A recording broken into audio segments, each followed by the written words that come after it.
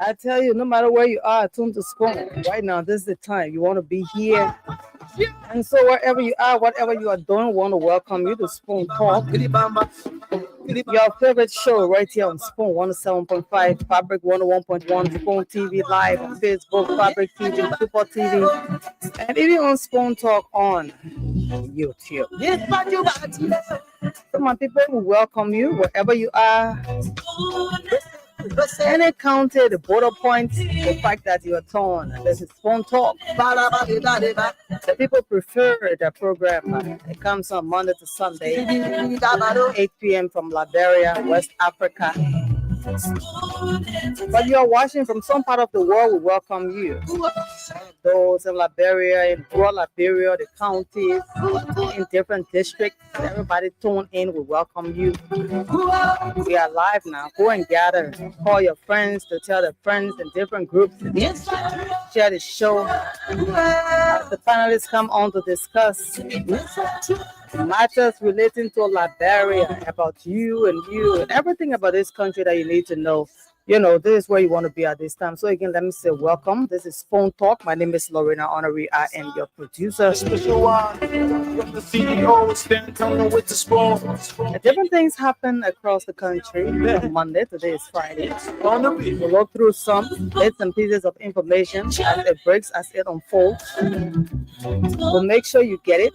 At the same time, we'll open the lines for you to call us and, put your own points through, something that is on your mind, that is disturbing you, something you want to voice out. This is the only place you can express it, and you know you will be heard.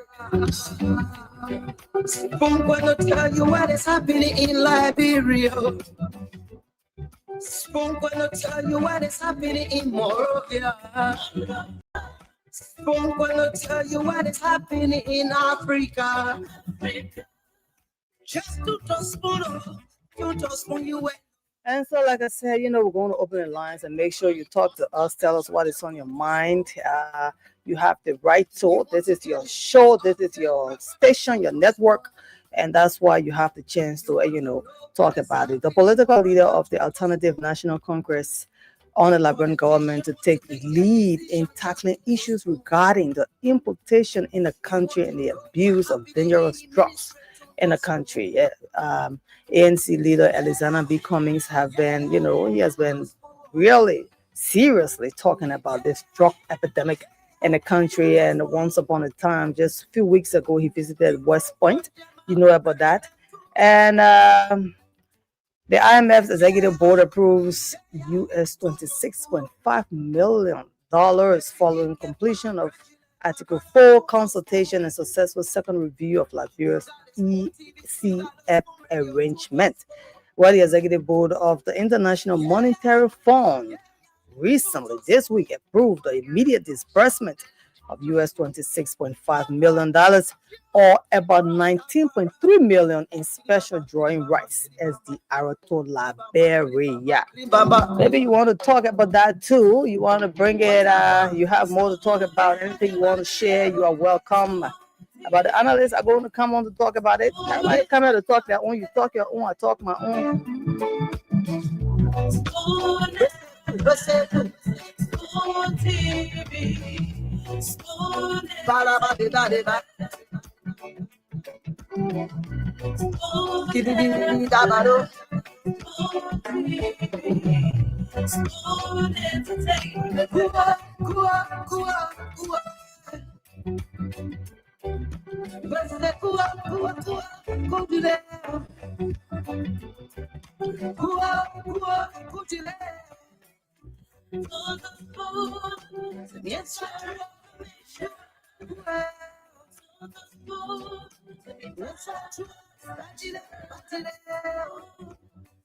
Today, Senator Augustine Chie blasts the police IG over alleged rape case investigation. He's from Sando County. And while Deputy Minister J. Brian Makio hasn't been arrested, is he untouchable? That was the question from Sando County Senator. He said IG Gregory Coleman is dead wrong. No DNA or forensic evidence is required to arrest a criminal suspect? If so, on what forensic evidence did he arrest and charge former Speaker Kofa for arson, or does he happily, or does he apply different standards for different criminal suspects? The Deputy Minister J. Brian McGill is a free man, is an obstruction of justice, shielding him from arrest under the pretext of the lack of DNA evidence is a political cover-up. Nobody should be above the law because of their position or political connections. Former Speaker Kofa and other lawmakers, people of higher stature, did not have such a dispensation simply because they are from the opposition, not the ruling party. So say Sano County Senator Augustine Chie. You want to get a new I know you want to talk. You got what you want to say. It's 15 minutes past 8 already. Put your calls through 05551101075. Call us. Let's talk about it. What is it on your mind that you want to talk about on Spoon Talk? Talk about it. Let's talk about it. And for you watching via Facebook, we welcome you. Please share the show. Make sure all your social media groups know that Phone Talk is on, and let's get your calls through 05551101075. Let's talk to you. First caller, good evening. Hello. Yeah, you're No, live no. on the show. No, good evening. Good evening. What is your name? My name is Sebu Fofana. We come from community. All you know, my issue with Tiawa Gogo. The men are claiming to say he's a teacher, not a lawyer, or they talking, cautioning the presidential party while Joseph Waka is very in Lofa County. So are we not ashamed of, as Liberians to say we does not even have some sort of team in Liberia? They trouble they want to go out, but we can't do because we don't have no music, but they can't go see them every house I was someone bring there police like that thing. But I want to say this clear, right? So I'm concerned like that area is not like the people that tell you or say that play that President Wakai vaccination place. No, that place is like the next presidential palace. Enough for President Bagabo is going to be a king as Sarah Gomez is saying that. Now that this not even so good. 100 on the 8 years independent. Thank you, sir. Plus existence. When I even have presidential palace, someone paying that there you come with like that. With the problem. So Thank you. The past they paying the milestone for themselves. Thank Not you. even for Liberia. You're not that for but you're talking your cultural president. What kind of move you go get to her? Thank you, sir. Thank you very much. 05551101075. Let others call and make their own, talk their own. You talk your own, you leave your friend and talk their own. 05551101075. Call us. Let's hear you make your own point. Good evening. Yeah, Nazim, good evening. Yeah, welcome to the show. Yeah, Nazim. My name is Andy Anwadi P, and I call from 540 Congo Town. Okay, what's on your mind? Yeah, my brother, what's on my mind is just Your sister, yo. Go ahead. What's on your mind, sir? That Lorena here, and Nelson. Okay. Thank you very much, my brother. All right. You know, what on my mind this evening is about this rape case Okay. that we're running after every time. We can see the suspect, the person who did the act. We can see the person. We don't know whether the person lives in the country or whether the person has left this country. Who's the suspect? You found the person, this police director, he is a call. He is a score of that man leaving this country. The man left the country? It happened. How he just left the country? Sir, are you saying the man left the country? Yeah, the man here. You are seeing the man say nothing happened? Yeah, you are not seeing him. Nobody, no journalist can tell me say they saw the man yesterday at social place. No, nothing like that. And also, this police director had to really come out to tell the ground people just what is happening. So Okay, that sir. the people can know what is going on. But you start to do like this, you as a head of the police, and you start to behave like this. It's not to be behaving like that. Thank you. Tell the truth. Tell the truth. So that this man has left the country. He left the people. I don't know. But nothing like that. Then you just drain the people. Thank you. 05551101075. Call us and let's hear your own. What do you want to talk about? What is on your mind? What is that thing? What is that issue? What is that news that unfolded that you are concerned about, that you want to add your voice to? You're welcome to call 0555 101075. Good evening.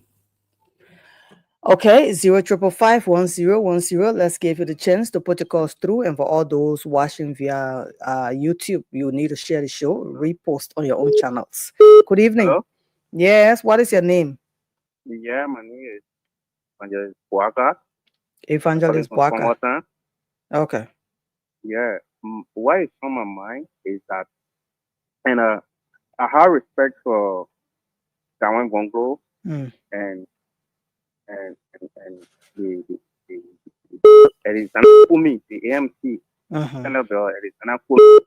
Yeah. They are doing extremely well. They are contributing. They are playing their role as the opposition.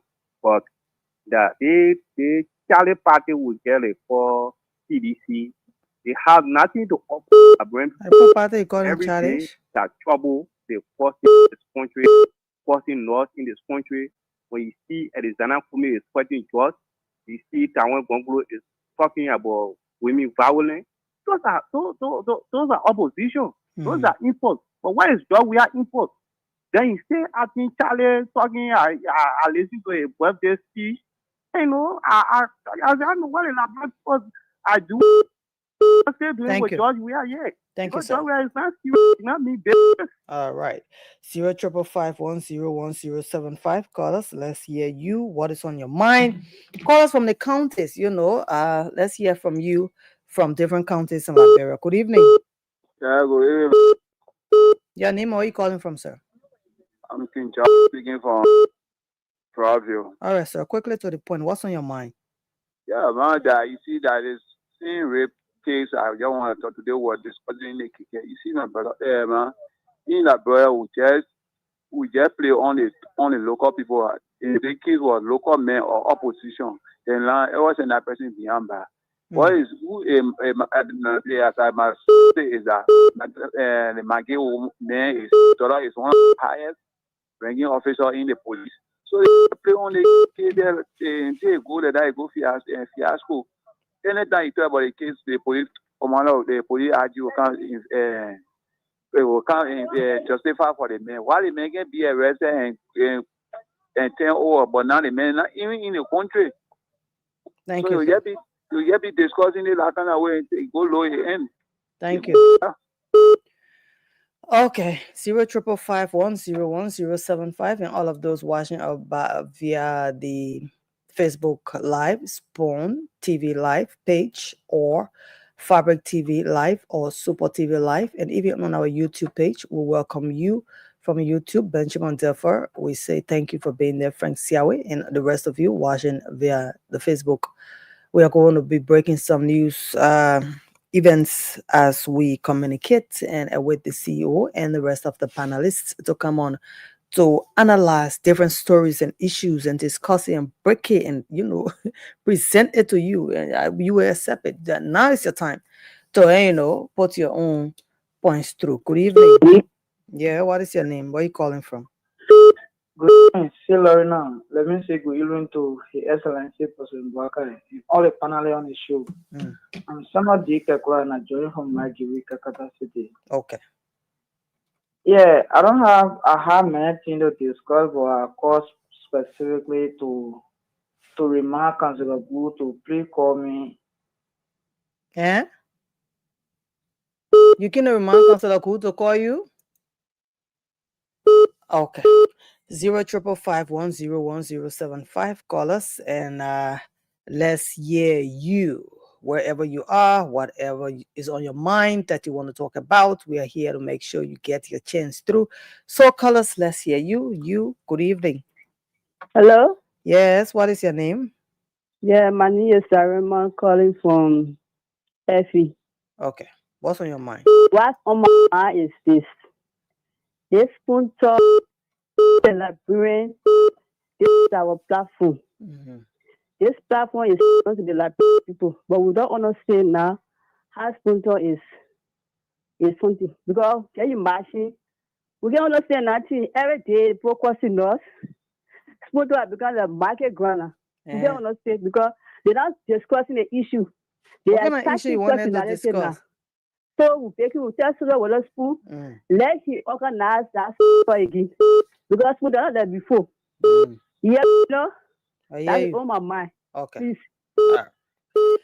That is why we are here. We'll provide a platform. Come and make your own contribution. We say what is on your mind. So if that's what's on your mind, you are welcome to call 0555-101075.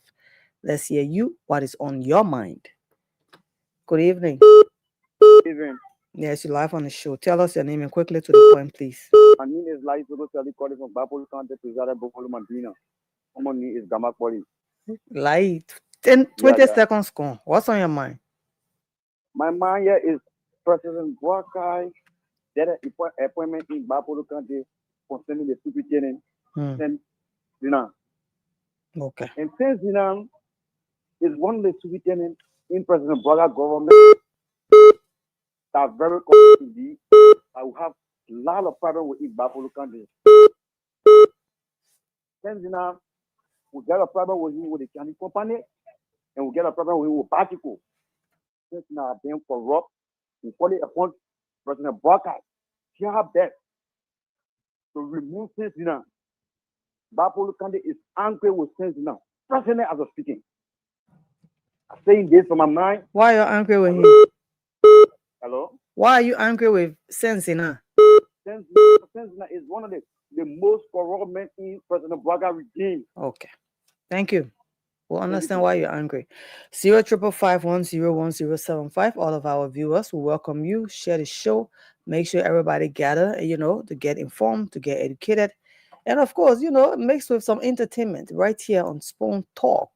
107.5 FM is where we are. And at the same time, we are live on Fabric 101.1 and also on Spoon TV, Fabric TV, Super TV, and on YouTube, Spoon Talk. Subscribe, hit the notification button so that whenever Spoon TV goes live on YouTube, you can get that notification and be a part of the broadcast and get some information and get educated all at once. Okay? Hello?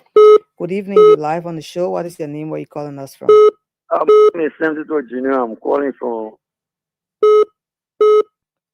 Yeah, you calling from where? It seems you got harmonized.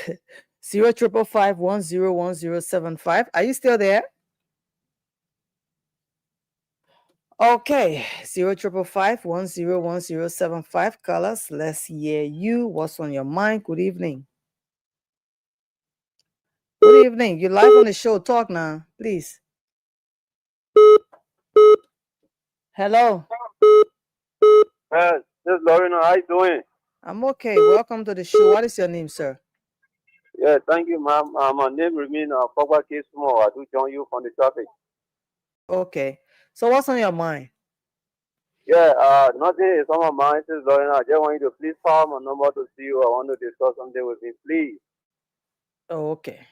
So I should follow your number. Yeah, to the CEO. I really want to do with him. Please, this is Lorena. I want you to do that for me. All right, thank you. Okay, ma'am. 0555-101075. Call us and let's talk about it. What is on your mind that you want to talk about before the CEO and the rest of the crew comes on? Let's hear you. Good evening. Yes, you're live on the show, Mama. Yeah, my name is Anasano Chia, two chains from the street too.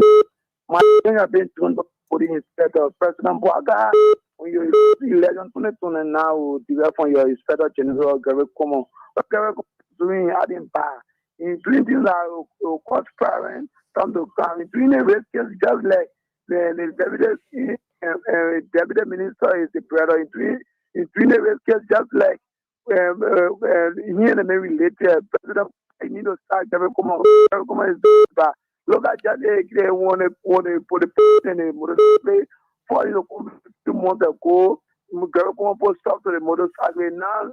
That the guy came and put him in. He not put stop to tell the phone me. What the federal general is doing things that will cause problem and in making all with the Latin people angry of this government. And President Boakai, you lose election 2029. Thank you. I tell you, what? The student leadership at the Prince Johnson Polytechnic are demanding their money paid as tuition after rumors circulated that the institution has been sold for $8 million United States dollars to a group in the United States. The spokesman of the students' ruling Yomi disclosed that based on this, they are demanding their transcripts and the money spent for the last semester since it did not end. Speaking in an interview with the reporters in Gantanima County, Mr. Yomi pointed out that they have also received information that the widow of Senator Prince Johnson has deployed people to clear all their belongings in the college in preparation to hand over the institution. According to him, since the death of Senator Johnson, the college has been closed and it appears that the proprietress is unable to manage the institution. All right, and we told you about the Financial Intelligence Agency of Liberia, FIA, has imposed a monetary fine of $18,500 Liberian dollars against the Liberian Bank. That's $18,500,000 Liberian dollars against the Liberian Bank for Development and Investment due to its failure to meet critical requirements as provided by the country's anti-money laundering and countering the financing of terrorism. This fine follows a risk-based compliance inspection conducted at LBDI from December 2 to 13, 2024, which identified significant inadequate controls. All right, so for more on that story, yes, Spawn News, of course. 0555101075. Let's talk to you. Good evening. Hello. Mm-hmm. Hello. Hello. How are you? I'm fine. My name is William Smith. I'm from sir. Okay. What's on your mind? Yeah, what's on my mind is to tell the Liberian people that you see the issue of popularity is something that God has given to George Weah. Eating George Weah is like drinking poison. So that way is a God and a God gifted spirit. So all you have to do is, you don't like him, like someone else. Nothing wrong. But everything is all you have done this. Now we also want to change things around. I think we should focusing on President Bota doing things a better way. Effort excusing George Weah. And then fighting for a blessing because you do it yourself. You don't improve your life. It's better you think on yourself than to think on George Weah that has done successful in everything he has done. No one has reached its level, and then just leave him alone because he's the best person this country has ever had. Thank you, sir. Thank you. All right, Liberia Deputy Information Minister Daniel Sano on Thursday addressed growing public concern over why Brian McGill has not been arrested, while Ministry of Agriculture contractor Sano Kurma has already been jailed on statutory rape charges. Speaking at the Ministry of Information's regular press briefing, Sano quoted police authorities as saying that the two cases are different in scope and evidence. Police reiterate there is no special treatment given to anyone, Sano said. In one case, evidence was immediately available. The suspect was caught in a room with the victim. In the other case, with the suspended deputy minister, it is necessary to conduct all investigations to establish probable cause. There is no preferential treatment. The police have no interest in who the accused is. Their only interest is to investigate and establish cause. All right, let's talk to you. Good evening. Your name, what's on your mind? Talk about it right here on Spawn Talk. Yeah, I'm actually known. Yeah, what is on my mind is how let Joseph be done. Dave, Monkey, Brian need to be arrested and sent to South Beach. So that what on your mind? Yes. Okay, it seems that's what's on almost everybody's mind are calling 0555101075. Call us, let's hear you. Tell us too what's on your mind. 27 minutes, clamping 9 o'clock. Right, let's talk to you. Good evening. Yes, what is your name? Where are you calling us from, sir? My name is second time around, just went off. Wow, you got through the second time. What's on your mind? So, what on my mind got to go straight to the Nimalian. You know, Nimalian, you don't stay there and allow politics to split you guys. President Newman Bwaka has opened a way for people to put up presidency. They don't know for me candidates for presidency, for candidates for even grand countries around. So if you sit there and politics guys, not the presidency is up to you. Because you go to the garrison yellow, the Samuel Koga, whosoever, all the elites in Nima. This is time for people to put up presidency. So if you let politics play you guys, it's up to you. So another thing that goes to Musa Hassan Berete. Your free money that you bring in, we're waiting for it. You know what's going for president in like waiting for money comes to it, and we will eat it and we will bear and we'll tell you thank you. Thank you. That's what's on my mind. All right. You thought your own. 055510175 callers and let's hear your own. What's on your mind? What is it that you want to talk about? Good evening. Hello? Yeah, hello. You're live on the show. What is your name? Where are you calling us from? Hello, now I'm Johnson calling from Duvo District 4. You see, to our brother in the green jersey of Broad Street. But now you understand something in the country that the common people are being attacked by the guys that got against in the country. And the guys that get what? Everywhere, because just today, when issue happen, everybody will be running all on the street. Even the president, Eddie, all of them were all in the street. But they want Tony, everybody goes silent, the whole country goes dark. There is nothing going on. So you see the common people cheering on that. My water cheering, my marriage cheering. And everybody they put fighting. They're fighting us. They people that get money in the country, they're fighting us. Yesterday it was bad. Explain it, please. Nothing happening. Tell us what happened and that you want to talk about, sir. 14-year-old daughter and they take them and send them out of the country. That's something that happened way in America. America is a country of law. People make a stay in Liberia here. So they're trying to tell that we the common people we not get space. If they're not space, it can't be us. The country, the thing are going on now, the common people we gotta stand up. We gotta stand up to those people. The people feed the country for them. If they're not in the back, when you say the people that who the people now, feed the country for them. Tear you down so they can move from there. Thank you. All right, CEO, good evening. From Liberia. Okay, 05551010075. Why you bringing on that? Oh, I thought you had it. Welcome, CEO. Thank you very much, Lorena. How you doing? Give me just 1 minute. I'll be on. Okay. Okay. Okay. 05551010075. What's on your mind? Let's hear you. Good evening. What? Check your monitor now. Good evening. I do, sir. I do, ma. I do. All right, well, you're live on the show. Okay, I'm good. I'm calling from Kingsbury. My name is Omar J. Lawson. All right, Mr. Lawson, you're live on Spoon Talk. Okay, what on my mind this evening or tonight is that Mr. Como should maybe exciting people or excite issue to develop different issue in Europe again. Mr. Como should be real for justice. Mr. Como should be able to everyone who violate the law should be punished. Not to go free. She need to be one silent. That's my issue I got on my mind this evening. Thank you. Wow, everybody's on IG. 05551010075. Call us. Let's hear you. What is on your mind? What is that thing you want to talk about? What is that burning issue? You want everybody to know? Bring it out now. What is your name? Where are you calling us from? Hello. Good evening, sir. You live on Spoon Talk. Yeah. How are you, sister? I'm okay. What is on your mind? Yeah, I'm Dixon B. Anani. Calling from Keba. Spoon is very, very good to us. Well, let's say we consider it as a worldwide section. So my advice, my mind is I'm coming to tell you. My advice is that you are intelligent journalists. You actually allow Skonto call us to call and misbehave.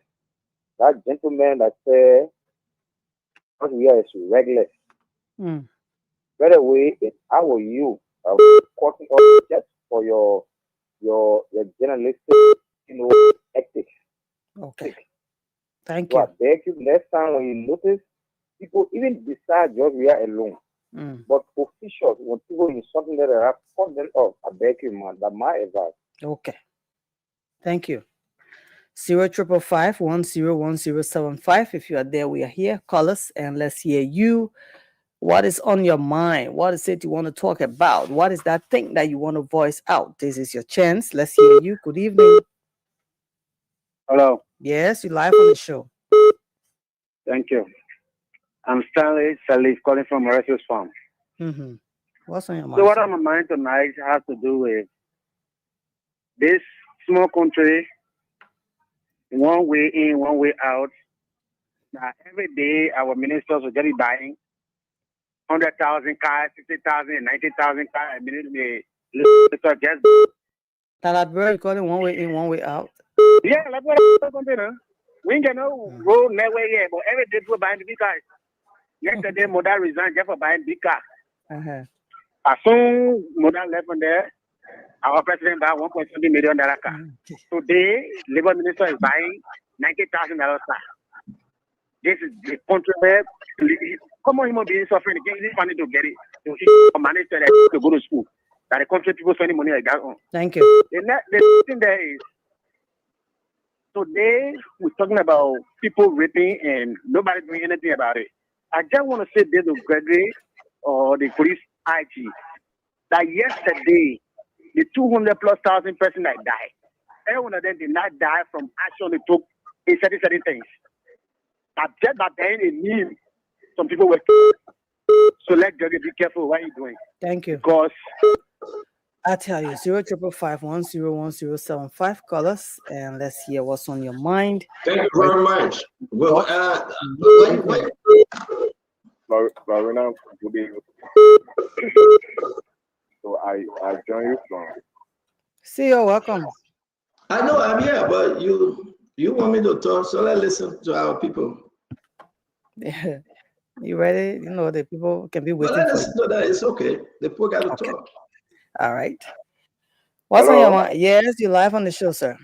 All right, thank you. So as I was saying, Lorena, I'm kind of more confused. The IG talking about there is not sufficient evidence. Granted, I agree.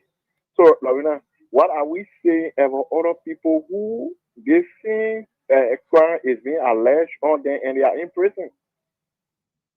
Should we say this is a room tool for them to be set free until we can find a probable cause? Because somebody cannot accuse me of committing a crime and I'm in jail, and then another person is also being alleged of same crime, and that person is working as a free man. Can we also say now that all those being accused of rape be placed out because there is no sufficient evidence, but by a woman saying this guy raped me, it is not a justifiable saying. Until we can find a kind of more evidence, the AG is talking about. Thank you, sir. Thank you. All right, 0555110. Lorena, Sister Lorena. I think the callers, their concerns are so 100% right. Lorena, just seriously, I know you're looking at your phone, you're trying to, I don't know who you're talking to, but Lorena, that is so 100%. There will be no way, how you call it, Gregor Coleman can explain this one though. I'm not saying Brian Magid did this thing, right? Probably he didn't. That's allegation, right, Lorena? But let's talk about the people then that got the same allegation, but today they are in jail. Were there any DNA tests? So is Gregor Coleman saying we don't have a DNA machine in the country? There's none. Because we heard that there's one at Jamala Hospital. That's a hospital name, right? They claimed it Jamala. Jamali, yeah. Jamali, right. Yeah. So, I mean, Gregor Coleman, I know that people are going to come on the show to defend him, but do we have a DNA machine in the country? Can anybody answer the question? Is there any DNA machine in Liberia? Are there any machine that Brian Magid should go be tested? Just swap him. What about the general ministry? So on a job we had, they said they bought a lot of DNA machine. Yeah. Is this police now are partisan police. The other day we say, and people get vexed. But I think Gregory Cuomo got to explain further, because is he actually working for the people or working for Unity Party? So my own thinking, my own thinking, I think we have a problem. How will you explain that to the women and young girls and children? Gregory Cuomo still owe the Liberian people plenty explanation in the one, Lorena. You know, people calling me, so I'm going to take the earpiece off because people calling me. Because I want to talk freely, Lorena. I think this is disturbing. This is like, Liberia is like a man's word, right? That anything people do, again, it's not, I'm not saying Brian McGill ripped the 14-year-old. That's not what I'm saying. I got no evidence.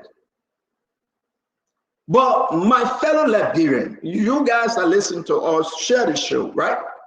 What do you think? What are your own thinking here? The only thing that should exonerate Brian McGill when we do a DNA test. So send him out of the country. Let him go do DNA test. I mean, do something. Just do something. Yeah, somebody calling for Sasewu. Sasewu is not a DNA test. They got Damo coming from in the dark. I don't know what Damo coming from. But I'm concerned though. And Damo, thank you for joining me. But I think Gregory Cuomo is in trouble. And I think there's big trouble here. Can we talk about, do we have a DNA machine? If you don't have a DNA machine, then go to South Beach and just release everybody that had allegation of rape and you put them in jail, if we have any of them in jail. So, Lorena, we will talk about it. This is one of our main conversations tonight. And Liberian people are already talking about it.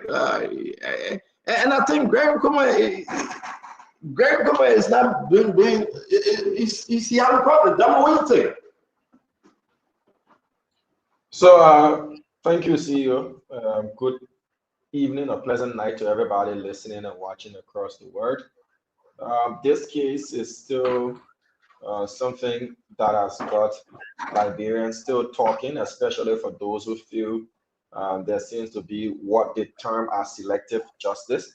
But the authorities keep stressing that there are differences between both cases, especially where the IG even today started speaking colloquial to lay out that in one case, the suspect was allegedly caught in the act. In another case, they're still building what is termed as probable cause, you know. But then the argument is, if there are so many other Liberians languishing behind bars, where probable cause is still yet to be established, since this is the stand-up by law, others are arguing that the law should cut across equally, irrespective of your stature in society.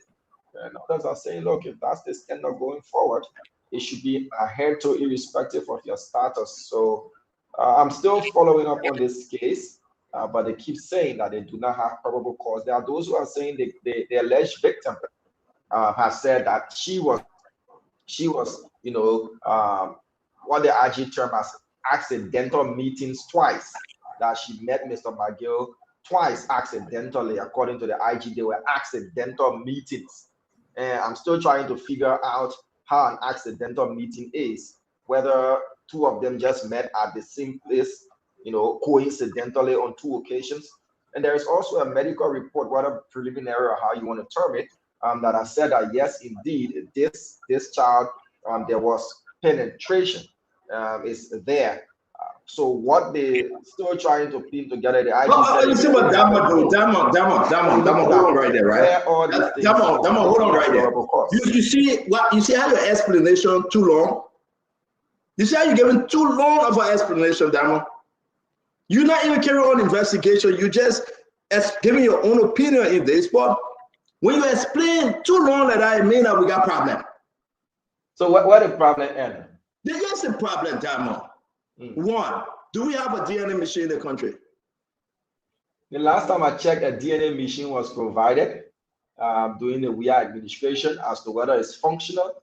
But if you want to say if we do have DNA machines at private institutions in Liberia. So yes, let me hold you right there. If we do have DNA machine at private institution, what's stopping Gregory Coleman from ordering a DNA test through those private institutions? How much will it cost? If you are saying, if you are saying that this thing is a concern, we are here to protect women and children, why stopping this government from ordering McGill to go do a DNA test? One of the best things that you would do, it would exonerate him. If he's not the one that raped the little girl. Am I correct? Yes, DNA evidence is irrefutable. Evidence is 99. And at the end of the day, Damo, accurate. Correct. So at the end of the day, can everybody now say Gregory playing game? If you say we have a DNA test, Lorena, at any clinic, $60, $100, $200, this is very important. Why not Gregory Coleman order a DNA testing in any one of the clinics, and let's just go from there? Why are we sitting here, having this argument? It's questionable when we dive into the argument that Gregory is telling us that he have not come to any conclusion yet because this is a rescue investigation. They got a rescue investigation. They got Unity Party investigation. They got an investigation that only for the rescue team and a different investigation for opposition members. I know we started the show, man, but that be fair. This is Liberia we are talking about. This is a rescue investigation. And on a rescue investigation, I mean, you got 60-40. The rescue member carry 60, and the other people carry 40. You leave your own goal. So Liberians are listening to us. And Gregory Coleman need to explain further if he's a partisan RG. If he have turned the Liberian National Police as a partisan or fashion police. I mean, this is serious. This is no joke. I mean, people may not like what I'm saying, though. But look how I'm watching the time. You explain for over 6 minutes.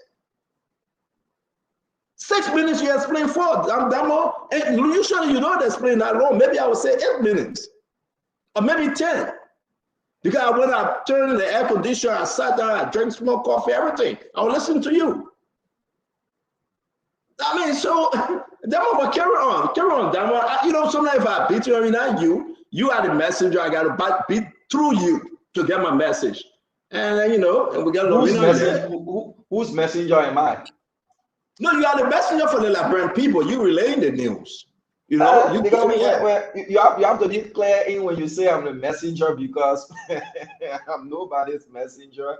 But reporters take the bullet now. You that go look for the news, you bring it out. You the people will hold. You and myself sit down this show, they beat me every day. That you put Joseph Baga there. But you remember when we were trying to find somebody to remove Joey? We did it out there, put the blame on me and said that you put Joseph Baga there. So I mean, put Gregory there, right? You think they went blame Joseph Baga for being president? No, they blaming me. Oh, that you put Joseph Baga there. But it won't let them move Joey. And so, listen, Lorena, I mean, our country is moving faster than we think by being lawless, you know, by being lawless. And I think that's my point. Yeah, so see, I just wanted to lay this point quickly. Tamba, how are you? Even for the accused in this matter, for your own name, for the issue of clearing your name and all of that, making a DNA sample, which is if you're not subpoenaed by a court to make your sample available, which you are not compelled to, you can voluntarily give that sample just for clearing of the namesake, to say, okay, this thing is lingering on for too long. There's been a lot of controversies surrounding my name. Correct. And I want to clear all of this. So I'll make a sample. Of my DNA available, whether through swabbing or whatever means they will take it. They'll do that. and go and cross-examine, because if there is DNA sample on the clothing of the girl when the act allegedly happened, it can be taken from the clothes and it can be tested, and if it doesn't match, then you can come up and say, look, we tested Diamond Slanger, well. And I will interrupt you again. Good point you are making, but I don't think the lawyer and Brian McGill would do such a thing. I don't think so. And what you're saying that what Liberian people want, we want a clear reason why Brian McGill shouldn't be arrested. A very clear reason. The 14-year-old pointed to Brian McGill. Gregory Kuma said he wasn't waiting for DNA tests to arrest Brian McGill, and that's a lie. Gregory Kuma is intentionally trying to cover this issue. I mean, and we have a problem. I don't even know what I would not start the show. Say, oh, sorry, the Damo put me in this thing. I mean, I'm sorry. But Gregory Kuma is covering this issue. Gregory Kuma knows in his heart, deep down in his heart, he is covering this issue because other people telling Gregory, man, I arrested man, our man. I'm not saying Brian is McGill. McGill Brian is guilty. I am saying Gregory Kuma is under pressure not to arrest Brian McGill. That's what I'm saying. The father of the little girl, Christopher, he's complaining. They don't do so much of Kuku Jumuku in the case. And Gregory Kuma coming out and telling 5-point-something million Liberians that he cannot arrest this guy. Listen to what he said. And it involves two allegations or two incidents of sexual assault. One on the 28th of August and the second one on the 30th of August. The victim alleged forced penetration. She indicated that there was a threat with a knife and coercion. Immediate disclosure was made to the family. Medical examination was conducted, and that was done at the SDBV One Stop Center at the Duboro Clinic. Okay, let's pause for a minute. And everybody that hearing us, Gregory Kuma said the 14-year-old girl story was true. Right, Lorena? And what you just heard? Yeah, that's what he said. That one you heard that, right? Yeah. I should have penetrated. Tell me, Gregory Kuma said it was true. Somebody had a forced penetration. I mean, they're sexually, forcefully. They raped the lady. Somebody did. Gregory Kuma said it. The next step, Gregory Kuma said the guest story. And Liberians, yet this, Gregory Kuma said the guest story that true. Somebody called the people's daughter in the room and they raped her. So then, why are we here waiting for? Who raped her? The lady put her hand up and say, Uncle Brian McGill. So all the uncle there, they're not biological uncle, now they're in trouble. Because there's a reason they're calling their uncle. I'm not trying to put somebody in trouble here. If you are now a biological uncle, don't tell anybody to call you uncle. Forget tradition. That uncle thing is nonsense now. If they call you uncle, and I am my daughter, your brother daughter, and your sister daughter, don't let them call you uncle. It means that uncle is abusing your child. Mr. Tamba Agadas. Brother Tamba Agadas. Now, yes, uncle, sir.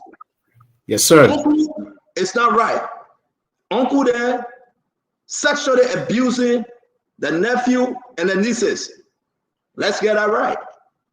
And the lady said, Uncle Brian McGill. That's what she said. So at the end of the day, we're still waiting for the police investigation. And then Greg goes singing stuff. But tell me, let's hear you. We got a few more minutes, 2 more minutes to start the show. Guys, listen, man. I don't know. Let's hear you, Tama. Yeah, see you. It's a pleasure to be here, man. Good afternoon and happy Friday. Hello, Lorena. Hello, Diamond. It's a pleasure to be here on the show. Look, I think this is the number one issue today trending across Liberia. And I watched that press release earlier today by the police IG, Mr. Coleman. I was saying convenes, in his rationale, in his reasoning, that was given in our press release. And here's why. And I know this is just an opening CEO, but there's something we call under the law equal application or equal protection under the law. It doesn't matter your status. It doesn't matter what political office you hold or what connections you have. The fundamental legal principle is that if you are accused of committing a crime like rape, doesn't matter who protects you, you should be brought under the protection of the law and you should be investigated. In Gregory's statement, he said the young woman who alleged the rape said that there was, according to that investigation, that there was a threat with a knife and there was coercion. So which means the young woman was threatened with a knife and she was coerced, which means she was forced. Look, I think that alone, just that statement alone for me, present or represent probable cause for this individual, Brian Magee, to be arrested. I hope there's no double standard here. So the question to the police IG is, who is he protecting? Is he protecting, or who is putting pressure on him to protect Brian Magee? Because Brian Magee is the one being protected here. Who is pushing him? Who is pressuring him? As a police IG, he has to be nonpartisan. He has to work on behalf of Liberian people. Look, we're going to dive into this, but my initial take is that there's more to the eye. There's smoke somewhere, and whenever you see smoke coming from something like that, which means there's fire somewhere. And we want to know the whole truth, but nothing but the truth. And the entire Liberian population is waiting today to hear the details of this case and to take this Brian Magee, a fellow in custody, and bring him under the protection of the law and prosecute him, according to the allegation. There should be no sacred cow in this fight against rape or Stanton. Yeah. Thank you. Let's hear you, Laverina. Let's hear you. And what we got set to discuss this issue. Let's hear you. CEO, according to calls from the Liberian people, they are accusing the IG of protecting Deputy Minister Brian Magee. In fact, some of them are saying that Brian Magee is not in the country. If he was here, he would have been presented for, he was going to do the DNA. But where is he first to enable him to carry on the DNA? If that is what is being waited for. And at the same time, there are others prisoners, others in jail for the same rape case. People were accused of raping, and there were much investigations, and then they were thrown into jail, into prison. And some of the family members are complaining that, there are people in jail that didn't really rape. They were accused for rape. So was there a DNA test carried out on those that were accused and thrown in jail? And these are, circumstances that Liberians are, basing their facts on, saying that they believe, according to them, most of them, because there's the People Network, and we present the platform for them to come and say that, and they are saying that they believe that Brian Magee is being protected by the IG. That no case for the poor people. Nobody will talk for Manwater children. Somebody just said, nobody will talk for Manlopu children. The poor people against the rich people. And so nothing will come from out of the case. Yeah, thank you. Laverina, I know we want to say to all of you, thank you for joining Spoon. We got a lot of conversation today. Something that's trending, and it's very important for you to understand, Dama. I want to say to you where we are right now. Liberians are getting angry every day. They are getting angry because it's reasonable fact that they should be angry. They just got no hair, no tail. Or maybe I get here, but no tape. So I want us to open the line. Let's listen to our fellow Liberian briefly while we get ready to start the Spoon Talk. All of you out there share the show. What you say? What you say? So we'll play the video. You listen to Gregory Coleman and to conceive and to cover up and to protect your own is hard when especially your own messed up. Again, I am not saying. I'm trying to reach out to the lawyer of Brian Magee, who is Councillor Lafayette Gould, but I think he's on his way to for that chairman thing, right, with ANC, Damo. I think they're on the way. Where are they going, Damo? Where are they going? They're going to Kakata. Most of them have arrived in Kakata already. Some of them will be arriving tomorrow. So the ANC convention is in Kakata City, Margibi County on tomorrow.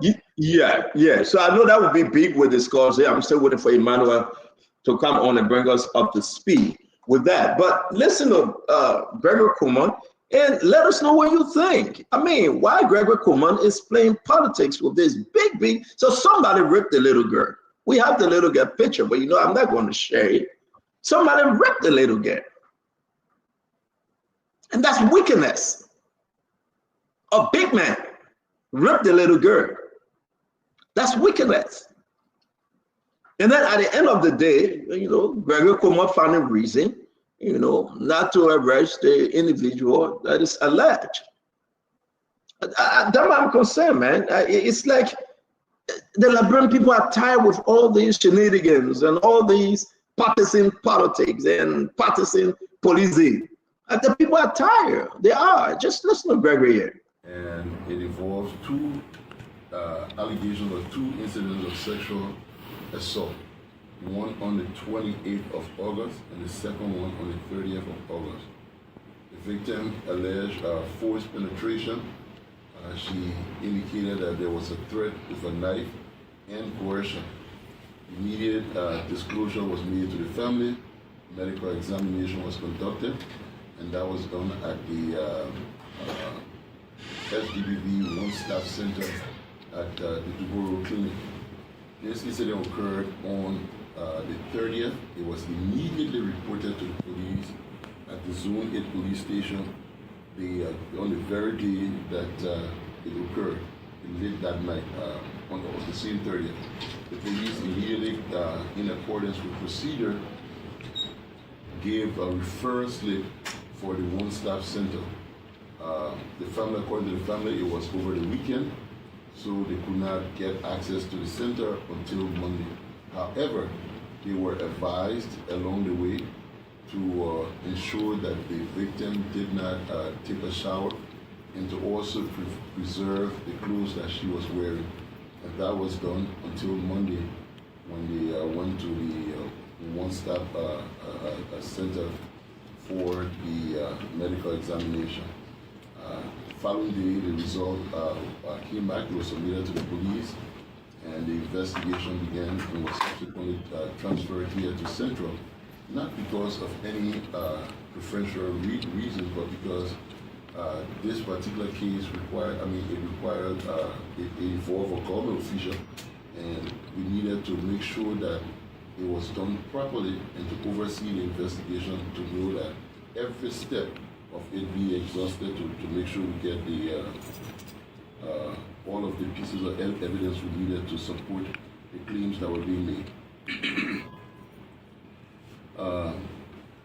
So we some of the things that were done, after the victim was referred for examination, she was then also.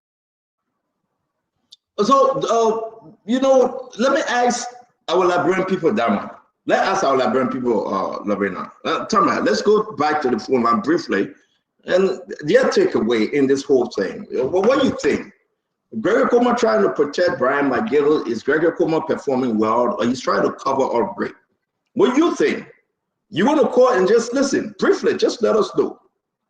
Is Gregory Coleman covering up for Brian McGill? Now understand, Gregory Coleman said the little girl was raped. You got daughter, you got your nieces around. Maybe your nephew too. Somebody is raping them. They're sodomizing them. Gregory Coleman is here saying what he wants to say. There's no arrest. Gregory Coleman saying we got no DNA test result. What do you think? Let's open the phone line, Lorena. Let's open the entire line from the USA all over and let everybody call. Let everybody call because, hey man, Lorena, go ahead. Let's hear from our people. We got plenty to talk today. They say yes. Labor Minister Barker, we'll talk about it. We didn't forget, but let's talk about it, Gregory, briefly. Okay. Hello, your name and where you joining us from? Yeah, CEO, how are you? This is George Morris calling from Atlanta, Georgia. George, what's your take? Yeah, CEO, you see, the thing is it happened during Georgia administration with the police IG, and this is the same thing that's going on.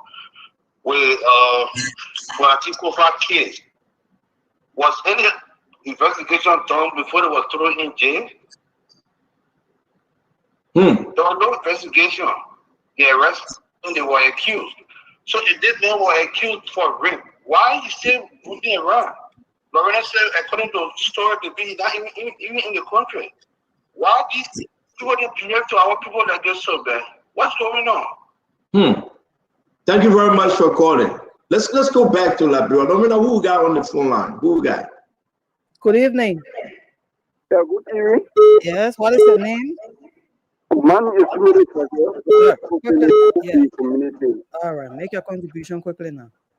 Yeah, I just see Ben talking to you for tonight. Yeah, he's very true. I'm not going for. I don't want to eat for the whole week. If all we start basing on party level, this country will continue to go behind. And one thing I continue to observe in the country, we the poor people, the Lord can show a bad favor on more than the people who get the packaging. Things that happen with Benjamin to hear the result. If I recommend them on your hand, we can take people not get bonfire to stay at home. So we are waiting to hear the government speaking about a particular rape issue that continues to happen within the region of the United Party. Thank you. All right. Let me take this one. Thank you, Lorena. Your name and where you joining us from?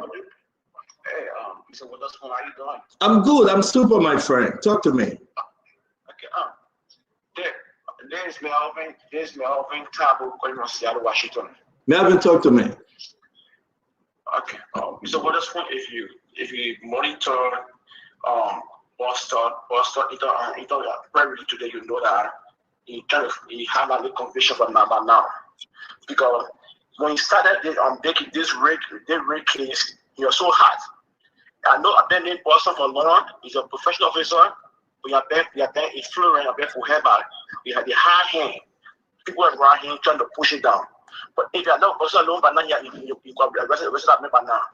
But yeah, he too. The little girl was that no rape. He have been two things confirmed that she's raped.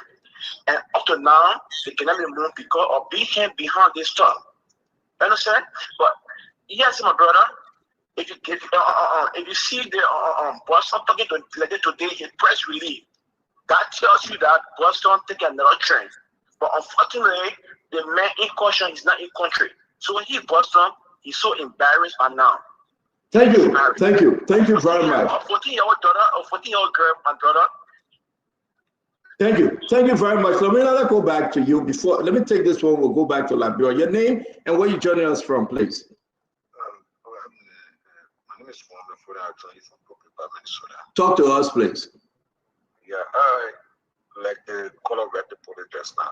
The Gregor I know, the Gregor that served as IG during the last 2 years is no longer the Gregor that's running the police force. He's been coerced. I know he's been one way under the influence of a lot of people interfering with his job, but to the extent that he will let the people know it's kind of difficult. But we know Gregor to be a professional man.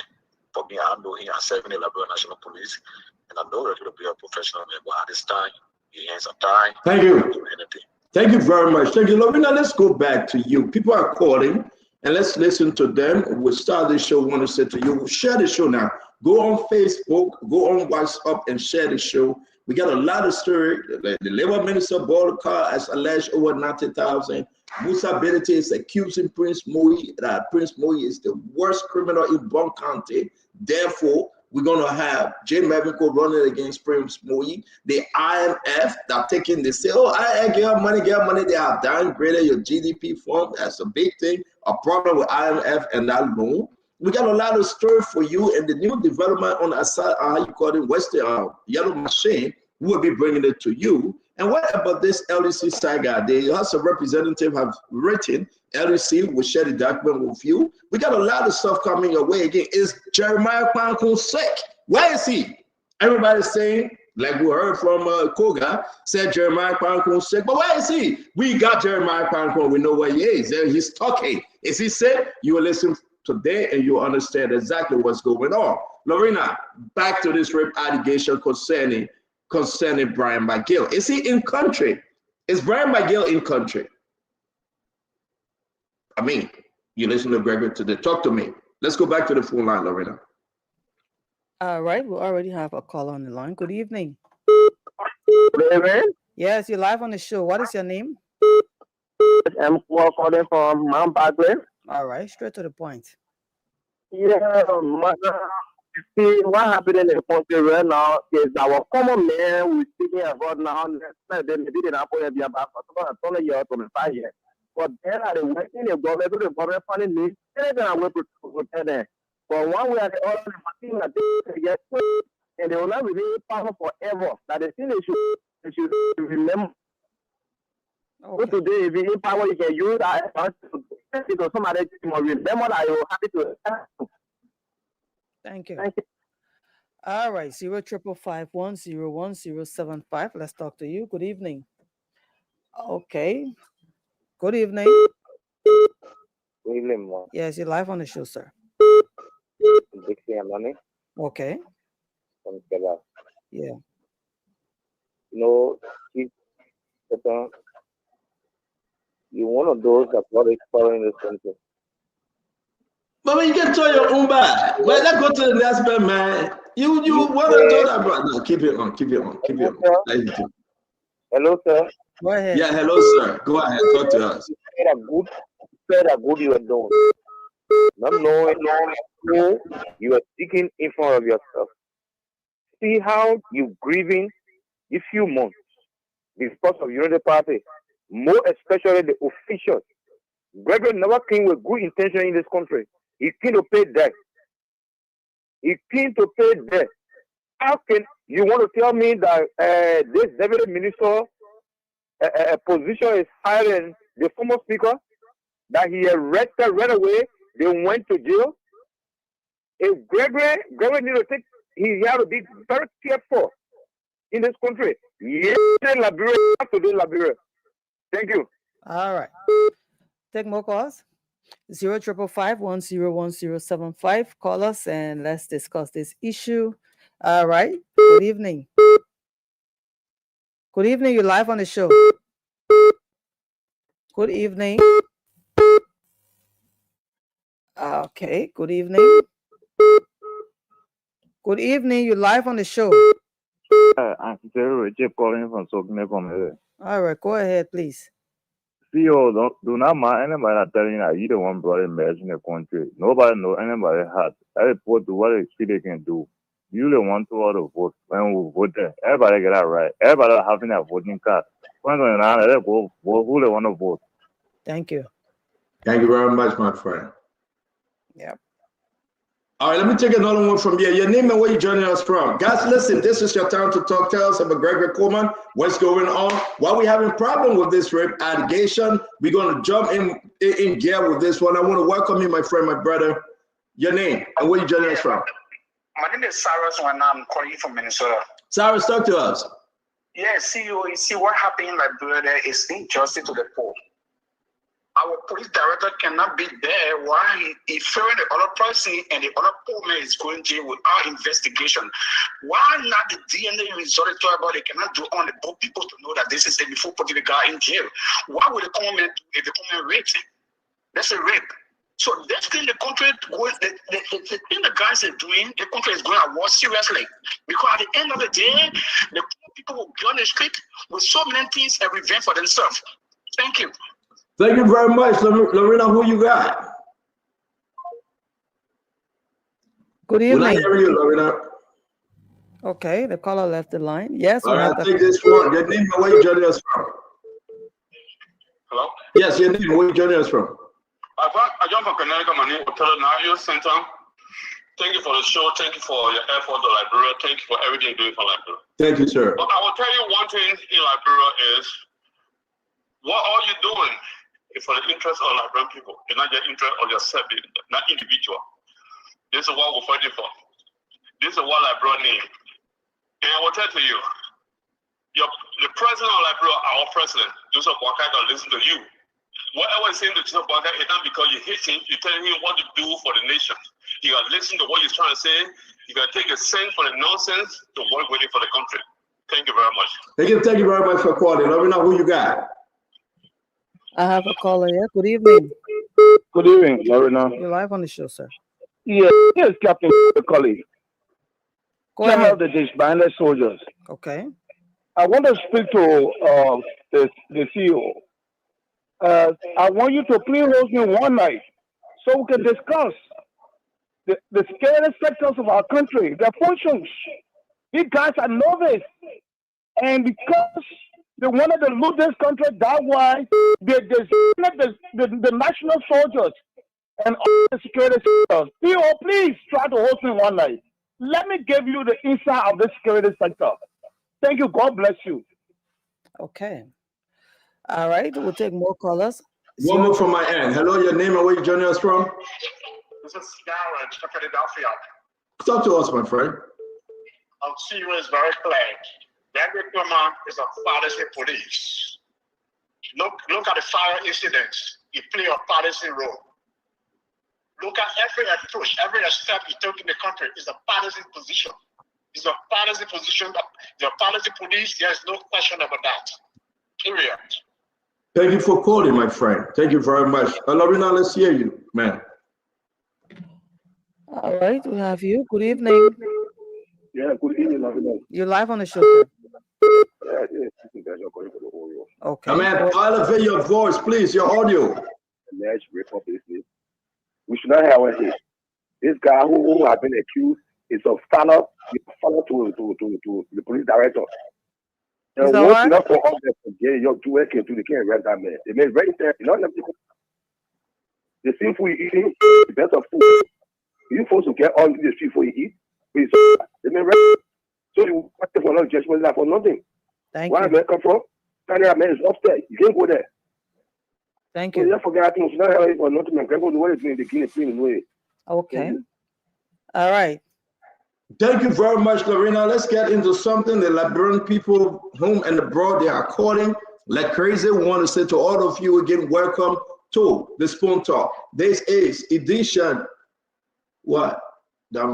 3,500?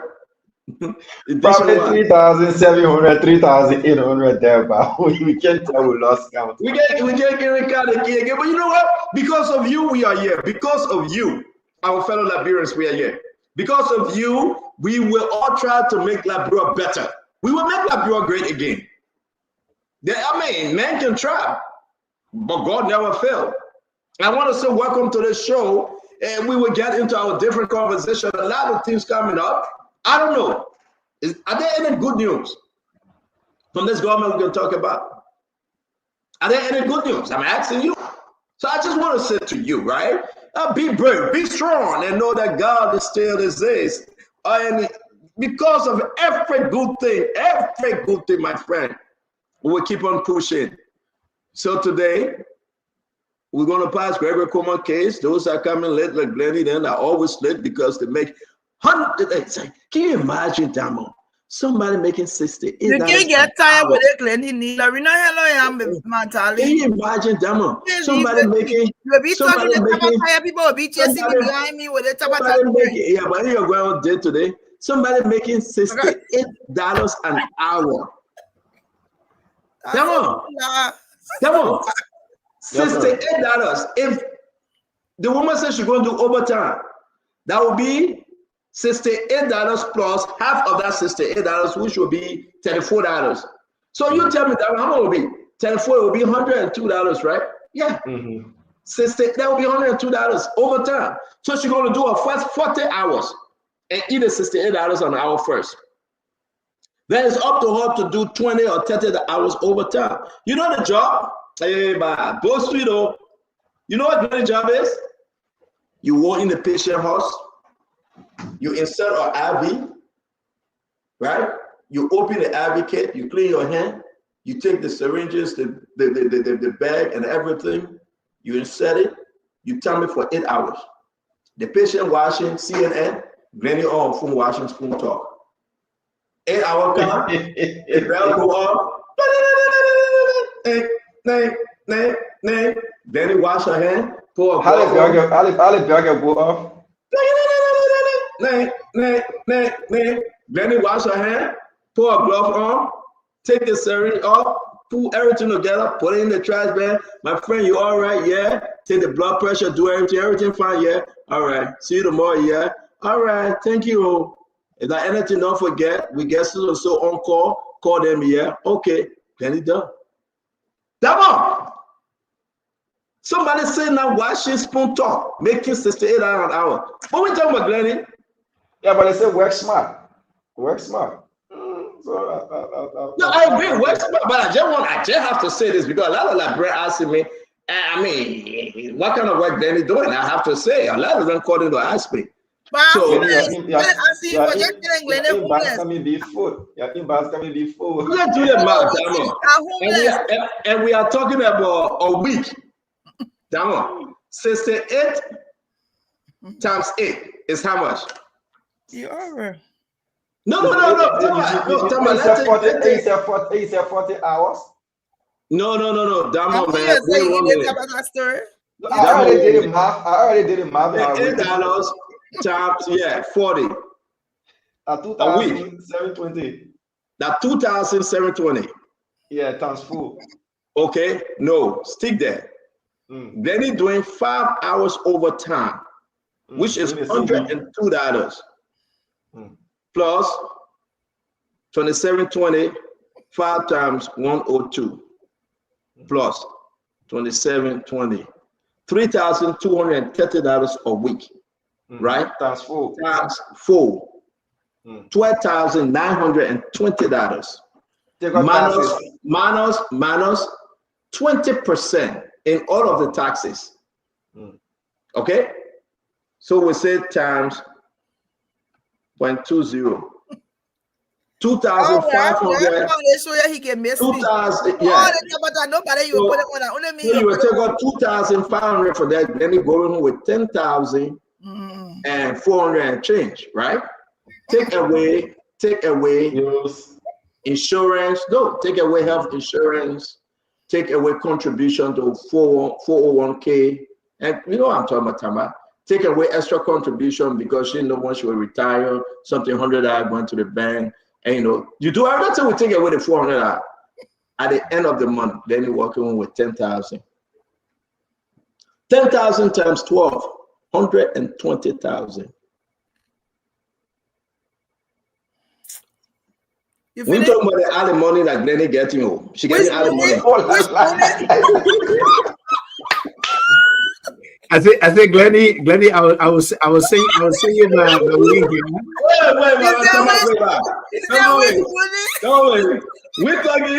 We're talking about the alimony getting. Because what is legal, you divorce them, they will go have your paycheck. We're talking about the alimony Glenny getting, right? No, Glenny, I got a GoFundMe page for my project. I'm gonna send it to you, please. You're lying. Don't mind. You get to the man. Oh Lord.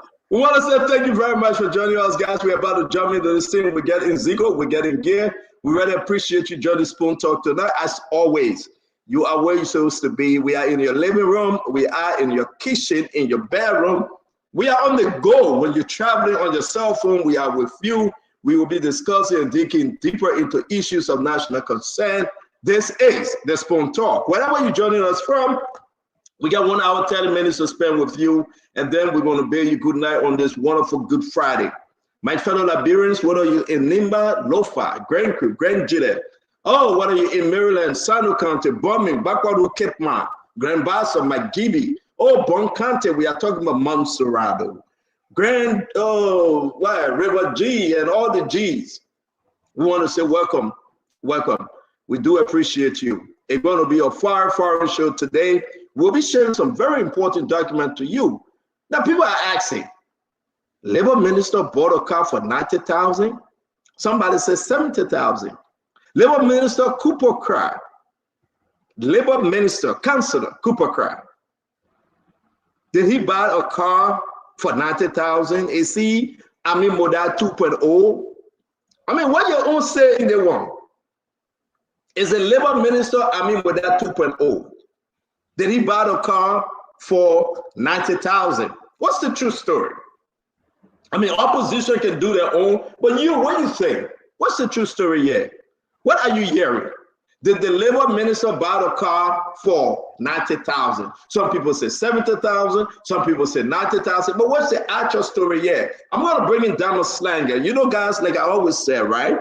You got to always understand we are transitioning. So Diamond, Darius, James Goodday, they all going to come dancing Colette to take on the Saturday program. You can still join us. We'll pop in. But I know one thing.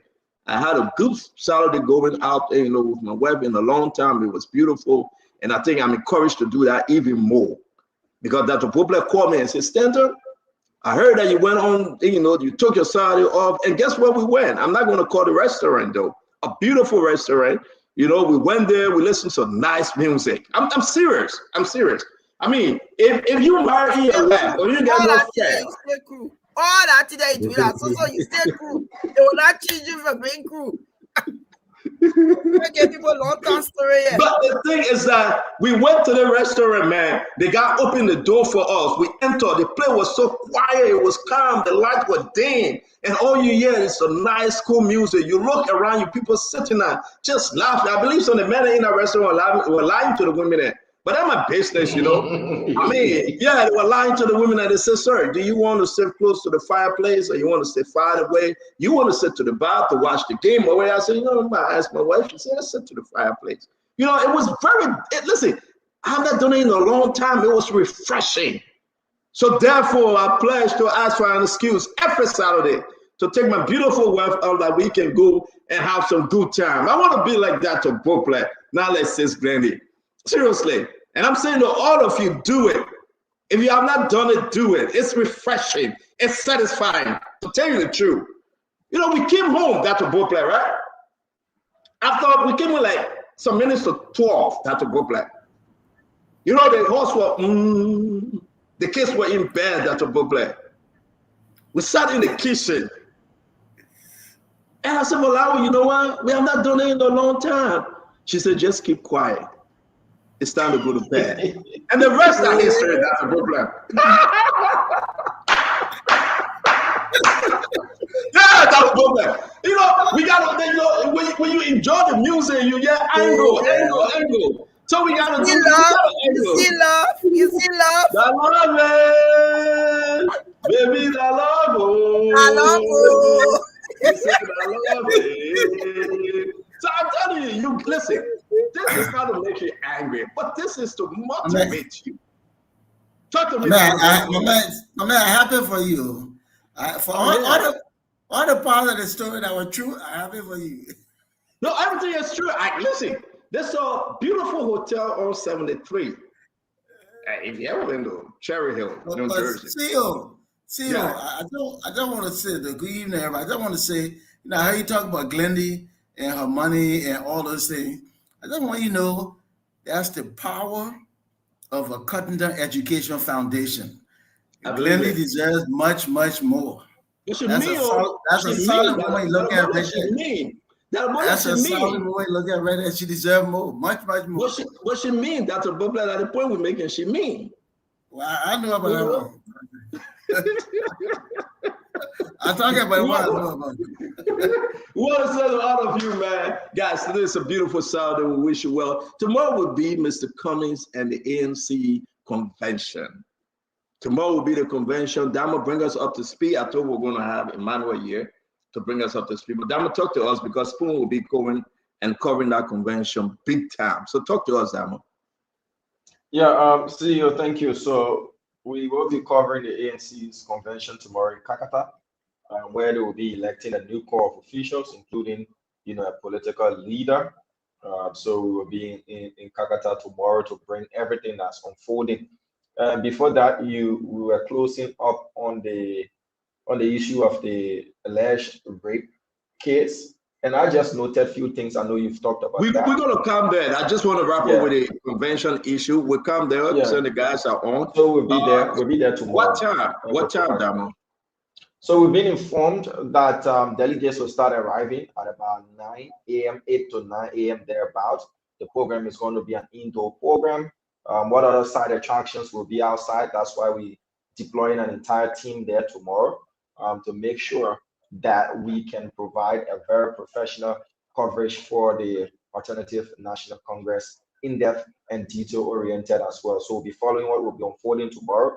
But it's not going to be a secret that Mr. Cummings is going to be elected, political leader of the party. But we're looking out for the other races that are there who will be chairman, global chair, secretary general, youth chair, and the rest of those things. We'll be following up on that and see how the ANC, this convention, is pivotal to them in rebranding, reshaping, revitalizing themselves and making themselves visible again. So who they will elect, those officials they will elect on tomorrow will speak to the plans and aspirations of the Alternative National Congress. Thank you, Dama. So guys, again, just go to your smartphone and share the show. Go on WhatsApp, go on Facebook, go on YouTube, share the show. Tell somebody that yes, Spoon Talk is on. Let me ask you, Tamara, talk to us real quick, Tamara. What will you make about the convention tomorrow? What are some of your expectations, Tamara? Well, good question. First of all, I'm not a ANC partisan, so I'm not taking part in the convention. But I know our friend Emmanuel is on the ground, and we look forward to hearing basically what is coming out of this convention from the ANCs. But what I'll be interested in hearing is seeing basically is who are the new core of leaders who are going to be elected to step forward and take this party to the next level. Because what I have seen in Liberian politics is that most time political parties are based around a personality, are built around a personality. CDC, George Manawia, NDPL, Simon Kayando, MPP, Charles Taylor, Liberty Party, Charles Bronskin, and the list goes on. And ANC has been, of course, Alexander Cummings. Look, I know he's interested in the presidency of Liberia.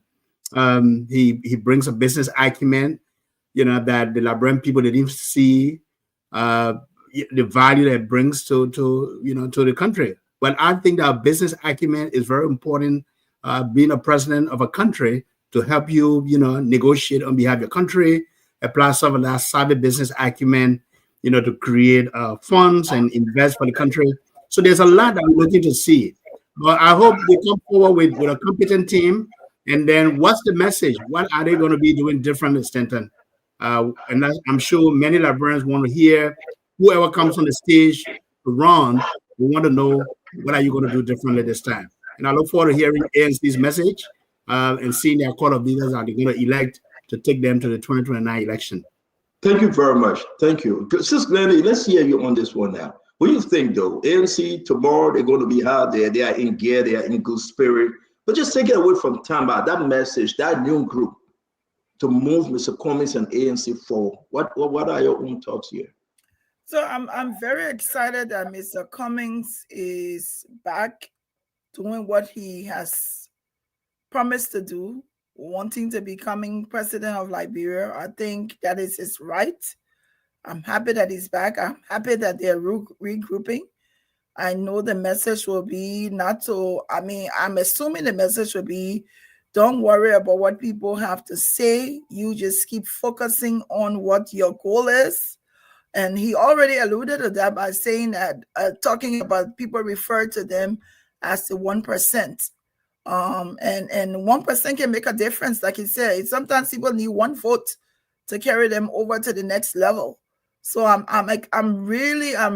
happy that he's back. I'm happy that he's gotten over whatever challenges, difficulties they've had, lost the elections.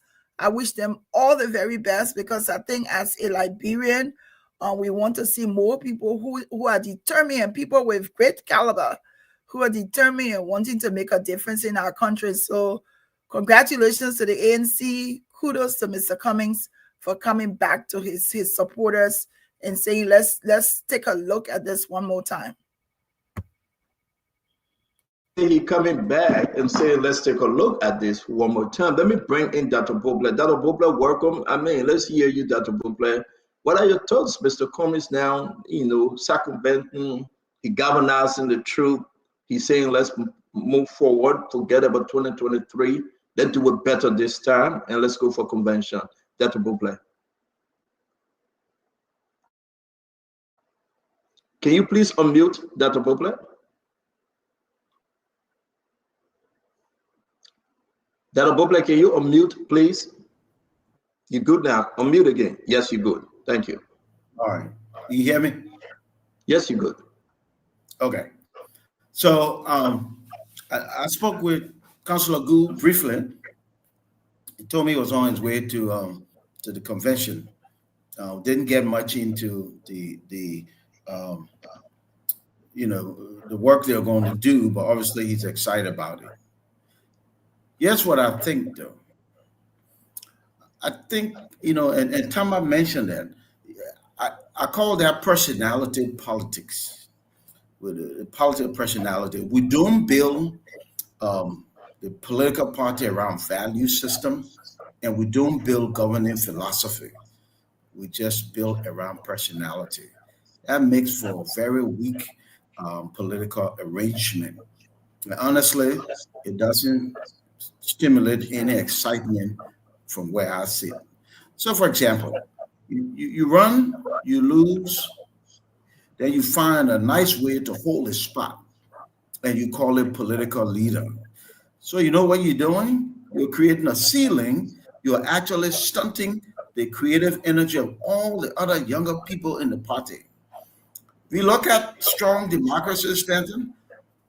When one person goes and they fail miserably, you open the door for other people. That could be other energy. Just because you didn't win an election doesn't mean you can't push your philosophy.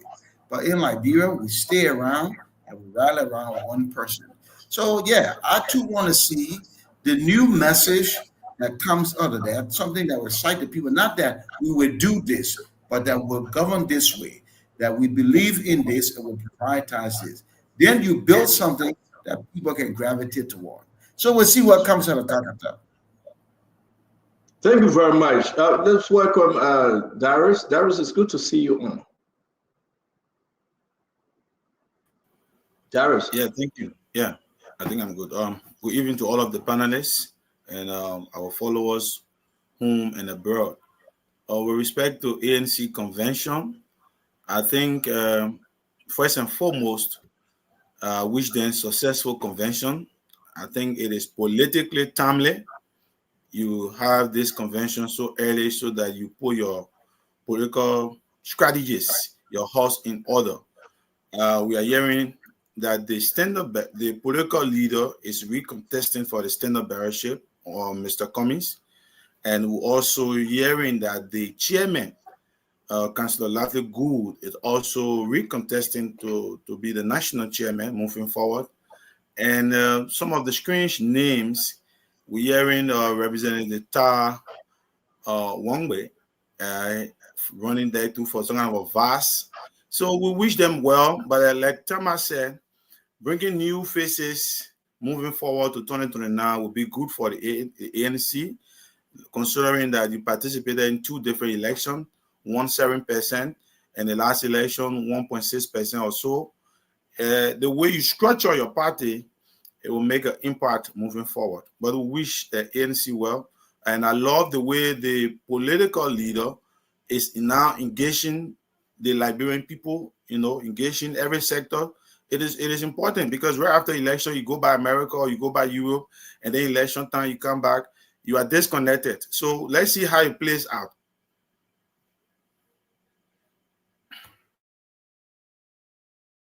Well, thank you very much. Let me welcome Jefferson. How you doing, my friend? It's good to see you. Stanton, I'm doing perfectly well. And how are you? All is well, sir. Yeah. What do you make about the ANC convention? We just wrapping on it. Oh, okay. Thank you, Stanton.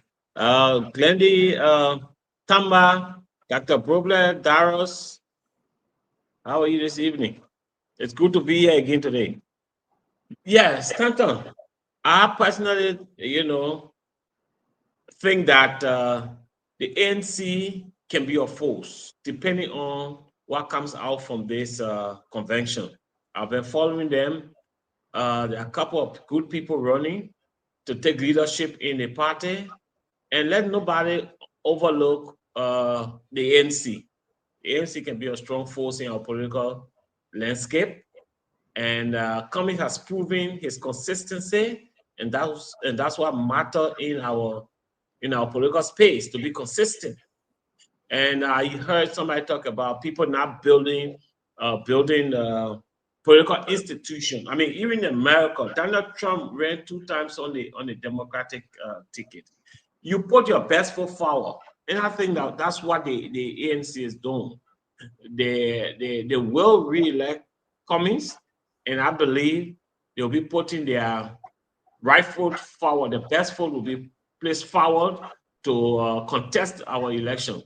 And like in any other political party, people look for the most popular and most marketable candidate. Politics is about getting the numbers. And if you think that this person can get the number, fine. And I think the ANC believe that Cummings will get the number, so he will be re-nominated. And I learned that one way, I think, is also contesting for another position, and the chairman there is contesting. I think ANC is on a good footing, and for the fact that Cummings has been very active locally since after elections, it might give him, another boost in his campaign come 2029. But nobody can honor Cummings. Cummings could be a good leader. Thank you very much. Organize itself properly and move forward. Thank you, Jefferson. Thank you very much. I believe we are talking about Cummings real quick, guys. Let me just push you a little more. Let me start with Dama. Yeah, Dama, what do you think Cummings at ANC? We all know very well ANC never took part in the 2023 election. Am I making a mistake here? It was CPP.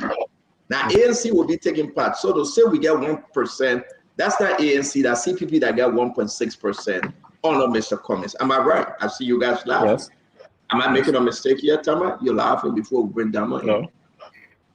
No, look, you can change your nomenclature to run for the presidency.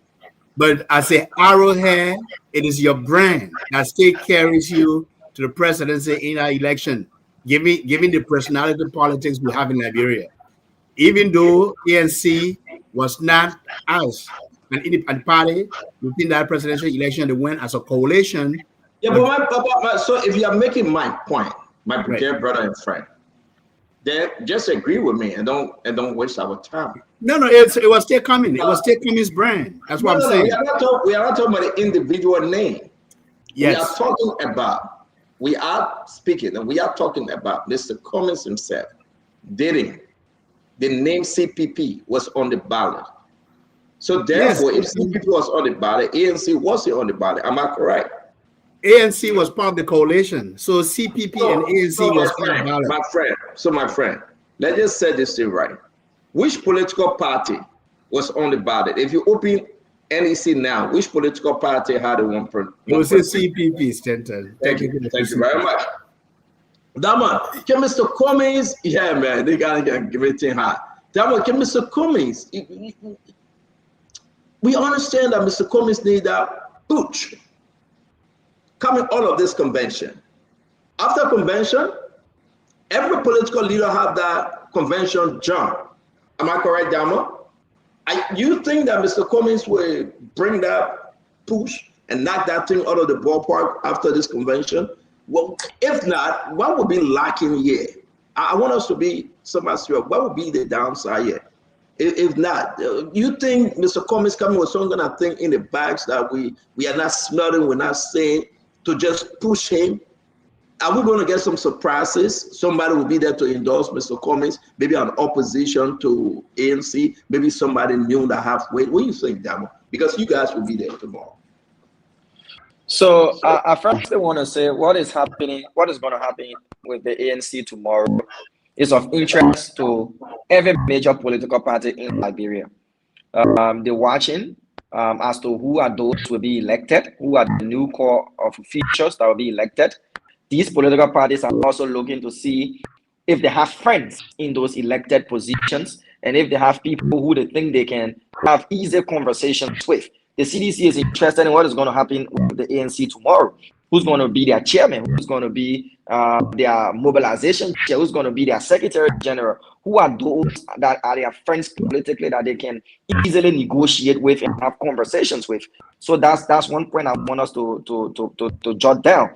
That it's not just the ANC that is going for convention tomorrow. Other political parties are watching what is going to unfold. Remember also you said if after the convention, Mr. Cummings is going to come up with that jump. Well, once you've gone through the reins of what he has gone through, and you still have got interest in becoming president of the Republic of Liberia, you must re-strategize, you must recollaborate, take into consideration that the CMC through Mr. Billiton took some members and key officials away from the ANC. We're looking at who are those that they are bringing on now, what is going to be their strategy in re-emerging as a political force, not just for Mr. Cummings, but for the party as well.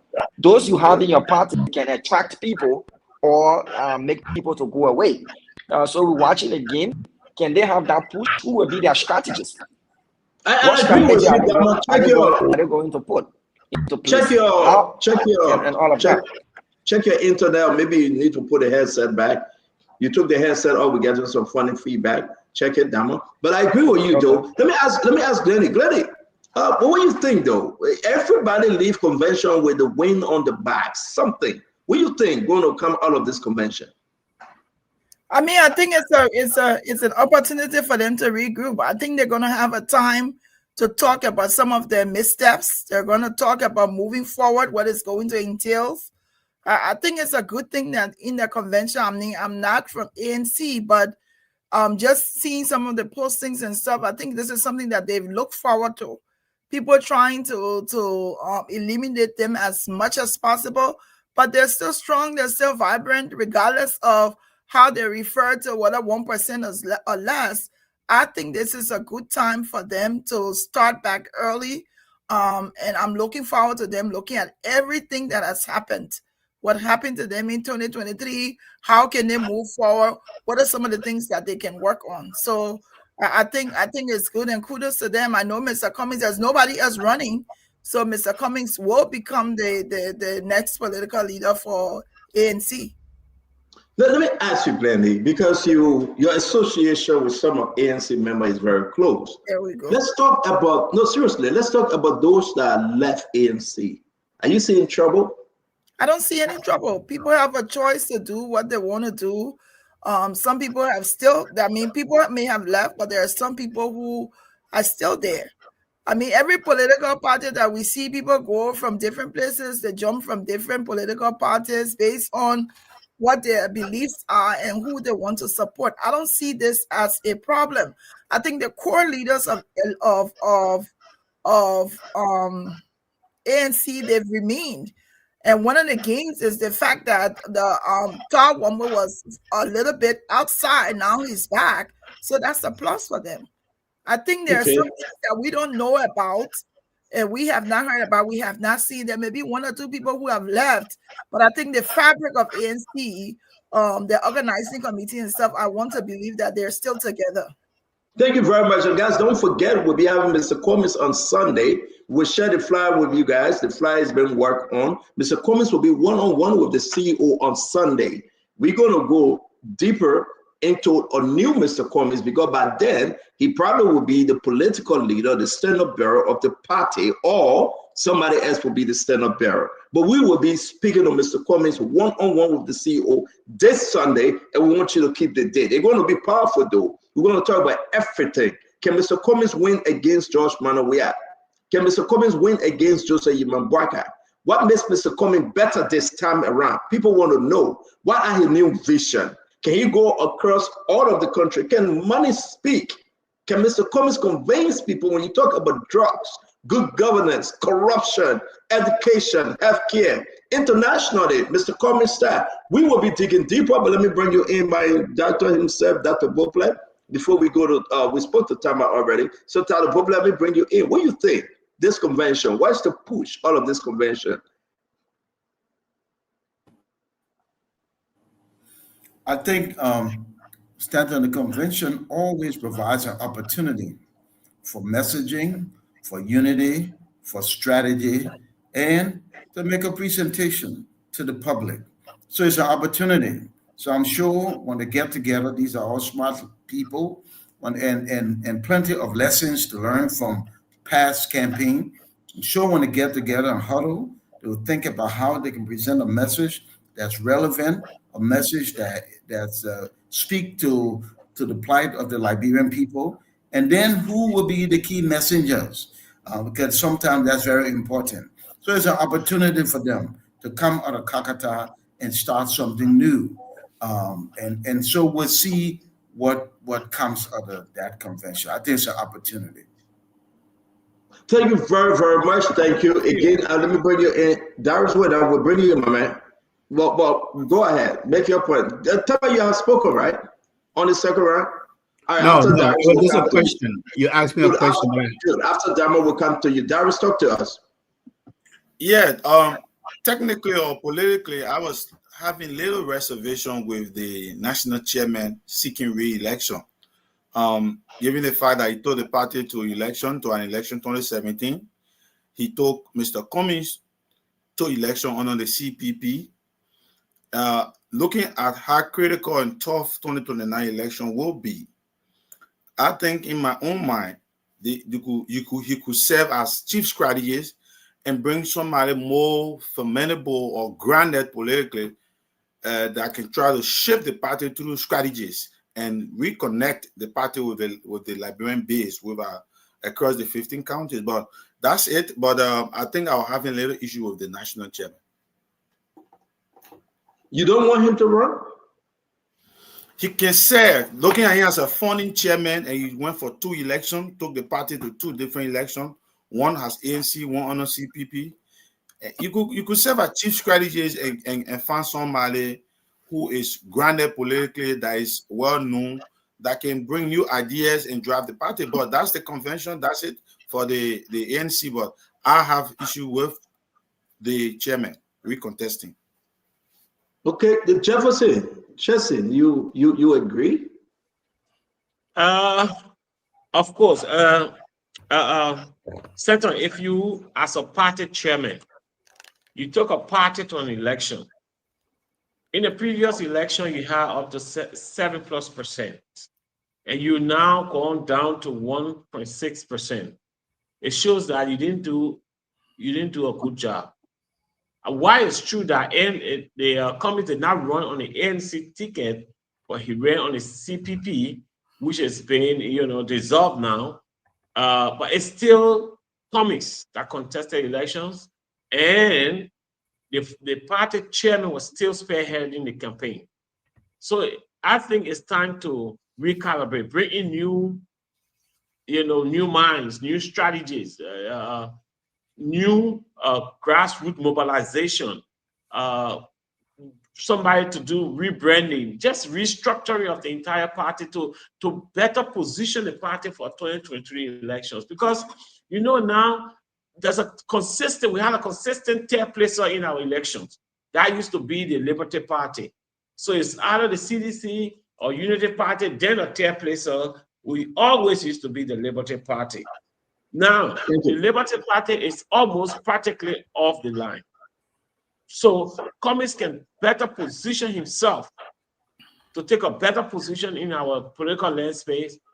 And to do this, he needs the right team. He needs somebody who is also popular, a party chairman that can mobilize the grassroots, a party chairman that is able to put the numbers for him. Otherwise, it will be very difficult for him, considering where he's coming from now in this gone 2023 election.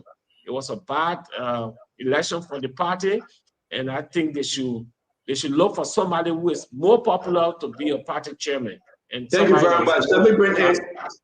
Let me bring in Tamba Agara. Tamba, let's wrap up with Mr. Cummings and ANC convention. Folks, don't forget, follow the convention tomorrow here on Spoon. And on Sunday, we'll have Mr. Cummings to discuss further. Tamba. Okay. Thank you, Stanton. Let me just touch on 2 brief points and then we can move on. Look, every supporter, there's feedback, I'm not sure from who, but every supporter of a political candidate will say, we have the best candidate. So Cummings supporters will say he's the best. You know, if I was a candidate, I would say, oh, Tamba is the best. But don't mistake popularity and likability. Is Cummings known in the Liberian political landscape? Absolutely. He's made a name for himself. That's why he's been stigmatized as Mr. 1% or Mr. 7%. That's the name he's known for. Is Cummings likable? If Cummings was likable, he would have done better than the last 2 showing in the last 2 presidential elections. The second thing I'm going to say is that, you know, I touched on it earlier and people got testy. Look, you can change your brand. You can leave ANC and run as a coalition. Your brand as a political leader, as a flag bearer, that brand still carry you. And when people are looking at the arrowhead, they are looking at that ticket. It may be CPP, but they're going to be looking at Cummings as the person who's carrying that brand. And Cummings' brand has suffered some credibility issues in the last presidential election. But also, you know, as I said earlier, who are the new core of leaders, you know, who are going to be supporting this presidential campaign? So also his decision on a running mate is going to determine how well he does. Can Cummings win in 2029? I think it's too early to determine. Can he make inroads? Can he build a better team? I think he has an opportunity to build a really strong team that will help him to a better performance in the next 2029 election. But I think the jury is out. It's too early to say even Cummings is going to come 3rd or 2nd in the next election. Thank you. Thank you very much. I'm going to do my closing on this. I believe this is an opportunity for everyone that try to cast the lot in this 2029 race. It's an opportunity. It's an opportunity for everyone. You come on the show every evening. You Tamba, and most individual, and you beat on George Manneh for failure of the last 6 years that he served as president. Jefferson Chesson, sedition, beat on Joseph Yema Parker, and we are set that supported him for missteps. Do you think the people want to go back to George Manneh without asking questions? Or do you think if this continue under this government, where there will be problem, the people will be okay to bring back Joseph Yema Parker?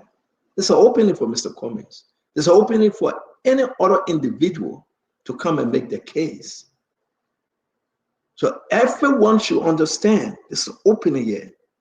And this opening will come when you find, like I think Jefferson said, a good second person that will support you. When we talk about Cummings and Gonglo, when we come here and Gonglo go in the room, you lock them up and say, yo, come on, you make that decision. Liberia need to be redeemed. If you bring in Gonglo and the Cummings, you have that third option that will ascend to that second option and make a powerful, strong case. George Weah, we know. Bwaka, we know. Get to know us and let's change this country. People are talking about the Gonglo and Cummings, but you know what happened? They're going to talk about the Gonglo and Cummings, but the Gonglo and Cummings will not talk about themselves. Guess what? Who will be that number 1 and who will be the number 2? So guys, we'll get into it. And we'll work for all the convention to again educate the Liberian people and remind them that Liberia is looking for the just, fair, transparent, good leader to help our country, because if not, our country will be left in Zico and the people will suffer again for another 6 years. Who is Mr. Cummings? Who is Tewon Gonglo? Can they fight corruption? Can you check back Damo and see Tewon Gonglo can fight corruption? Can you check back Mr. Cummings and see that he can rebrand our economic situation in the country, bring in international partners and investment? Before international partners come in your country, Jefferson, you know that. They got to trust you. They got to know you mean it. They got to know that you are part of that, you know? And people got to say, we trust this man. He worked with this group before he can deliver. Y'all don't get us to start talking on 2029. Let's go back to our story today. So I think Mr. Cummings got a pathway here. Tawan Gonglo has a pathway here. They should drop the egos. They should come together for country. They should go in our room and discuss how they can redeem Liberia if there's a problem. But to say it can't happen, I disagree. There's a dark horse. With that dark horse being Musa Bility, then again, we have another story. Something my brother Conor would not accept as we welcome him to the show. The retired corner, Ed Remy Gray. Ladies and gentlemen, continue to share the show. Let's make progress. I want us to talk about I want to set the record straight a little bit. Yeah. The CPP chairman was not the current chair. Remember, we had CPP chair, I think it was Musa Bility, and then Musa Bility. Was Aloysius Stowe. You are correct. This current chair was who was there in 2017. Thank you very much. Aloysius Stowe took the ANC plus CPP to the election 2022. Yes. Thank you for correcting. And this current chairman was who gave ANC 7%. The reason why you see sedition don't want him, you know that. You see Darius Doe and Jefferson Chesson said they don't want him, Glenny, because this is the Lafayette Good that broke away from them and disagreed with them. And actually, go back in history, you look at CDC today, Lafayette Good name is written. Is there. Anyway, sorry, Glenny, they broke down. Sorry, they broke down the headquarters, so you will not find his name again. So you will not find his name again. Also, I heard what's his name saying that Liberty Party is, did he say no more?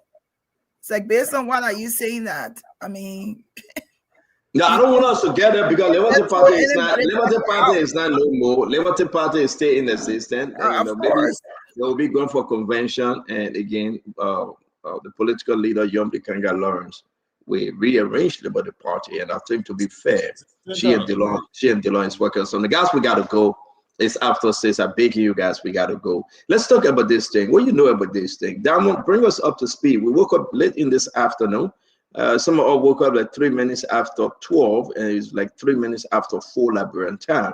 And I saw this card 025 Labor Ministry. Diamond, what's up with this? Yeah, so thank you. If my audio is good, please let me know. You're good. Headset. So this story, especially the fact that it's even happening in the ministerial complex compound, brings back memories of the Ami Modad situation, because remember the Commerce Ministry is also there in the ministerial complex. But the allegations around is that the Labor Minister is allegedly riding a vehicle that cost between 70K to 90K US dollars. So the first thing we can establish here is this vehicle is not 45,000 worth in terms of the value. That's number one. Number two, the government does not buy second-hand vehicle to say, okay, the government purchased a second-hand vehicle. Government purchases brand new vehicles with a lifespan of between 3 years, thereabout. So that is a second thing to note. The next question is whether it is his personal vehicle that he purchased with his own money that he's now using for official purposes. We need to establish that as well.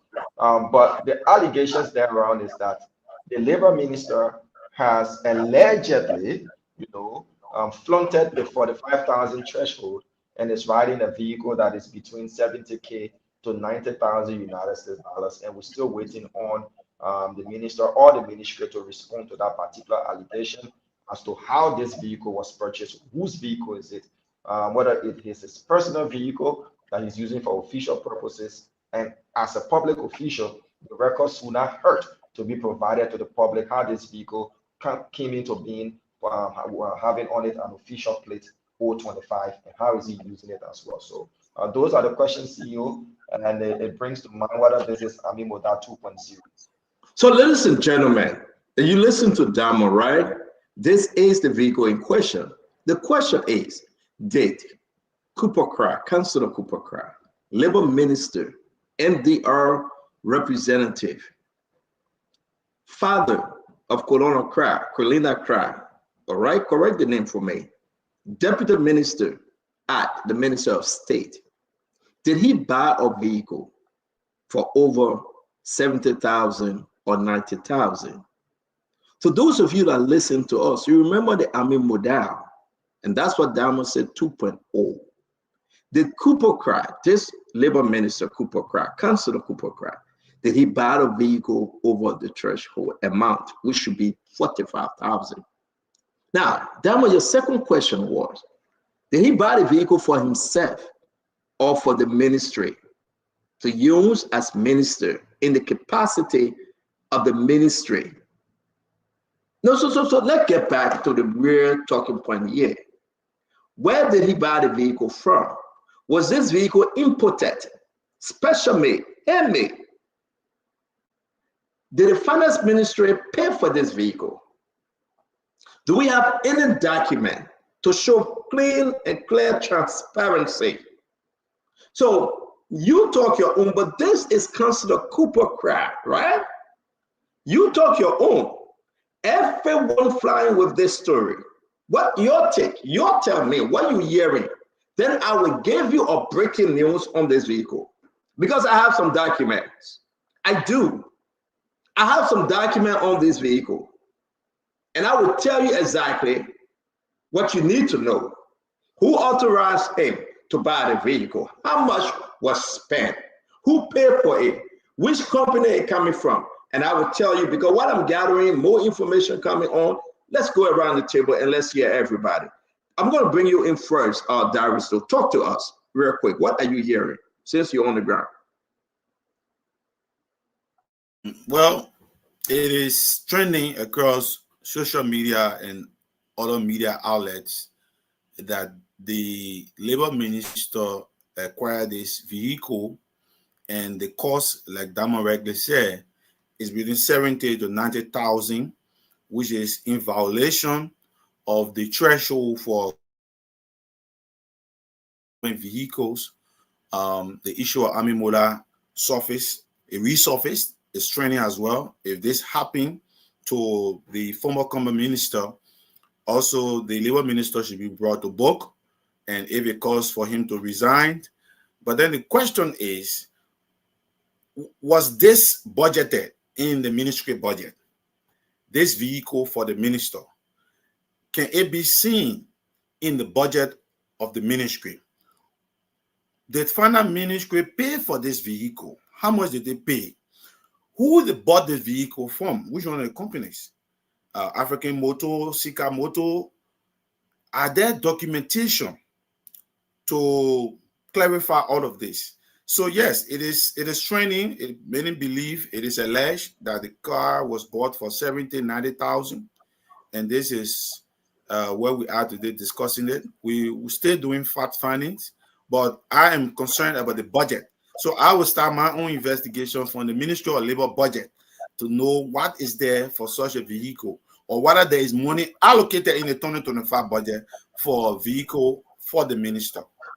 Thank you very much. Thank you. And do me a favor, Darius. So the people are asking for Swakoko vehicle, the video, the picture, and Amin Modal vehicle, the video, the picture. We got to put it up and be fair. Since Glendy, another vehicle, Wahala. Swakoko, she went down. Amin Modal, but now we get Minister Cooper Cry. Talk to me. So I want to look at it differently, because I think I think he's a councillor, right? Councillor. Yeah, he's Councillor Cry, yeah. He's no small potato, for lack of a better definition.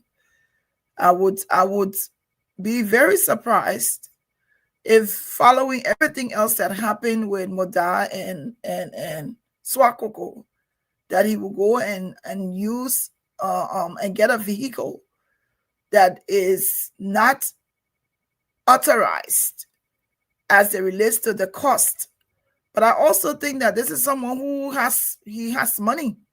I want to assume, because he's not someone of today, he should be able to afford any car that he wants. I would really be surprised if we have a third person doing this, procuring a car that is above the budget procurement for that car, and that also is flaunting it around, knowing what has happened to the other two people, I'm going to be surprised. But I think I want to be cautious that maybe this is, like Dama made some selling points, maybe this is his personal car. Maybe he purchased it with his own money. But if the government purchased a $90,000 car and it matches and all of the docs are in a row and yes, the evidence is there, then he's not better for what happened to Ami. And I think we need to be very cautious on how we approach this. But until I see the evidence, I'm going to be very surprised that this is being repeated. Thank you very much. Thank you, Conor Gray. Let's come to you, man. You just joined us. Let's hear you on this vehicle issue. Talk to me, Conor Gray. Well, Senator, most of those who are supposed to investigate the issue have spoken. It leaves us with more questions than answers. Unless this is a bushmeat that was bought, for little or nothing, I don't believe the land councillor will dare to do such a thing. Unless we're saying that when you're a minister, you cannot afford to buy your own vehicle at your suitability. If you appoint me in government today, I probably $45,000 may not be my taste because I love gadget. So probably it will be going in the upper 90,000 and up. So I was just walk in a car dealership and ship my own car. Are there folks in this government that will not do that? There are. Are there folks in this government that will do exactly as some of us wish to do in the future? I mean, the guy's at his prime, or maybe he's at the other side of life, so he wants to enjoy every bit of his life. I'm pretty sure if the finding turns out otherwise, then probably I would say he's the most silliest person to ever serve, especially given what occurred with others in our same situation. So I'll hold my tongue and wait to see exactly where this investigation leads. And then we can come and unleash him if he's on the other. So let me say this, let me announce this, right? And that's why you see Dr. Bobler information on social media and news like this form of outlet is very important. Councillor Cooper Craft, that's not his personal vehicle. He didn't use his personal money to buy that vehicle. So let's just be very clear, because I have some of the documents. That's a government assigned vehicle. That's not Councillor Cooper Craft personal, that he took his own money to buy. Now, I'm not saying they spent $90,000. We can investigate, but that's not his own vehicle. Let's just get it off. Nobody should go home and say, well, that a man own money he bought a vehicle with, so what? No, that's not his own money. That's government money that is spent, and they bought the car for the Minister of Labor. So let me hear the rest of that. Now we put this to rest, and we'll share this document at the appropriate time on the show. That's a book. Let's talk. What say you? So I agree with Glendy. Cooper Craft is an established councillor. I believe he has means. I also agree with you, Stanton. That car is not his personal vehicle. Matter of fact, nobody is supposed to buy the personal vehicle and put the government plate on it. That plate says a government Liberia, or it would say not his, but others would say state-owned. That means it belongs to the government. You can buy your own car for $1 million, but you will not put government official plate on it. So it is for the ministry. It was purchased with taxpayers' money, and it's not for the ministry. It is for the minister. That car is for the minister. You know, one of the biggest delegations we took overseas during Madam Johnson Sirleaf's tenure was to go to Rwanda. The world talks about Rwanda. Africa admires the Rwandan story. But some of us in Liberia don't want to learn from it. You know, one of the things that did in Rwanda, Stanton? They kept spending. They say we need money for the people and not for those who serve the people. So you want to, the person was clear. You want to buy your $1 million car, fine, but that'll be a private car. The government will give you this car. We need to get back to that. General Services buy cars for government officials and give it them at a certain price that is way lower than the kind of numbers we're talking about. Because we need to redirect resources. These are the areas to me that are very frustrating, because here we have control. We have control. We can distinguish ourselves from past governments and do better, because when you conserve resources in this area where a car is a depreciating asset, as soon as you drive from the lot, the value goes down. So don't waste money on that. Buy cars that can get people to their jobs and back, and then redirect resources for the poor people, for our schools, for our hospital and clinics. But we keep a poor country. We got some of the best cars, the biggest cars, and we take some of the biggest delegations overseas all the time. We can control that part. And if we exercise the discipline, we'll begin to see a difference. So I hope we can do that. This car is this car and player cars that apply the street every day. We're not supposed to be assigned government official. We're too poor for this kind of waste. Again, let's bring you in. Tama, let's hear you on this one. Yes, yeah, thank you. Look, it would be really good to ascertain, first of all, what is the cost of this vehicle, because I used to ship vehicles a little bit, and I understand the cost of a new vehicle is completely different from the cost of a new vehicle. But as Dr. Brooklyn said, this seems like a government vehicle. So first of all, let's establish what is the cost of this vehicle. If it is procured by the government, what was that procurement process? Did it go through the budget process? Was it approved by the minister himself? And was it approved by the PPCC, right? Or the procurement arm of the agency? But we can wait for the technicality to really understand and ascertain the veracity of these facts or this allegation. But the main fact that in our government of the day of today, we are still looking to drive vehicles above $45,000 is mind-boggling. When you have a country that is still struggling, to provide quality education and healthcare to more than 5 million people across the country. When you have a government that is still struggling, to bring in revenue to address some of the challenges, issues we are having with roads, where we are still looking to connect, farm to market roads across the country. When we are still having a government where some civil servants in the country still make $150 or even less, even $150 is like a token. So for me, that's my issue. So when I know Councilor Kura, when I worked in Liberia in 2014, when I headed BRAC, that's how I met Kura. We interacted a little bit. He was a legal representation of that agency, of that company that I work for. He was competent and he was hired for that role. He was on a retainer for the company.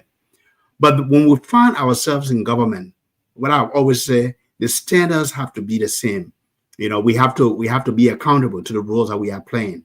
We have to ensure that we are playing by the rules, even if you find yourself to be a minister or in a position of authority, or you have a relationship with the president. We have to ensure the respect for the rule of law. Anytime we go outside of those values and those principles, then we find ourselves in allegations of corruption. We have found ourselves in allegations of malfeasance and mismanagement. And Councilor Kura is a competent man. But, being a competent person, being a lawyer, doesn't negate the fact that, you will make some poor choices and some poor decisions. So I'd like to hear more about this story, Stanton. What are the facts? How did he procure this car? How was it purchased? How was it assigned to him? And then I'll have more to say on this. Thank you. Thank you very much. Jefferson, what are you thinking about, man? We got a situation here that either we can handle or whether we should handle. What are you thinking about? Stanton, there are a few things going on here. The first thing, the 2024 budget law set the threshold at 45,000. I think later on the GSA increased it to around 60,000, which the senators had issue with. I'm looking at a vehicle. I'm really thinking if it's a brand new vehicle. Then if it's a brand new vehicle, it's clearly shown that he spent over the threshold, because that vehicle cannot cost 45,000. If it's a used vehicle, then he's breaching the public procurement concession laws of Liberia. that clearly state that government cannot purchase used vehicles. So he's in a tight position. But Stanton, this is not strange. This is a government of opulence. The president, given the hardship in this country, the dying of our economy, the World Bank just put out a damaging report on our economy. The president is riding $1.2 or $3 million vehicle. I mean, it's rotting from the head. So I don't blame Cooper Craft. You know, the president has shown that he has no regard for the proper management of our resources. So he spends it on opulence. And so the minister will follow suit. It's not strange. But I think if he did that, the president said does not have the legitimacy any longer to punish Cooper Craft because itself is riding a $1.2 or $3 million vehicle given the hardship in our country. It's unacceptable. So the president have lost the legitimacy to even punish Cooper Craft. If he can tell us that I will not ride with Barrow, I will even ride with Barrow to go to work. And after seeing that, he buys a vehicle that is more than $1.2 million. It tells us that he doesn't mean what he says. And that's terrible for our leadership. And what Cooper Craft is doing, if it's proven, because Cooper Craft is a lawyer, and I know you're a smart person, and if he did that, I show his legal basis would be because the president himself has violated every laws in our country, so he does not have the right to punish him based on the budget law of 2004 or 2024. The president does not have that legitimacy to do that. So I think Cooper Craft is relying on that. He's a sound lawyer, and I know he has his defense on buying that kind of vehicle if and only if it costs the $90,000 is presumed to cost. But then there are few things, like I said, we still need to look at. It could be a used vehicle, then it's a breach of the public procurement laws. And if it's above $90,000, it's a breach of the 2024 budget law. So he's in a tight position. But again, like I said, the president lost the legitimacy to punish him because he himself is riding in opulence. So thank you very much. And I think everyone has spoken on this, right? It's kind of like if we say if I think, are we trying to just give an excuse to say if we don't know that the problem, we don't know. But let me say this though. It is important to note here that the vehicle is a brand new vehicle. 2025, brand new. I don't know how to call it brand diamond. Brand. If you want double A, right? Brand. It's a brand new vehicle, 2025. It is. They bought the vehicle. I want to put something up. I don't know if I should. Welcome our brother Russell to the show. I'll put only this up for a minute, right? Lewis Arton Path description table. Auto Alliance. Talent Company Limited. I just want I want to put some stuff up here. I don't know whether I have the time to do all of that. The vehicle is a brand new 2025 vehicle because we have some of the document. The vehicle was imported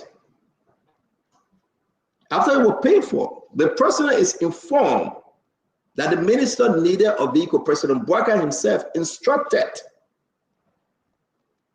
Well, all of you look at me for that. Mean your information minister. Then what you look at me like that for? But on a serious note, I'm also reading some information that's up. But go ahead, sir. On a serious note, President Bouaka wrote a letter through the executive mansion that yes, indeed, Cooper Craft needed a vehicle. The assessment was done, Glendy, and it was sent to the Ministry of Finance, Gafwan. This Gafwan. Specs, everything. It was sent to Gafwan to make sure that they allocate money by and through the Labor Ministry funds to purchase the vehicle. Now, my fellow Liberians, this is why it's good to have a network like this, right? Independent network. Did they pay $45,000 less or less for the vehicle? Did they pay for it? But here's the catch. they customize some part of the vehicle. Is that why the price went up? I just want to get into your mindset. One, the vehicle is not the private vehicle of Cooper Cry. No. Two, the person is aware that Cooper Cry will buy a vehicle. Check. Three, the finance minister allocated fund through the labor ministry, what the accountant would say, for Cooper Cry to pay for that vehicle. They wanted to get the vehicle from South Africa, but there was no vehicle left there. So they ordered the vehicle from another country. I will pause on the country. And this vehicle was ordered. It was paid for by a local car dealership. Yes, this vehicle, it was ordered and paid for by a local. It's a 2025 brand new vehicle. So now, do us a favor. Every one of you, go on your Google and check 2025 Ford Explorer and tell me how much for the brand new Ford Explorer, how much is it, Diamond? Talk to me. Is it an Explorer or an Everest? Diamond, you're right. Let me put this up. People can look at it. I think you are right. I want to be exact. Let me check the document. There's something on the document I want to remove, then I can share it. So I will not share the document. You can just look at the model. It's either an Everest or so. But if it's an Everest, because I did a research on both Everest and Explorer. So if it's a 2025 Explorer, they have the RWD that is from $40,050. They have the ST line RWD for $45,020. It's a 2025. It's a 2025 Everest. Yes. Thank you. So because it's got the Everest face, though it has been remodeled. It's 2025 Everest. Let's get it straight. So Everest ranges from 81,000, 76,000, 74,000, 67,000, 63,000, 59,000, and 54,000, depending on the model of the Everest 2025 that you want. And you also have to take into consideration shipping to Liberia and all of that. Okay. Let's leave the shipping. Let's leave the custom. Let's leave the shipping, right? And we'll get to that. And let's talk about the company that brought in the vehicle, right? It's a company. You got only two companies, the Catos Motor and the other motor that the government deal with, right? You can figure out, we'll share the information with you. But my fellow Liberians, though, we're going to hear from Winfred Russell on this one. Then we want to hear from you, right? It is important to know. It is important to know that you can go to the transport ministry, it's your right, or you can go to the labor ministry or the finance ministry and get the document. They should give it to you. But what I'm sharing with you, when we receive the information, we reach out to our sources. If anybody tell you that Cooper Cry paid for the vehicle out of his pocket, that's wrong. We pass it. If anybody tell you that a vehicle is not 2025, that's wrong. That 2025 vehicle. If anybody tell you that it wasn't imported, yes, it was imported. They went to South Africa and they went to another country. That's true. It was paid by and through the finance ministry, and the president is aware. Is a vehicle 45,000? No, it's not. It can never be a 45,000 vehicle. Did it pass the threshold? Yes. Yes, they passed the threshold. With all the customization, yes, it went further. We allow the government to come and tell the Liberian people through the labor ministry what exactly happening. So the government can talk. The people will talk. That car is for Everest Platinum. Okay, hold on 1 minute. Winfred Russell, talk to us. Let's bring you in. Let's talk about this vehicle.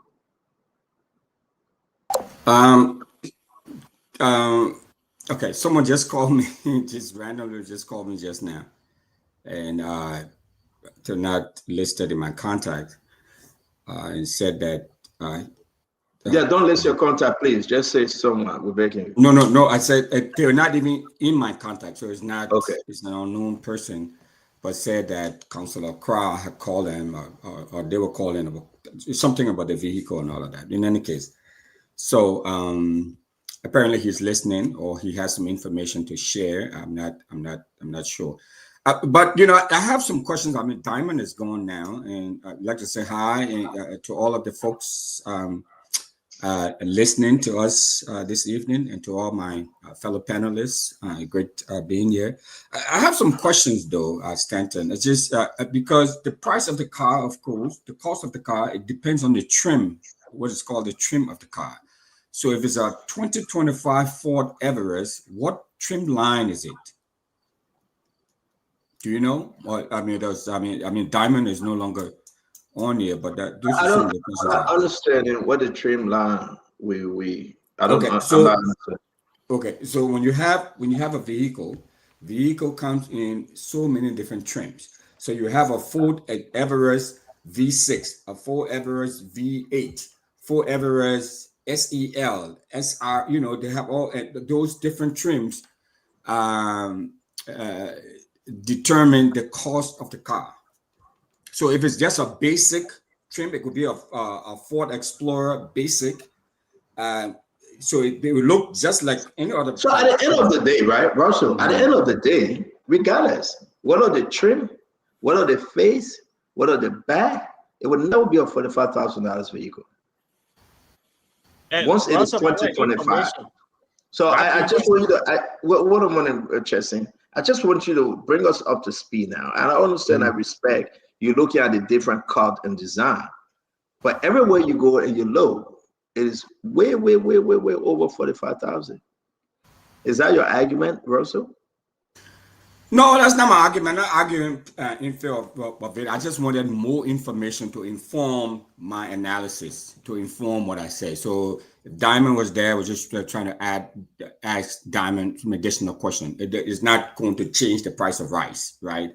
You know, I just wanted sort of additional information to find out if, at least if you knew the different trims. Now, you know, how the car, you know, I don't want to get technical because folks are going to probably start saying something else. I don't know Cooper car. I don't know this stuff. But if the threshold is $45,000 and then the purchase was beyond $45,000, then it's concerning. Then it's a problem. Then, you know, we have some questions to ask. They have to answer some questions. So, you know,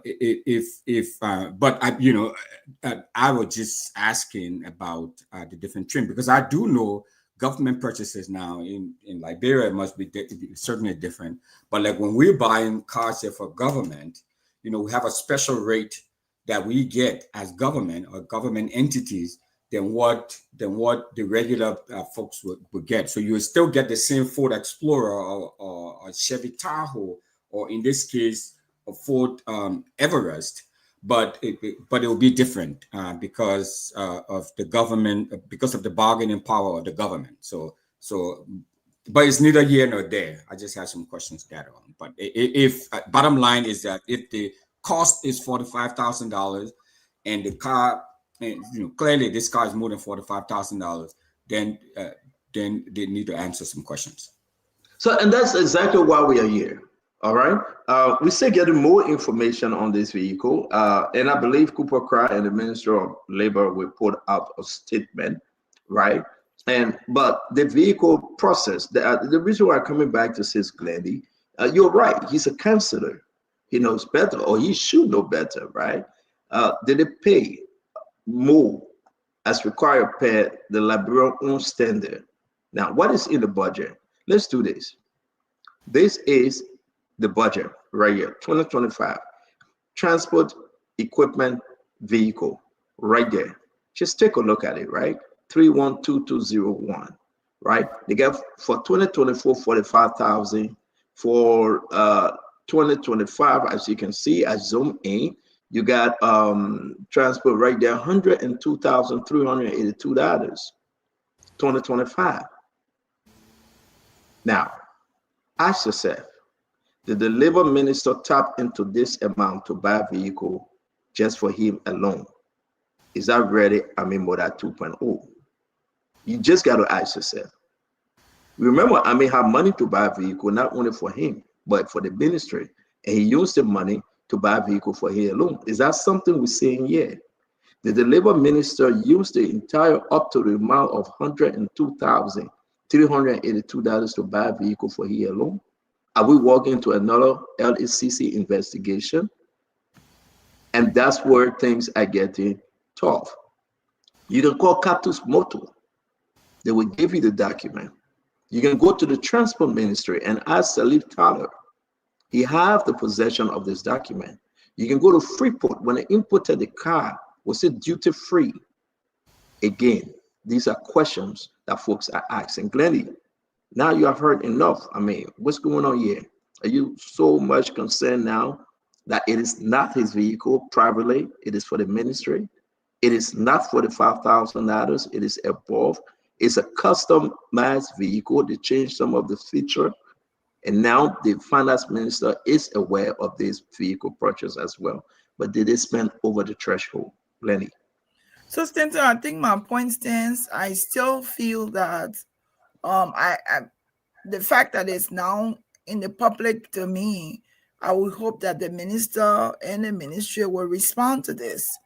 Just like Amin did. I think before I say anything further, I want to make sure that because like I said, I'm going to be surprised if we have a repeat of what happened with Amin Madad.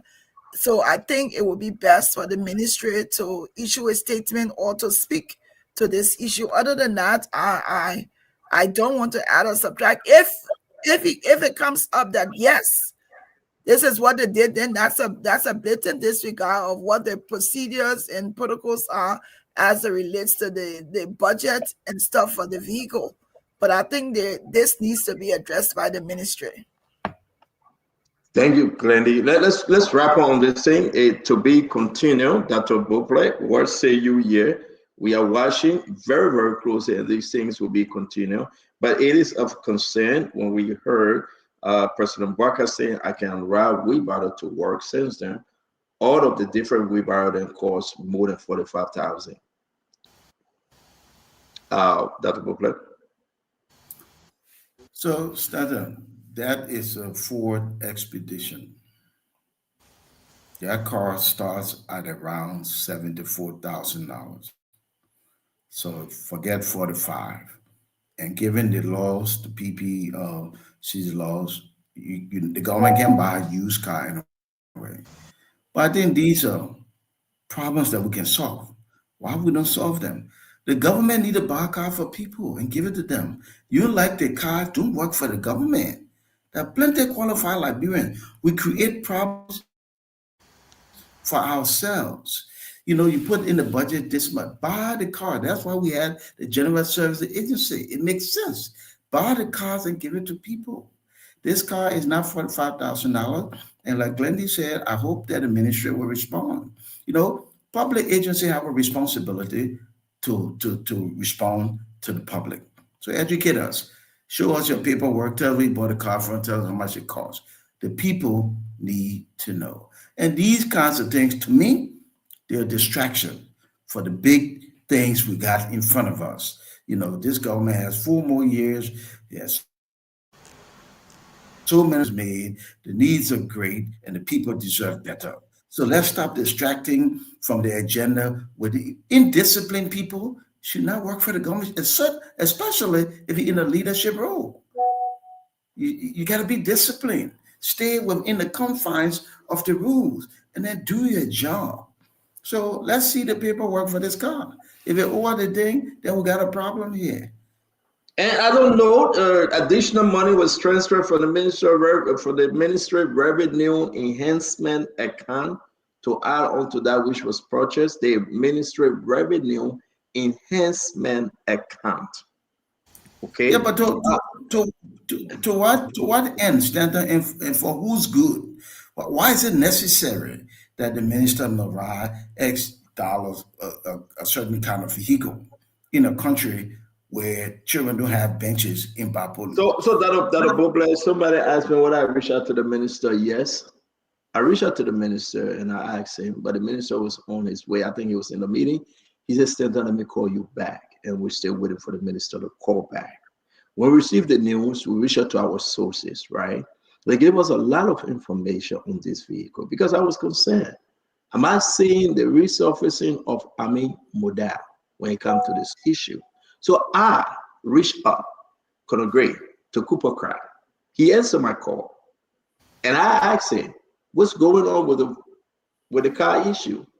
And he said, oh, Stanton, we'll be addressing it and let me call you back. I'm in a little meeting. And I said, okay, is there anything I need to know? He said, we'll get back to you.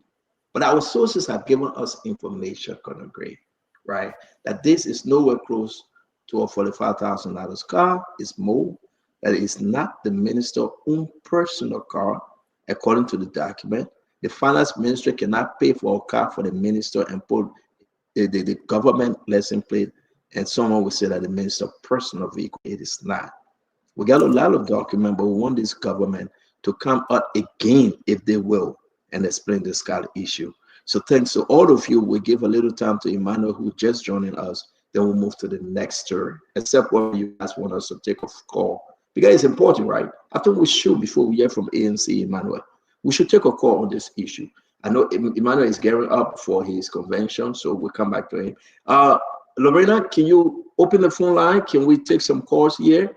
Let the Liberian people tell us the we battle or not the we battle, or what actually going on, what people are suffering. And this story are developing story. I want to say to all of you, we are not accusing Minister Cooper Cry. These are developing story. And we just want to hope and pray that we all can come through with the fact. And the fact is, did the minister buy this car for more than $45,000? If yes, then where are we? Your name and where you joining us from, please. Hello? Yes, your name and where are you joining us from? CEO to this Kringa Royal David. Yeah, Kringa, talk to us, now, man. Hello? Yeah, talk to us. Yes, as CEO, I think I want to say this. As you said, you called the minister and the minister was in a meeting. I think you can have time to call back or to give clarity on that car, because it been on the social media. I don't know who what's our information, but I think to clear the minister's side, let him call the minister and get the information from the minister. Thank you. Thank you very much, Kringa Royal Davis. Lorena, who do we have? Ladies and gentlemen, let's talk about this card issue. It is concerning. What's your take? Lorena, talk to us, please. Okay, 0555-101075. Call us, and we have a caller. Good evening. Yes, good evening, Lorena. Yes, you're live on Spoon Talk. What's your... Yeah, my name is Danny Angwa. I'll call you from Soapland. Right, the question is asked. I have seen that particular vehicle, and I know all of the information concerning that particular vehicle. It is for the minister, and it was bought by the the finance ministry. The next thing is that Lorena, I beg of you, please connect me to Mr. Do, Isaac Do. I want to talk to Isaac Do, please. Okay, sir. All right. 0555-101075. Let's get this person. Good evening. Hello. Yes, your name, sir. Hello. You're live on the show. What is your name? Where are you calling from? My name is Gabriel Conto. Okay. I'm living so kind of person in Kingsway. So, the vehicle in question I have not seen before, but if it is true that the minister did that, we support the rescue mission for change. We did not support the rescue mission for the same thing that we were lashing we are for, because we are for anything that happened. Thank you. So we're about to see if it is true. What will they do about it? Wait to see. Okay. 0555-101075. We'll take more calls. Good evening. Yeah, good evening. Good evening. My name is Isaac. I join you from Stephen Talbot. Okay, I say, let's hear you. Yeah, what we're hearing and what we've been seeing for the government that we voted for is very frustrating to us, because I can remember when the president made out a statement during the campaign. He said it costs for him to ride wheelbarrow to go to work, but all of a sudden we saw him riding more than wheelbarrow. The one that really pissed me was riding motorbike. Since they arrested the out back, we are never getting any of it. nowhere to start from. And they are buying cars and worth millions of dollars while we stay crying for our bike that we can't get it. Walking, begging people by land. So it's not easy on us. Then we hear in the labor minister buy another car and mother unfinished. I want to Thank go you. fear. Thank you, sir. CEO, should we take more calls? CEO, okay. 0555-101075. Good evening. Good evening. Good evening, sir. Yes, what is your name? Where are you calling us from? I'm still calling from Grand Cape County. Okay, go ahead. Yeah, my contribution, I'm really surprised to see Liberian government official doing selection of the kind of card is supposed to ride. Because these are the same things that were happening in the previous administration that they ran the government out of power. And now they are riding the kind of card they want to ride, the kind of they're spending on the car. It's so frustrating. It's so frustrating. All right, sir. Thank you. Yeah. Okay, thank you. Okay, 0555-101075. Call us and make your contribution. Good evening. Good evening. Yes, you're live on the show. What is your name? Yeah, my name is Flomo, and I call Iron Gate. All right, Flomo. Yeah, if it is true they start the car business, we are surprised. The government, the rescue people came to rescue us. Then they're treating us like they are who are speaking right now, they are uneasily in care. But it's not the living condition looking tough in this country. Then they're treating us like this. As someone, I did not even vote for this government. I don't want to lie. I did not vote for this government because I knew that, if any help, it would be a surprise to me. Thank you. But we told the other people they did not hear us. They did not hear us at all. So the kind of problem, that kind of situation we are faced with. Okay. My brother, you throw the street on Modena, you sit by, everywhere people are crying. It's not easy. It's not easy. Then they put enjoying money. Thank you, sir. But God will judge them. Okay. All right, 0555. Let me take this one real quick, Lorena. Your name and where you joining us from? Yes, CEO, this is Joe Morris again from Atlanta. Joe, talk to us now. I just say you something, CEO. That car is from 85 to 90,000. If you customize it, it's 135,000. So if our people suffering in the country and government officials are buying cars like this, they need to be prosecuted. Something need to be done to the people. They need to do something to them. Seriously. Because we can't get our people in poverty and they elite using them. 2030 now will soon come. You will see people again and run our people with $20 just because they won't get what they want. We need to do something. Thank you. Thank you very much. Lorena, you went off. I don't know you went off or we can move on and we'll get back to it. Guys, let's close on this. Let me come to you, Emmanuel. A lot of new information coming up about the call. I will take two more from this end, then we'll go back in studio. Your name and where you joining us from? Hey, my name is Joseph. I'm calling from Chicago. Joe, talk to us. Yeah, my concern is about, I don't know, I think they have the GSA purchase car from the various ministries. Why is the GSA not taking the initiative buying these cars? It's alarming. Thank you. If a minister can, you can go through the finance ministry to get a car. That's very, very unfair to the Liberian people. 90,000 for a car, 90,000 can buy 5 vehicles for different deputy ministers. Thank you. That's unfair. Thank you. Your name and where you joining us from? Yeah, CEO, this is why you're calling. I'm calling from Waterloo, Iowa. And thanks everybody for the show. CEO, the country of Liberia got problem. And that problem can only be solved by one person, is the president. See, what are we buying car for 45, 50, 100,000? And you go to this ministry, they don't have a normal 15 bathroom. You go beyond the ministry building, that's so big. Smell like nowhere, and you get 45,000 cars standing right there. Why are we doing this to our country? I believe everybody should get at least 10,000 dark car. so we can develop everything they get there to get running water, Thank you. electricity, good safety area for them to live and do the Liberian people job. Master, God cannot do your job. Thank you very much. Let me bring somebody in. Your name and where you joining us from? Hello. Yes, sir. Hi, my name is Corey Siegel, and I call from the U.S. Corey, talk to us. Yes, we're in Center and growing everybody.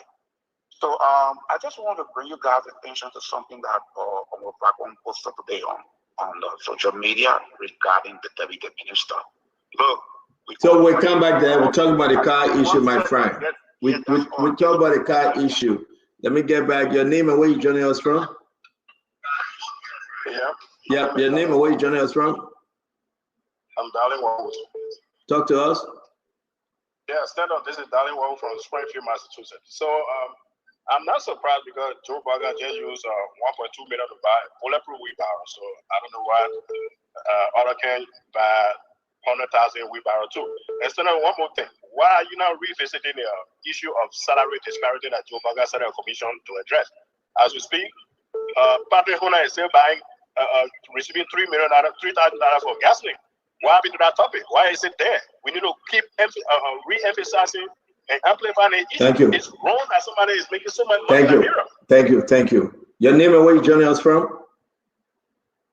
How you doing, CEO? Super. How you doing? Talk to us. Well, I'm great. My name is Lawrence Nolding, and I call you from Minneapolis, Minnesota. Yes, sir. Talk to us. And I just want to say thank you to you, particularly for what you're doing for the country, because this is one way that we all can fix our country. But if this country will have to be correct and straight, we as panelists sitting on the platform there, we must also be straight. You know, I like Dr. Brooklyn, the fact that when it comes to CDC, he blasts. When it comes to UP, he blasts. But there are people who would like to sugarcoat, and this thing will not be fixed if we cannot be frank with government officials. Thank you. Be frank. If we were wrong yesterday, it has to be wrong today. Thank you. Thank you very much. Thank you, guys. Let us move on, right? Again, this is Liberia. Liberia is a small place. Guess what happened? I got to take this female. Her name is Tene. Yeah, your name and where you joining us from? I already call your name. Is that your name or that your wife's name? Talk to us. Yeah, this is Papa Johnson, CEO. I call you for adding time. So that your wife's name Tene, right? Yeah, that's my wife's name. Okay, I see. Oh, CEO, thank you ever so much for that work. Thank I you. appreciate what you are doing. Thank you. But it's unfortunate that people in our country will see the living condition of people and they continue to drive cars that they never own in their lives. Like somebody said, you look at the ministry, go to the agency. You can't get restroom there to use. But one person there will take a car and park it, all the security put that behind it. When they go in, then you get food to eat. Then the next election, they expect for people to vote for them to go back. Why do people keep something to put in the country? And one of those who owe the few now, every other election, every year, the machine, all of them. Representative or senator, all of them go. Thank you.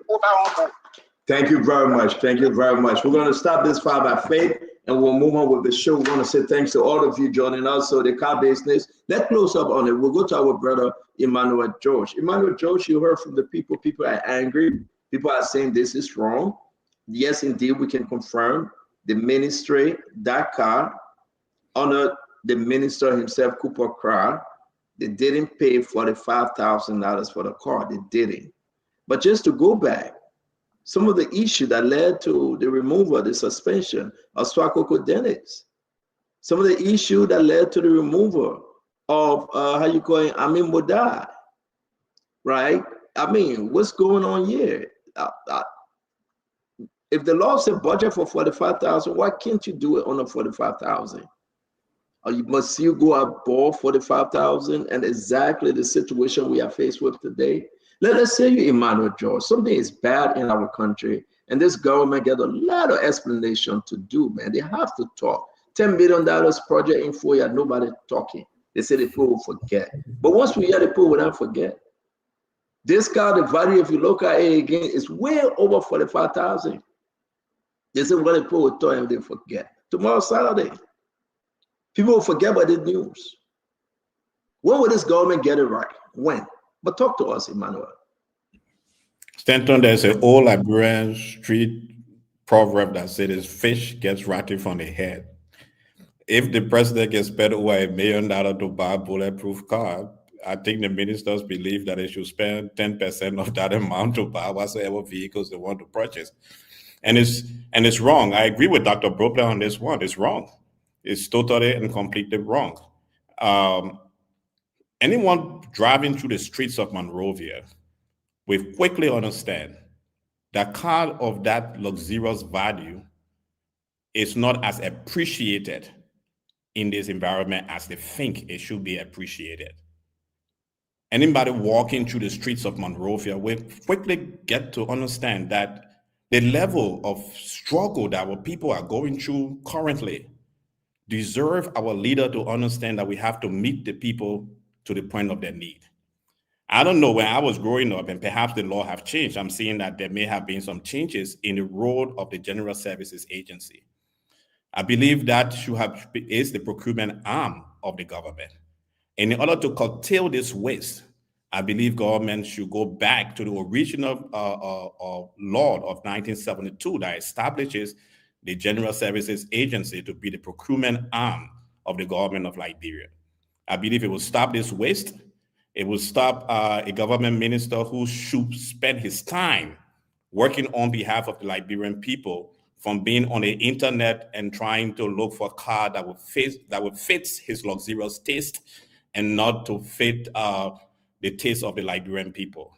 Again, I will conclude, the fish, according to the street language here in Liberia, gets rotten from the head. And perhaps someone thought that he can purchase a car at 10% value of that of what the president have purchased. And hopefully we'll stop doing that in this country. So this is the president. Let's listen. I'm telling you honestly, I can ride a wheelbarrow to go to that night shift. I don't care.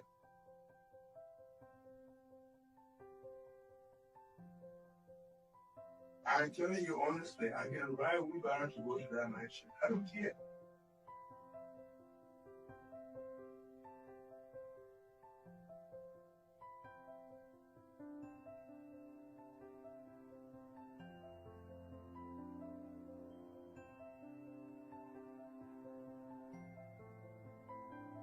I'm telling you honestly, I can ride a wheelbarrow to go to that night shift. I don't care.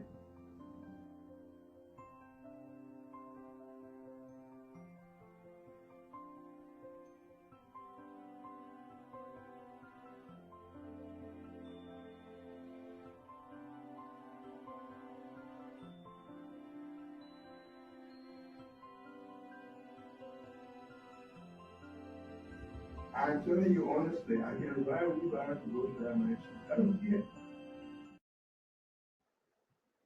Honestly, that's a beautiful wheelbarrow. Honestly. Honestly, that's one of the best wheelbarrows you can ever have in a poor country like Liberia. Guys, our country has a problem. We can either fix it or let it rot. That is President Bouakai. That's the president of the Republic of Liberia. And after making those comments, that after the president had a car for $1.something million.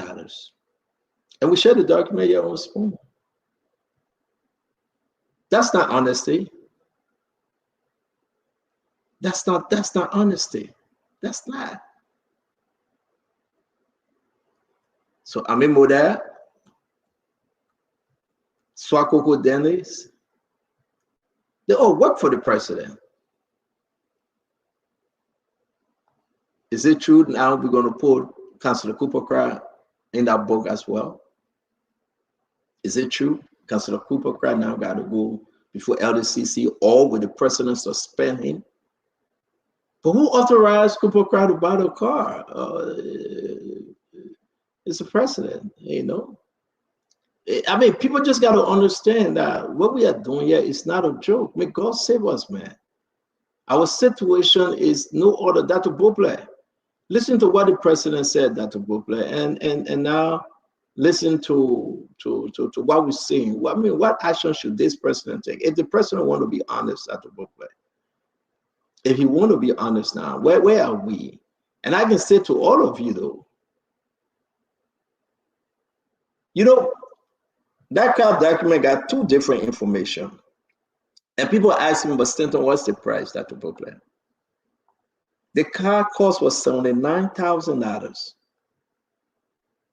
And after the news came up, they changed the document as alleged. The original document was changed as alleged. The total price was $79,000.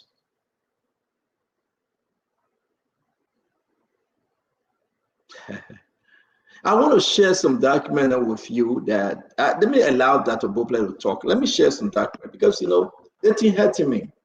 In our own library where we say it hurting me. So I will share some document with you guys on this car.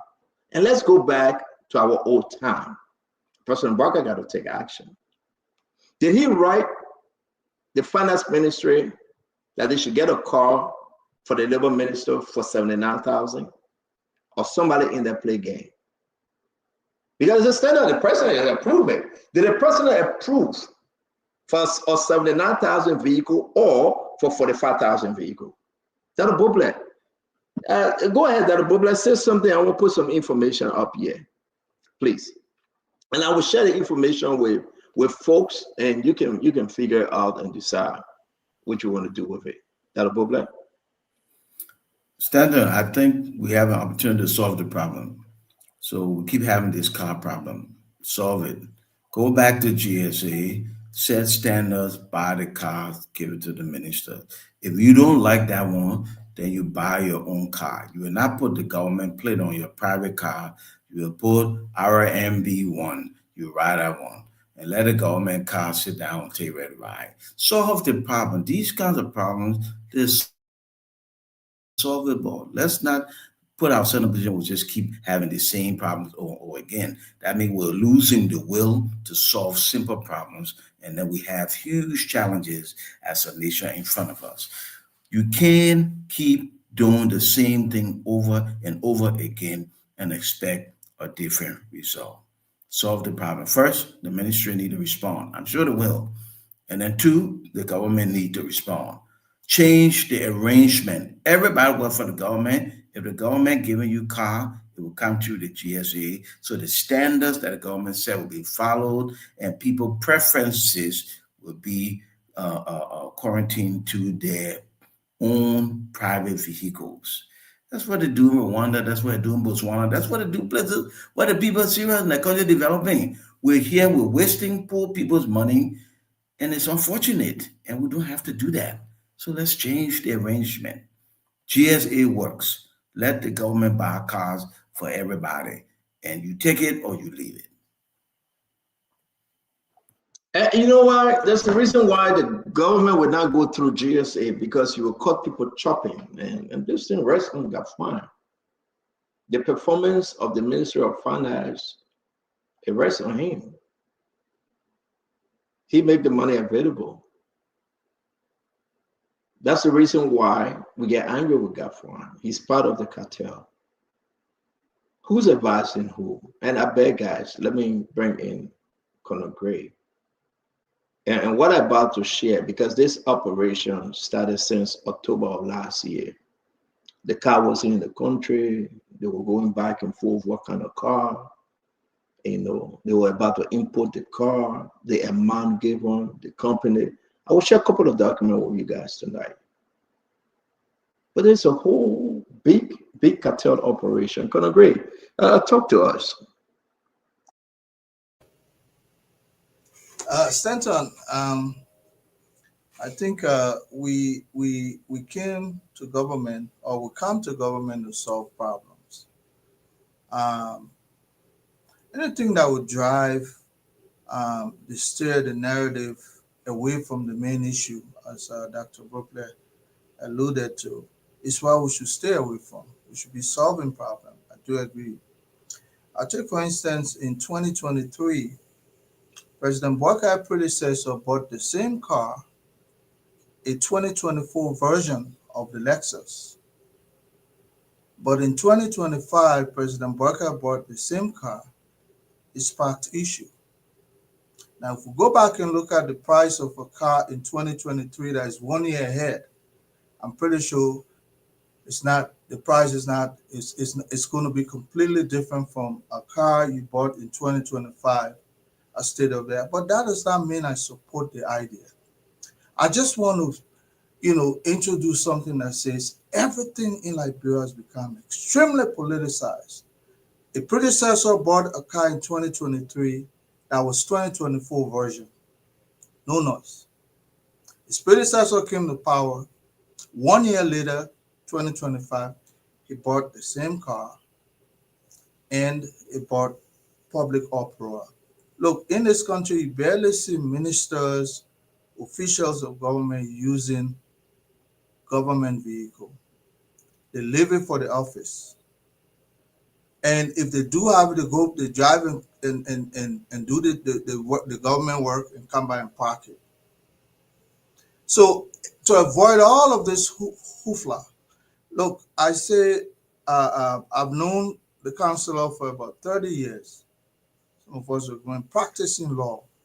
Was now one of the most top-notch lawyers in Liberia.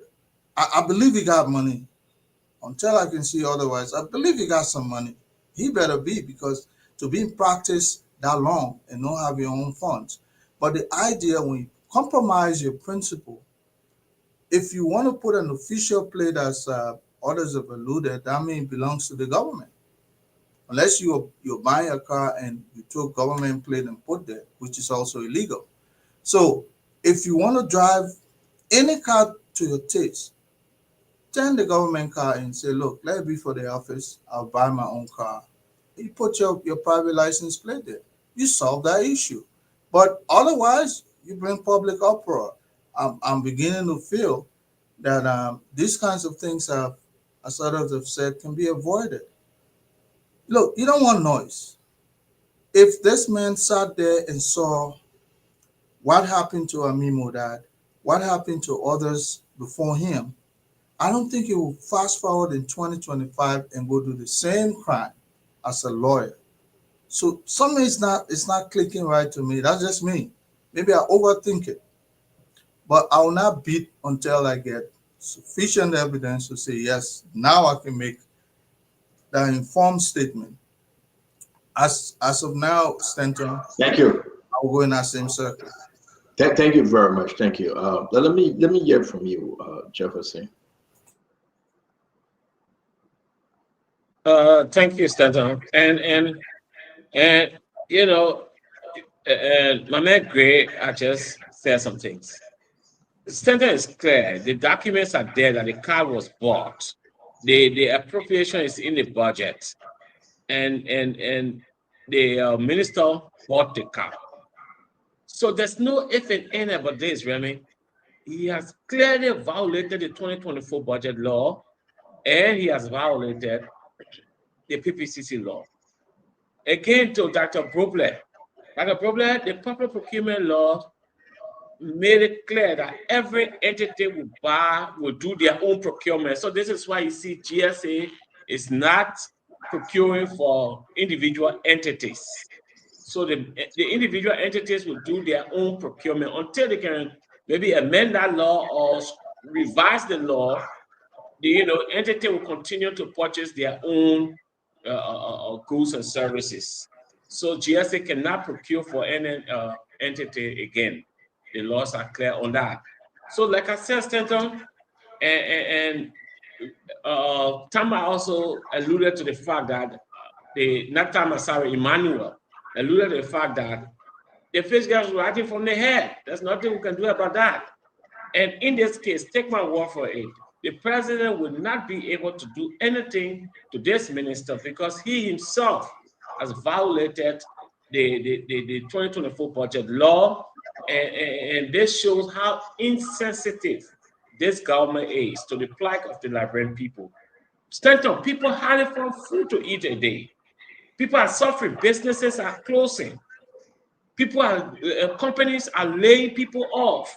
The country is hard, and the government is spending tons of dollars just to procure a single vehicle. Nobody should say it happened before, so it should continue to happen. It shouldn't continue to happen. They should stop.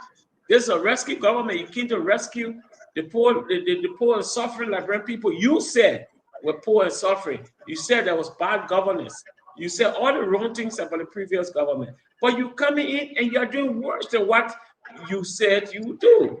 You did worse than what the previous government did. So what was the essence? So my point here is this government has shown no interest in the livelihood of the Liberian people.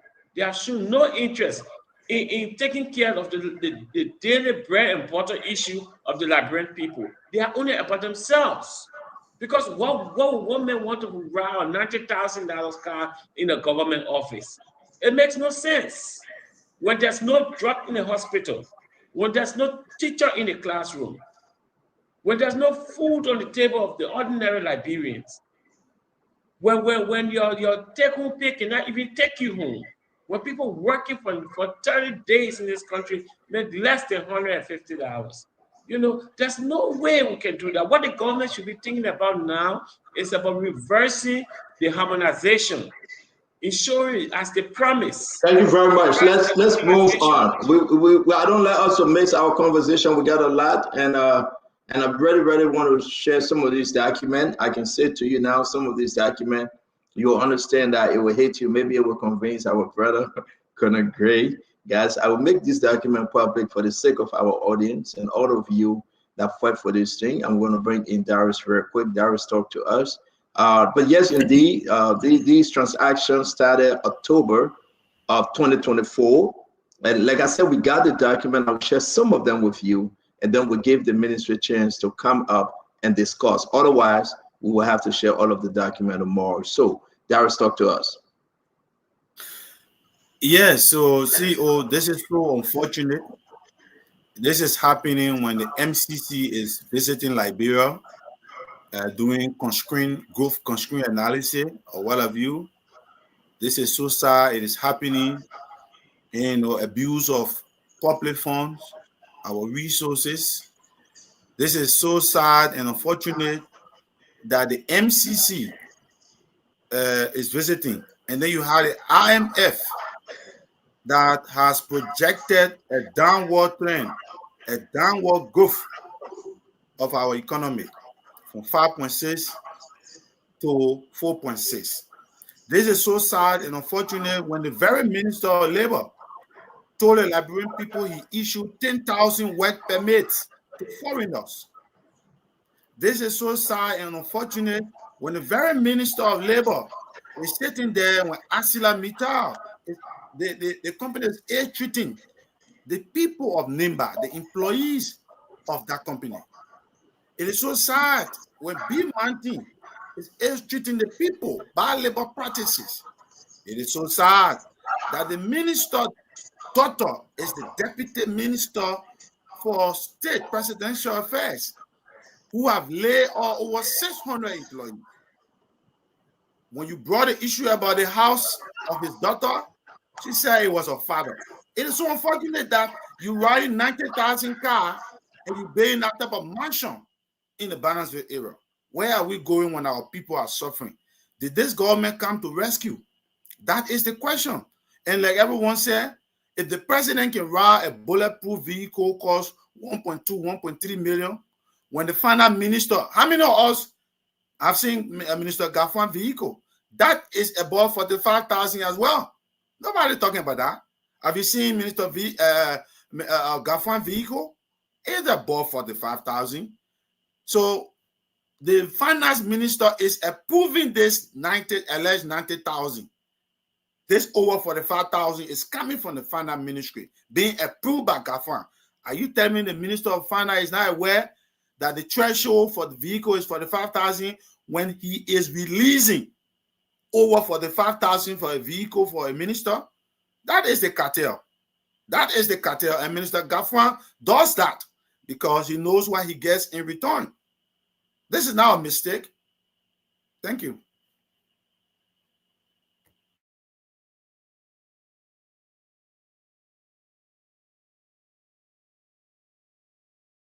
Thank you very much, guys. Come on, let's hear you on this thing. I'm going to pull what I can pull off real quick after you, because we got to just try to share with our audience. Somebody, let's hear you.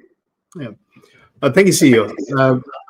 You know, in addition to what I said earlier, it doesn't matter how great you are as a lawyer. It doesn't matter, you know, how much connection you have within the government. I think all of this, not only, you know, to follow what I said earlier, not only distract from the real issues of which we're talking about, but also sometimes bring embarrassment to the presidency.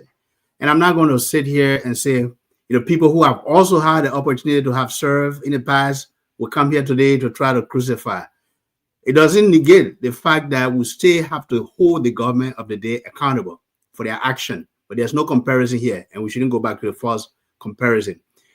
I think what Councillor Kura have done at the Ministry of Labor, if these allegations are true, Stanton, I think he should face the same fate as Swakogo Dennis, who was at NOCA. He should be suspended and investigated. Because for too long, you know, when people are in government and they feel that they are untouchable, they continue to make the same mistakes. And then they create that embarrassment for the presidency. I know, and I still believe that this president have a good plan for this country and he's trying to make a difference. But whenever these distractions come up, whenever he try to take 2 steps ahead and some of his lieutenants bring him back 1 step behind, it derails the kind of brand that the government is trying to build.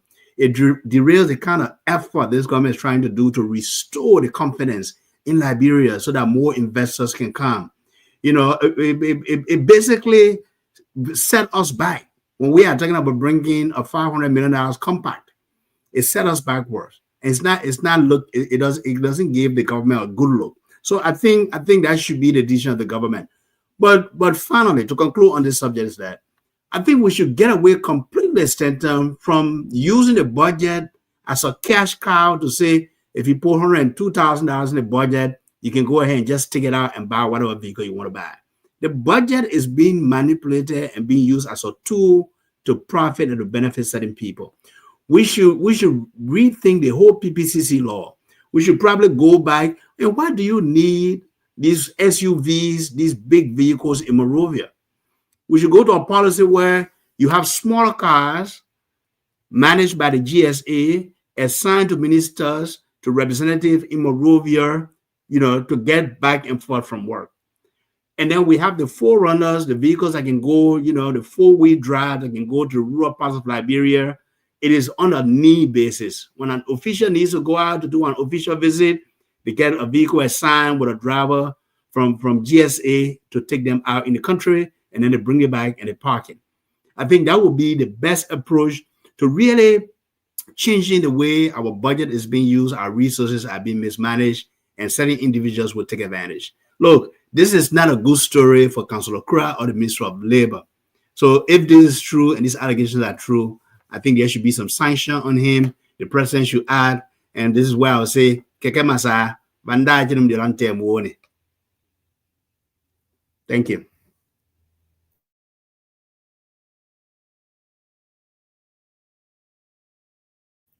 We want to say to all of you joining us, again, let me put a vehicle up. Again, I will share this document with you. That's the Prestige Motor Corporation. I think I said Katos Motor, I'm sorry. That's the Prestige Motor Corporation. You can reach out to them. This is the vehicle, it's Everest. Offer for Ministry of Labor.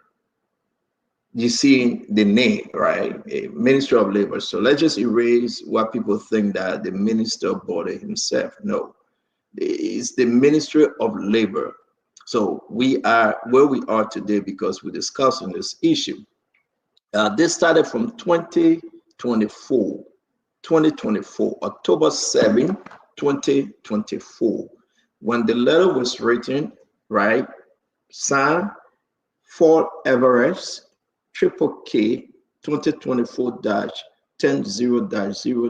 DFXR, Monday, October 7, 2024. Dear sir, thank you for your interest in the Fort Everest. We have pleasure in enclosing a technical specification together with appropriate price information for your consideration. All prices given are correct at the time of writing.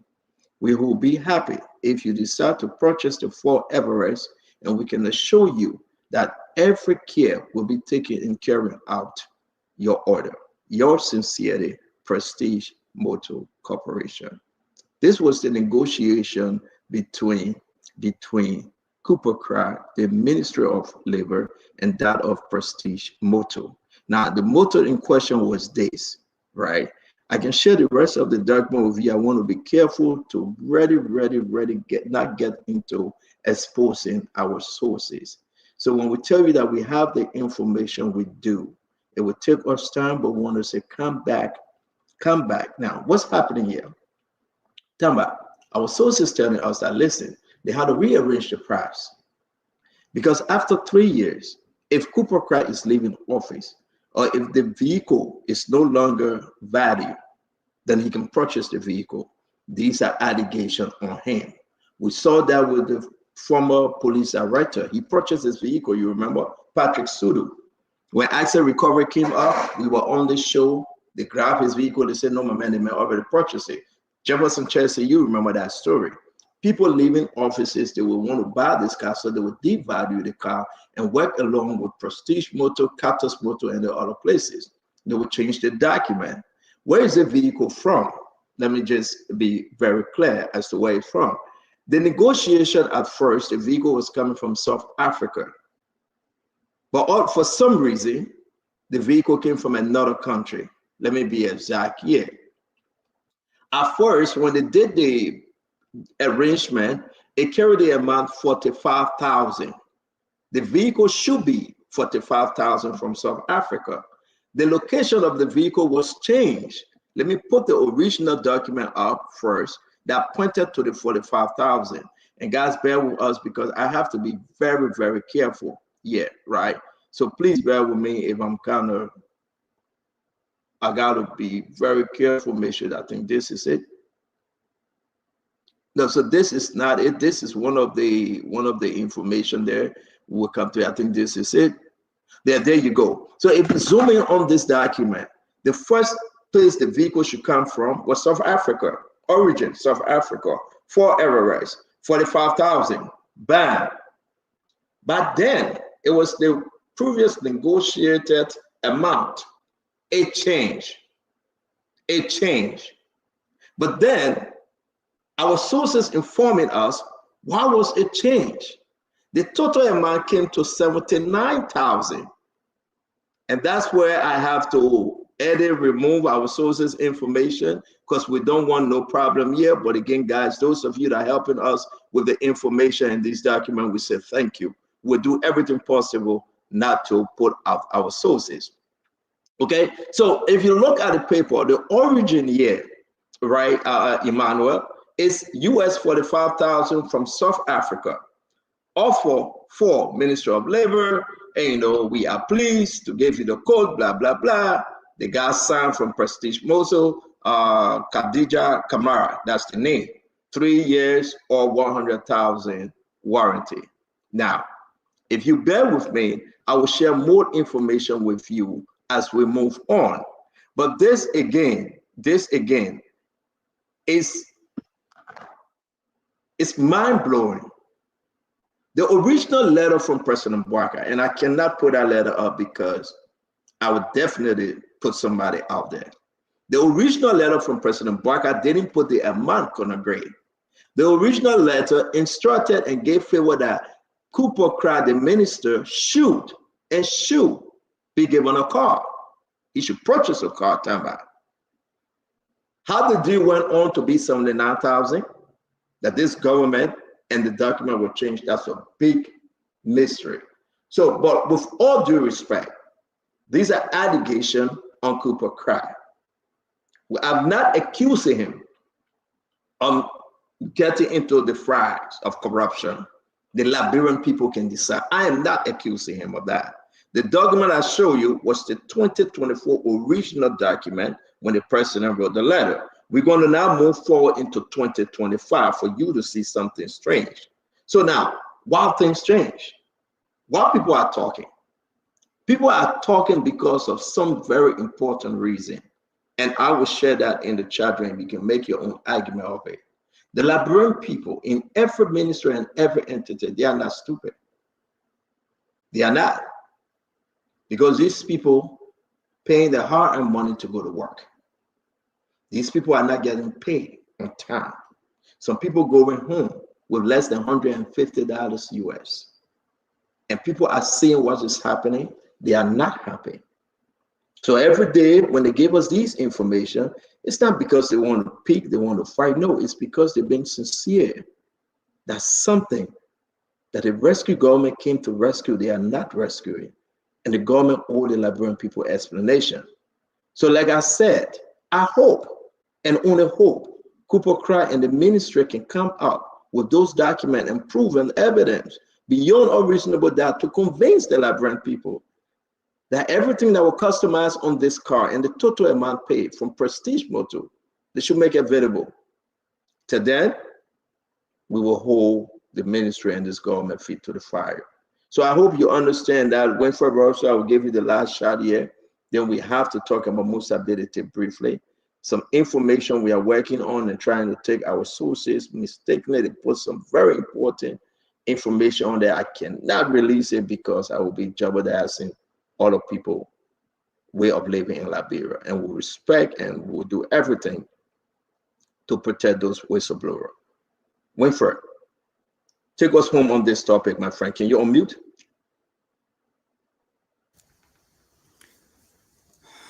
Yeah,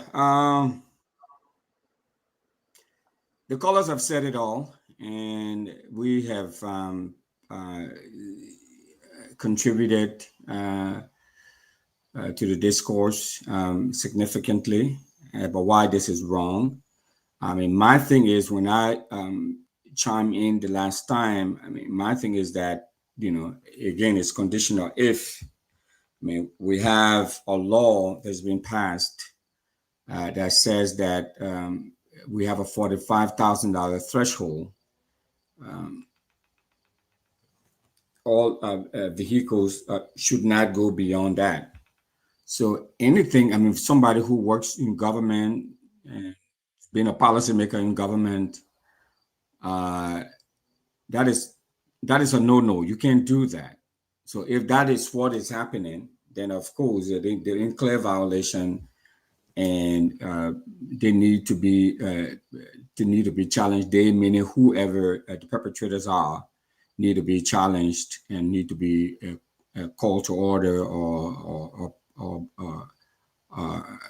booked or prosecuted, whatever that comes with that, because we cannot. I mean, we've had, you know, corruption hanging over us for a very, very long time. We killed people over corruption. I mean, we've done a lot of things in the name of fighting corruption and all of that.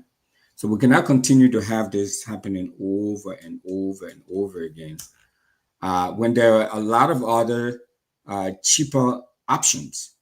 Okay, you don't need, you know, $45,000 plus vehicle, you know, to ply the streets of Liberia or the highways. You know, so you're done. So I clearly, I mean, that car, I mean, without even looking at all of the documents, I mean, that car does not appear to be a car that's under $45,000. But one of the things I was saying was that, you know, if the government, I mean, through GSA, is negotiating in bulk, they should be able to get a much, you know, cheaper rate, a better car, cheaper car at all of the folks, you know, to use. I mean, yeah, where I work in government, I mean, we all know this. I mean, it's not a secret. You dare not take, I mean, except where maybe you're going out of town, even for the commissioners, even for the top, the equivalent of ministers and stuff, they don't carry government cars home. They're done, you know, to use it and the pocket and the go. I mean, so why we continue to allow this practice, in Liberia, I mean, year in, year out, we continue to do this. When we have budget, challenges, when we have, struggle there with the way things are, people are suffering, and people need resources for hospitals, for clinics, for schools. We have to cut the waste. I mean, is that clear? I mean, there's nothing fancy about it. We just have to cut the waste and learn to live within the confines of the budget.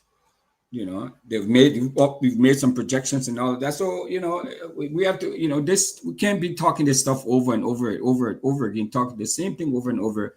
And it seems like the folks are not listening because they continue to carry on like this, so it's really sad and unfortunate that we have. It is. It is. I'm sorry.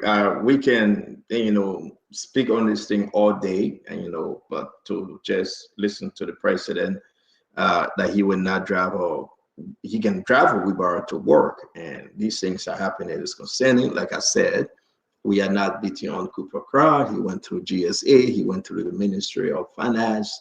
They have some explaining to do, but the Liberian people know exactly what is right. Jefferson, the Liberian people ain't stupid. If it were done in the past, we shouldn't do it. If it were corruption in the past, we shouldn't do it this present time, because then too, the reason why they elected us, we are not being just to the core.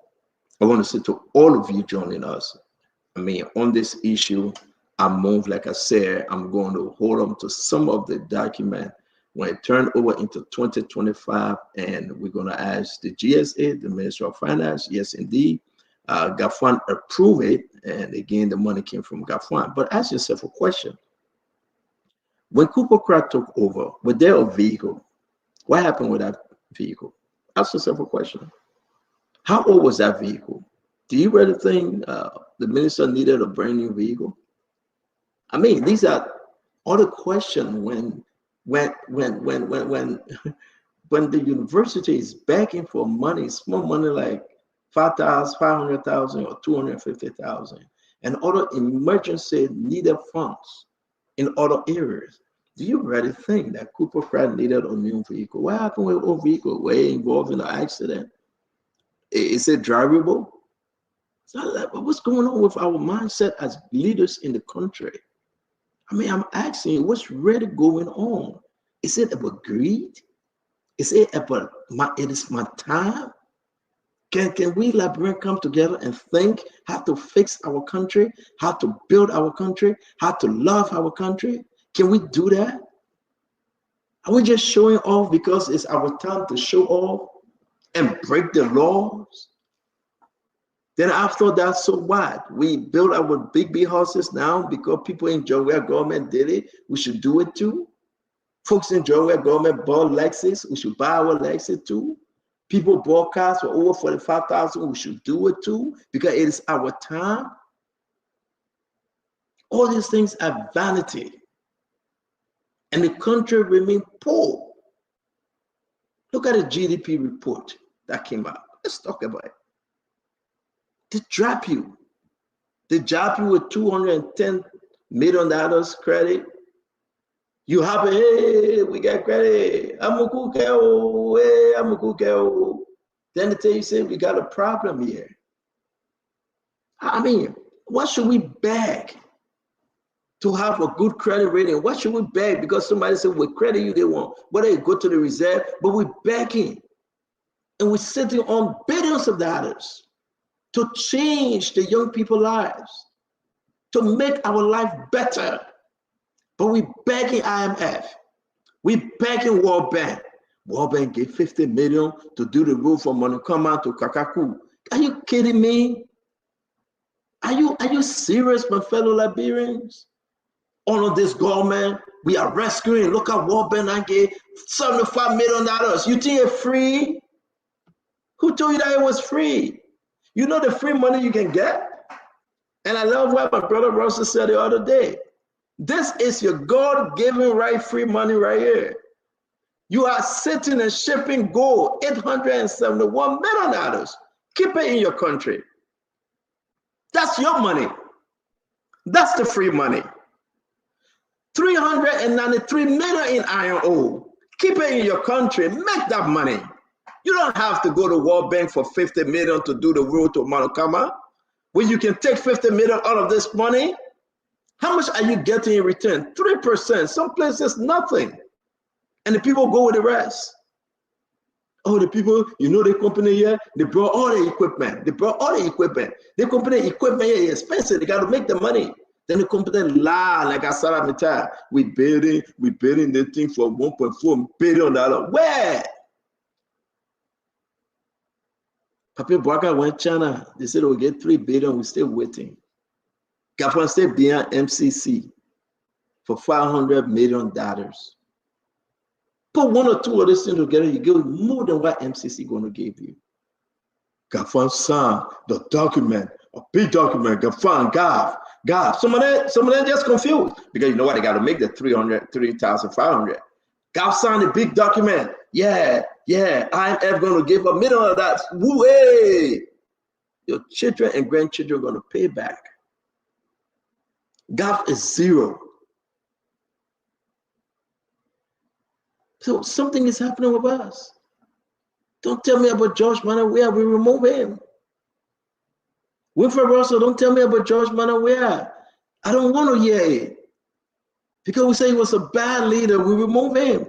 Let's talk about President Bwaka and the leadership now. On this beautiful Saturday, what are people backing for? Tomorrow, next week, they will put a picture with some people that standing out and shaking hands. Lance Mines and Energy Minister, we won't pay. Travel to Dubai. They are bringing $25 million investment to collect $250 million worth of resources for our country. Then you see some people posting it. The minister is strong. They're bringing $25 million, but they're taking $250 million. And you guys, wake up. Tama will be on this show. The minister is doing well. Gafan is doing extremely well. IMF, ECF, coming back, $210 million. Gaf is strong. This boy know how to travel. You know that it's not free money. The puppet brought in $75 million to build a road from Bokulon Jile all the way to Greenville. The puppet either southeast, the puppet Leke. It's not free. You know how many go in Bokulon Jile? Have you been there? Do you know how many go in Bokulon Jile? That is even triple, double, triple. That's $75 million Bwaka going to bring. God, we need a good leader, man. You know, I'm hungry, but I think we can just close the show here. Before we do that, let's do a passing by real quick. I appreciate every one of you. Don't forget, Mr. Combs is coming up on Sunday. I just want to say to you, my fellow Liberian, the time has come, right? And it's now for us to speak truth to power. They may not like us. To tell you the truth, so many people may not like us. Some of them hate our guts. I hear people say, Stena, if you go to Liberia, you must bring Conor Gray with you to protect you. No, Conor Gray and my brother will go and eat a jacket. Nobody will touch me. But because we are telling the people the truth. And that's why today Musa Bedete went to Bon County. Where is Prince Moyi picture? I think he put it up there. And Musa Bedete was blasting today. He said he's going to build this bridge. Musa Bedete is there with Prince, how you call him? J. Marvin Cole. And listen to what Musa Bedete said. Let's play a couple of it. Just a little. Assure our team in Bonn that no party will boast over us in this country. If they made them vex, let them go build one bridge, and every bridge they build will build 2 more bridges. When it says any rule, and you take the challenge, I'm challenging Senator Moy. Let me call your name. I'm telling you, if you build 5 miles of road in Bon County, I will build 20 miles of road. He is the man who is sitting down over. Listen to this. Every year we divide money. The legislature is the one that can say, get the money. Not tell the one y'all go do this. Not tell the one y'all go do this. Last year, 2024, the legislature divided $800 million. Senator Moe was one of the presidents that was sitting on top of that decision as Ways and Means chairman. The thing you bring to your country, somebody can bring that one, then you won't fight that person. This year again, another 800 million. So for the last 2 years since President Bouaga became president, Liberia has approved $1.6 billion. How much of that money did you see in Bangladesh? How much of it you see in Bangladesh? When you believe it, when somebody tell you that the person that is dividing that money is one of yours, then you want to fight somebody who comes to your door, and then you make it the lawyer that your farm and went to. Bangladesh is not your farm. I'm telling you, Joe, listen, and I want us to close on this because this is so interesting, right? I believe that something is happening here. Say what you want to say about Musa Bility. That's a fight that Prince Moyi got to get himself ready for. He got to get himself ready for it. Musa is challenging Prince Moyi, the senator from Bon County, that I'm building this bridge. If I see you touching any bridge, I will build 2 more. But it's not only that though. Musa is telling Prince Moyi, you been in the county, been eating the money. You have not done anything. That's not my county, but the people deserve better. And we gotta wait for Prince Moyi to respond on this one. How long Prince Moyi been a senator for? Representative to senator. What have he done for the people of Bon County? Prince Moyi gotta explain. I'm not accusing him. But you tell me, my fellow Liberian, who is Musa fighting for? J. Melvin Cole? J. Melvin Cole seriously going to unseat Prince Moyi like he told me yesterday? He will be running for the senatorial seat in Bon County. So something about Bon County that Musa said, I'm here and I challenge you. So that's what I said to everybody asking me question. 2029 will be a political bloodbath. Money speak. Money will speak. People in Bon County listen to us tonight. Emmanuel, they are listening to us tonight. That Musa is holding his ground, and not only Prince Moyi, I'm hearing that Musa is going to Magibi to challenge Emmanuel Nukwe. So if somebody get their own money, somebody have the over 100 black SUV, somebody have a lot of motorbike to take them anywhere and make that argument, you tell me what's going on with 2029. And I beg for us to close on this, man. My head is hurting. I want to push the show. I can't because we have a sister in there that got to go home. And that's when people say, "Man, Stinton, what do you think?" Don't worry about what I think. This thing is shipping. It's shipping by itself. Musa want to build a bridge in Bon County. So let's see what the Prince Moyi will build a bridge to. Then Musa will chase Emmanuel Nukwe. I talked to Emmanuel Nukwe yesterday. I said, Emmanuel Nukwe, Musa running against you in Magibi. Emmanuel Nukwe said, well, let him come. So Musa will be running against Emmanuel Nukwe, or he willing to be president? Emmanuel Nukwe told me, said, but let him come in Magibi here. Emmanuel Nukwe said, and I will say this because he's my friend too. You know, everybody in Liberia is my friend, right? Even Russell is my friend. Conor Gray, you're my friend, right? Conor Gray, I met you to the Wawa with Bao Coffee. You know, right? I met Conor Gray. Conor Gray is my friend. Yeah, seriously, we drank coffee, you know. And Emmanuel Nukwe said, those that want Musa to run in Magibi, I know them. Then I said, well, Emmanuel, who are those? Representative Ellen Atogula. That her name, right? Prince Ware Wule, that her name, the representative. Her colleague. Hey, you want me to tell the secret? No, let me leave it. Let end the show as you do it. The man said, even Colonel Gray, you want me to talk, but I want to need anything. But the man said, I'm not talking, let me talk small, yeah? I will talk small. The man said, even what's the man name? Miguel. Miguel want to unseat him. I said, how? Miguel is a sitting senator, he's not running again. The way 30 something. He said, Miguel want to unseat him. But he read it. No. Let me stop this fight. That my friend. I will not put the conversation outside. But my friendship good though. I can keep secret. Trust me with your secret. Gonna go, you laughing for? You might trust me with your secret. Friendship good. I want to say, guys, thank you very much.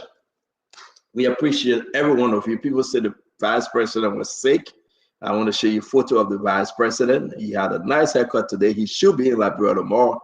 I don't know if that has segment looking. Yes, indeed, but we can announce. You heard that Sam Koga said the vice president was sick and he traveled. Yes, indeed, he has a couple of everybody can get sick. The vice president has some issue that he traveled, and while he traveled, he got sick. But the question is the sickness leading to death? No. A couple of years back, the vice president had a motor vehicle accident, and this time around, the vice president back was hurting. So he went for checkup, and when he traveled, he started experiencing back pain. He decided to go for checkup. He did all of his tests, and he'll be back in the country tomorrow. So those of you that are chasing this thing, Jefferson Chesson, Darius Doe, and the rest of the sedition, the vice president is okay. He will be back in the country tomorrow. Tell me, who on this set never get sick before? If you have never gotten sick before, speak now. You throw the first stone. Let's close the show, guys. We'll go to Tamba, we'll go to Emmanuel. Emmanuel will come to you, bring her up to speed also about the ANC convention when it's your time to speak. We'll go to Jefferson Chessie, my brother, and my corner at Remy Gray, Darius Doe, and Winfred Russell. Then we'll end the show. But the vice president, ladies and gentlemen, don't listen to Sedisha. They're scared. The vice president is okay. Tamba, let's hear you. Thank you, CEO. CEO, do you want to make that announcement before I close, or do you want to make it at the end? For the couple you're bringing on tomorrow. Yeah, but you didn't send me the picture, nothing, my man. Oh, it's just that. So tomorrow we'll be bringing this Liberian family that has some medical issue. I think hepatitis B. I was told to announce it. And Brother Russell, they are trying to gather some funds because she should be traveling. The only means in which she can get some serious treatment if she traveled to Germany. Am I correct? Yes, correct. Yes. So we'll bring them on briefly tomorrow prior to the show, and we ask for your assistance if you can to enable her to take her trip. It's a life-saving condition, and we ask every one of you, please. Those of you that will join us tomorrow, anything. They will put their own cash app up, Zelle, and you can contribute to anything. And tomorrow we'll bring them on. Are we announcing the name? Yes, you can announce the name. They have given. Go ahead, you can announce the name.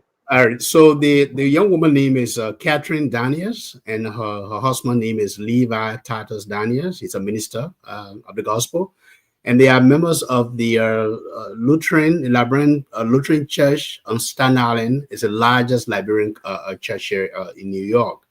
And the reached out when I visited last Sunday. It is a really, heartwarming story. Her condition. So, Stanton, thank you again to you and the Spoon Network family for accepting to give him, an opportunity to come up to share their story.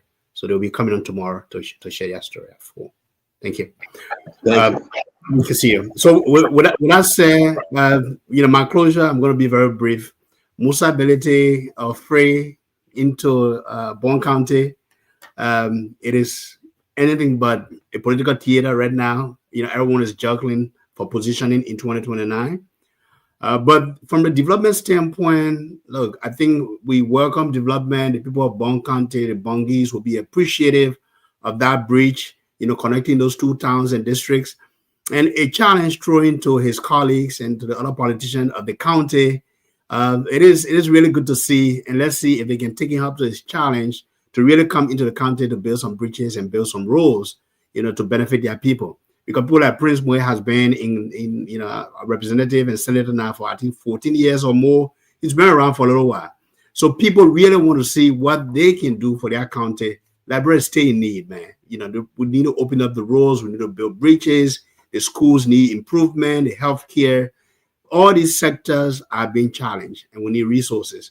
Can Musa ability, based on what he's doing in Bond County, come close to the presidency?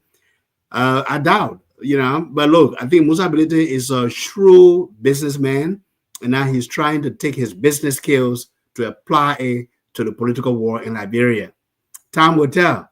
We'll see how far CMC can go. We'll see how far Musa ability can go. But again, they are a new party. They are still building. But we welcome the development for the people of Bond County and Nimba County. And finally, tonight, what I'm going to conclude on is that, politicians and civil servants and government appointed officials or officials of government appointed by the president have to understand that when they come to government, they come to serve. That should be their understanding. That should be their messaging. Doesn't matter your position. Doesn't matter how much legal degrees you have or your connection to the presidency. Don't do things that will embarrass the president when he's trying to move this country, to rebuild the reputation of this country, to attract foreign direct investment. And I do agree here with the CEO. We need to exert greater control over our resources. That's what we need. If we do that in a very short time, look, we'll start begging the IMF or World Bank to give us loans or credit us money to come and build and pay our debt. Because if we exert greater control over our gold, our diamond, our iron ore, our rubber, our timber, trust me, no Liberian will want to leave Liberia to go out to go settle. We will all be in Liberia because Liberia will be prosperous. Liberia will be a country where we want to raise our children and our families. So on that note, CEO, I want to thank you and my fellow panelists being here tonight to contribute to this dialogue about Liberia. Thank you so much. Thank you very much, Tamara Garaz. Thank you very much. Let me bring in our friend and brother Emmanuel Josh. Good evening, ladies and gentlemen, and fellow panelists. It has been great being your home for the last couple of hours, and thank you for watching us every evening. Look, each time we come here, you hear this conversation. My witchcraft is better than your witchcraft. Well, a wish is a wish. Their primary duty is to destroy the fabric of society. Whether you paint it beautifully with lipsticks, it is still a witch. So that's why this every evening I come, I remind you that we have the opportunity to start this conversation that we have almost every evening with two groups of brothers saying, you did this, so we can also do that. But the Liberian people continue to suffer. The Liberian people continue to struggle. And this must stop. You have the ability to stop this. I want to thank Representative Musa Abedete for what he's doing. But I would like to urge him to kind of put a sustainability package in his development project that he's going around. Because we know that during the war, a lot of NGOs did a lot of projects in our country, but many of us could not sustain that in our communities. And right now, those projects are either no more or they are ruined. Let me conclude by telling you, brothers and sisters, of a great hope. This weekend in Kakata, I'm just from Kakata, Magibi County, the Alternative National Congress is meeting. Almost every hotel in Kakata is full to capacity. The partisans have converged on that beautiful city. So if you have time, tomorrow we start our meeting. I've gotten my delegate card. It's yes. Then they'll say I shouldn't wear my cap, so it's not on my head. But the delegates have converged because we have hope in this country. Let me see your card. Can we see it, please? Oh, wow. Okay. Nice. Yeah. So because we have hope in this great country, we believe that Liberia has all the potential to be a great nation. And as Mr. Alexander Cummings, the political leader of the Alternative National Congress, said on Thursday when he was at the Center of Intellectual Exchange, that there's this big bowl of rice and he has the idea to expand it. Listen to that conversation he had. listen to the ideas he has to offer. So tonight, as you sleep and think about the challenges you're going through, please join me. Please join me in this effort of changing Liberia. Be a part of the third wave, the Voix Croissant, the wave that will change Liberia for the better. Have a wonderful evening, and I'm excited to be in your house every evening, commentating on political issues. Thank I you. know you did your closing. Let me just ask you very quick, though. Who running against Mr. Cummings? Do you know? No, as of today, there is no one challenging a political leader because it seems like the party have immersed confidence in the ability of Mr. Alexander Cummings. But we do have contenders for the chairmanship level. Who are those for the chairmanship? For the chairmanship, we have our current acting chairman who took over the party after the death of our late chairman, Senator Daniel Niten, Councillor Rifai Gould. He's going to be running against Dr. Mohammed Sharif tomorrow. Most of the other positions seems to be non-contested, but it's going to be an exciting time tomorrow. Any surprises? Any speaker that joining you guys from another political party? We have sent out several invitations to other political parties. We expect them to join us in the evening during the closing ceremony. I did not really confirm who are coming because we have different mix of meetings. There were a lot of delegates coming in that needed lodging and other things we're dealing with today. But yes, we did invite other political party leaders, and we look forward to seeing them tomorrow. And then after this, it's just a one-day thing, right? Technically, yes, we complete tomorrow evening. And after this, the next step on Mr. Cummings. Then we will call him standard bearer. Will he be the standard bearer now? No, the standard bearer is not selected until the election year, so he will be. So you'll be a political leader. He will be the political leader. Yes, sir. Then after that, Mr. Cummings, what's his next move? Well, Mr. Cummings will be joining us in the United States for ANC One Diaspora Convention that takes place from the 24th to the 26th in Atlanta, Georgia. He's going to be flying out there. He's going to be part of that meeting. It's an exciting meeting that we've been planning for a while now. We have a lot of our members who are coming back. Conor Gray, you are invited. Make sure you come so I can shake your hand and give you some brotherly hug. And Tama too, I know you are a great supporter of the ANC. You are invited. And man, you didn't invite me to compete. You want to invite me now to follow?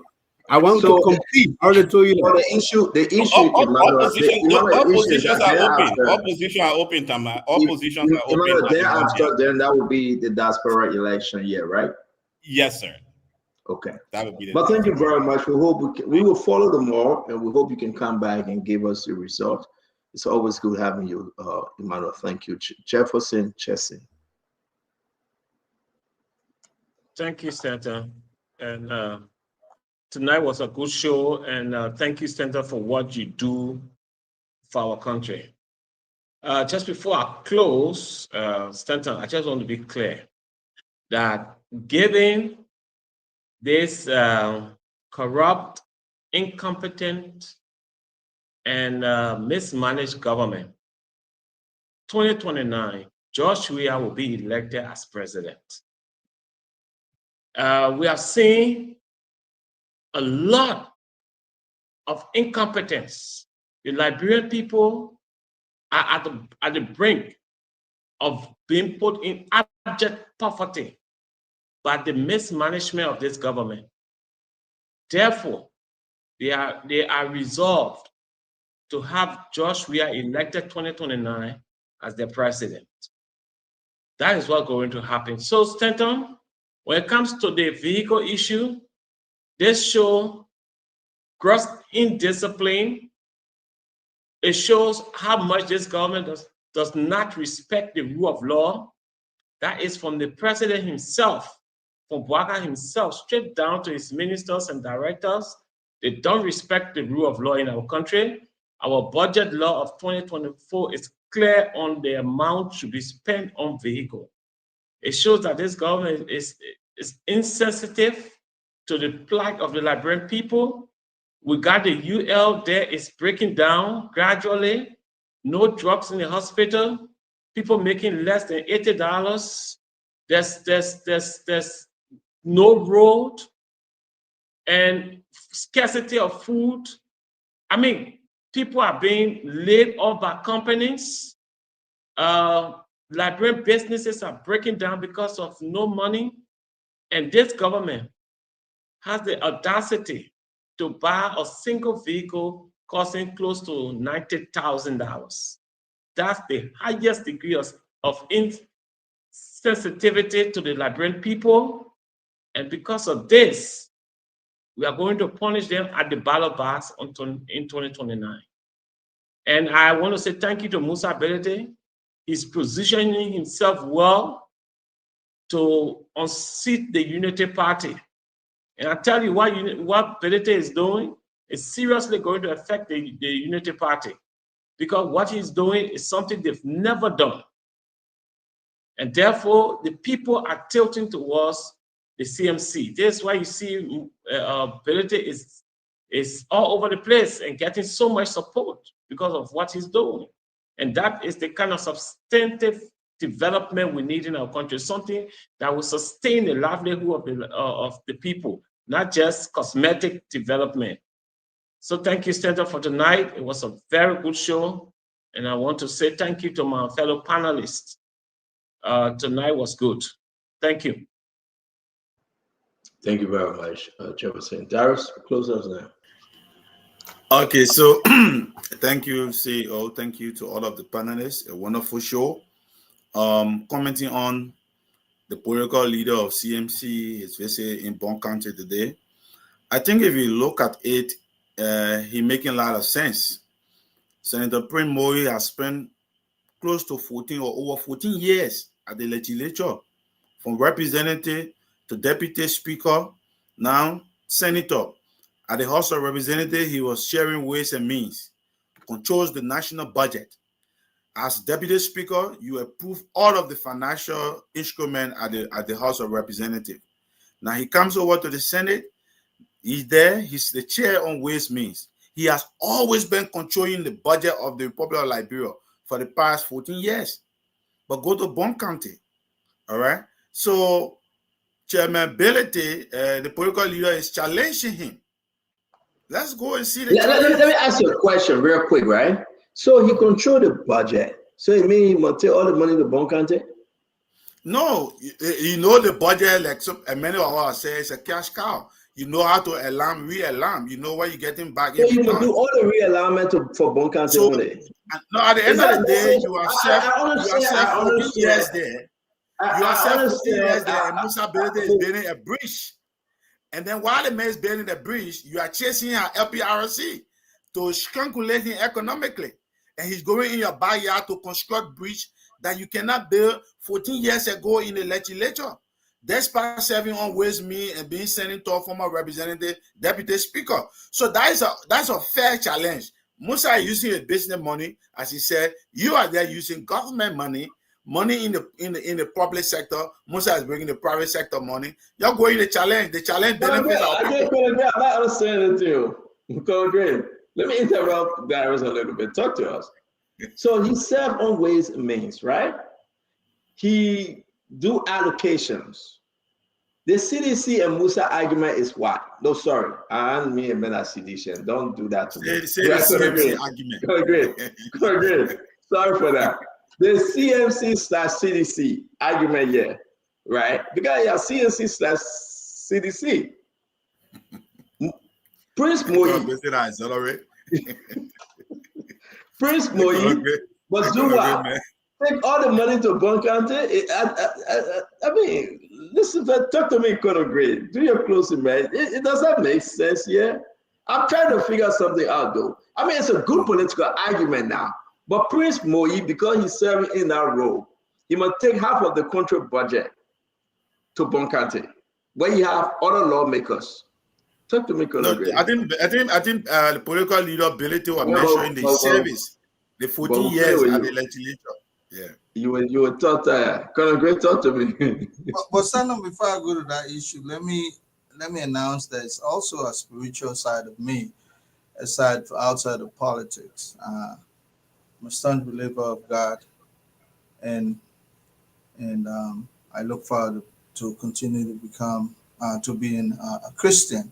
On the 12th of this month, Dr. Emmett is that Lafayette Dunn, the speaker, the orator, would be visiting us at the church.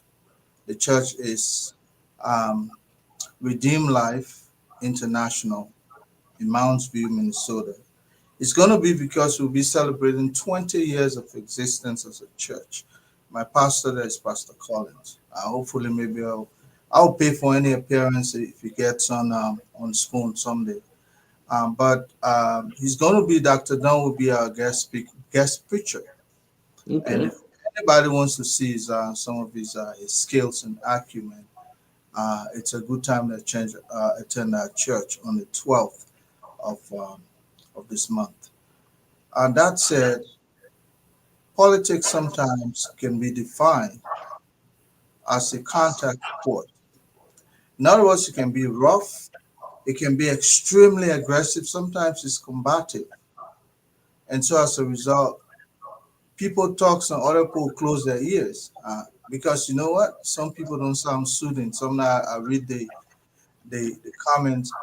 People even want you to throw some of us out of the room. That's how it is. I remember when Isaac Doe used to talk, some people closed their ears. Look, it's going to be hard for you to embark on a new day. So and maybe that's how chronographs. People, some people closing their ears when we're speaking, and that tells you that you're creating, you're making an impact. You are making an impact because some people come when they don't see Conor Gray, they jubilate. As soon as he appears, some people can go down and say, "Oh God, here he comes again." But that's not the issue. The issue is, as long as you are trying to bring the past back into the present,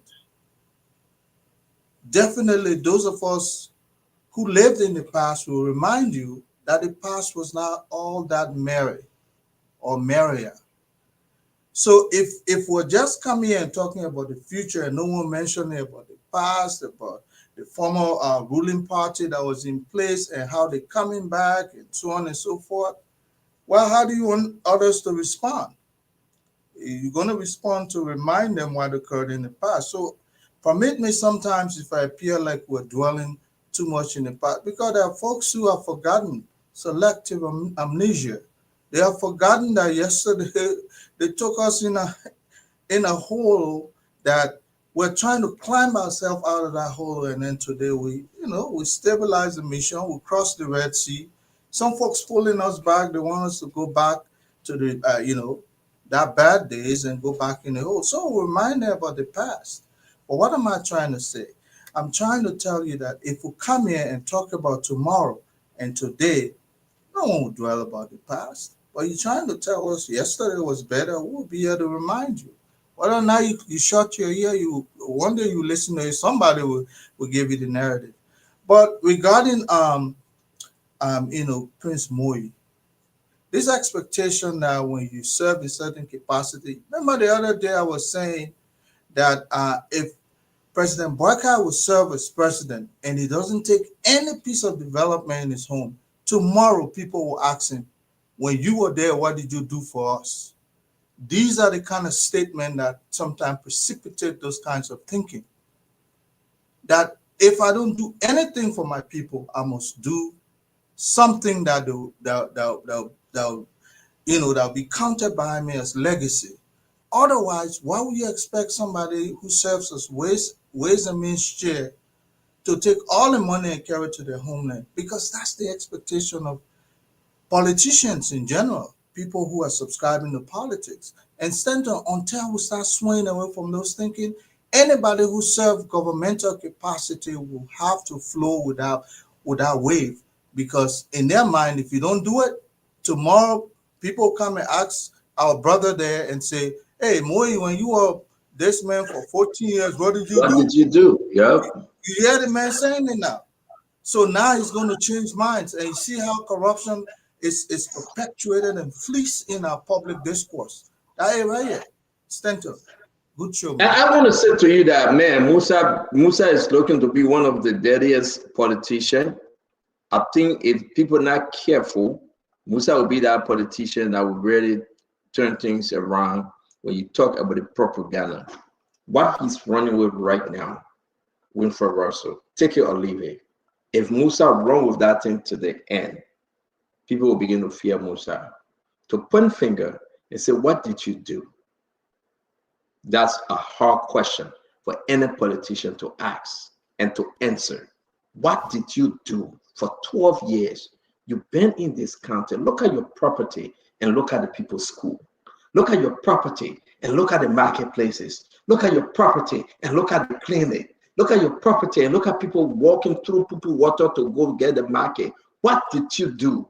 That is a bad boy. And Musa is turning to be one of the bad boys in town. They're serious, I'm telling you. People take this for joke. It's not a joke. I can say to you, call him any name. But that's a bad boy around the block that people got to be afraid of. Musa take this thing in Bon County, in the people own that place. And Aspirin Moyi, 14 years you were there. You ride, you down on one, you ride the chariot with all these guys, like Conor Gray saying, but what did you do for Ma Kwanan that's sitting out under that palm tree every day and she's sick?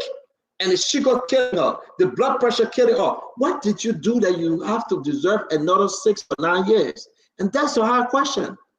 And Musa said, I am not running to be represented again, so I'm free. He's a bad boy around the block. And I would say to all of them, watch out for him.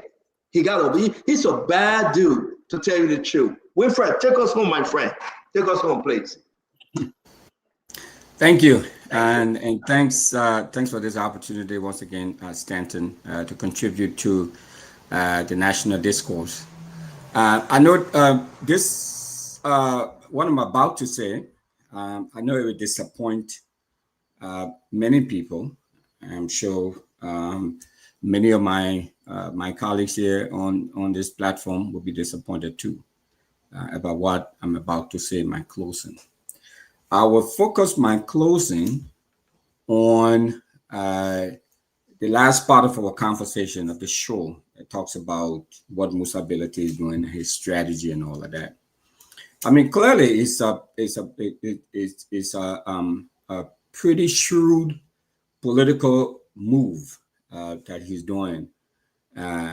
Sadly, it is happening in a country where people are very impressionable. You know, it doesn't take, without due respect, it doesn't seem to take a lot to convince people or have them, supporting you and embracing you because of some of these favors and some of these things that they're doing. Now, no question about it.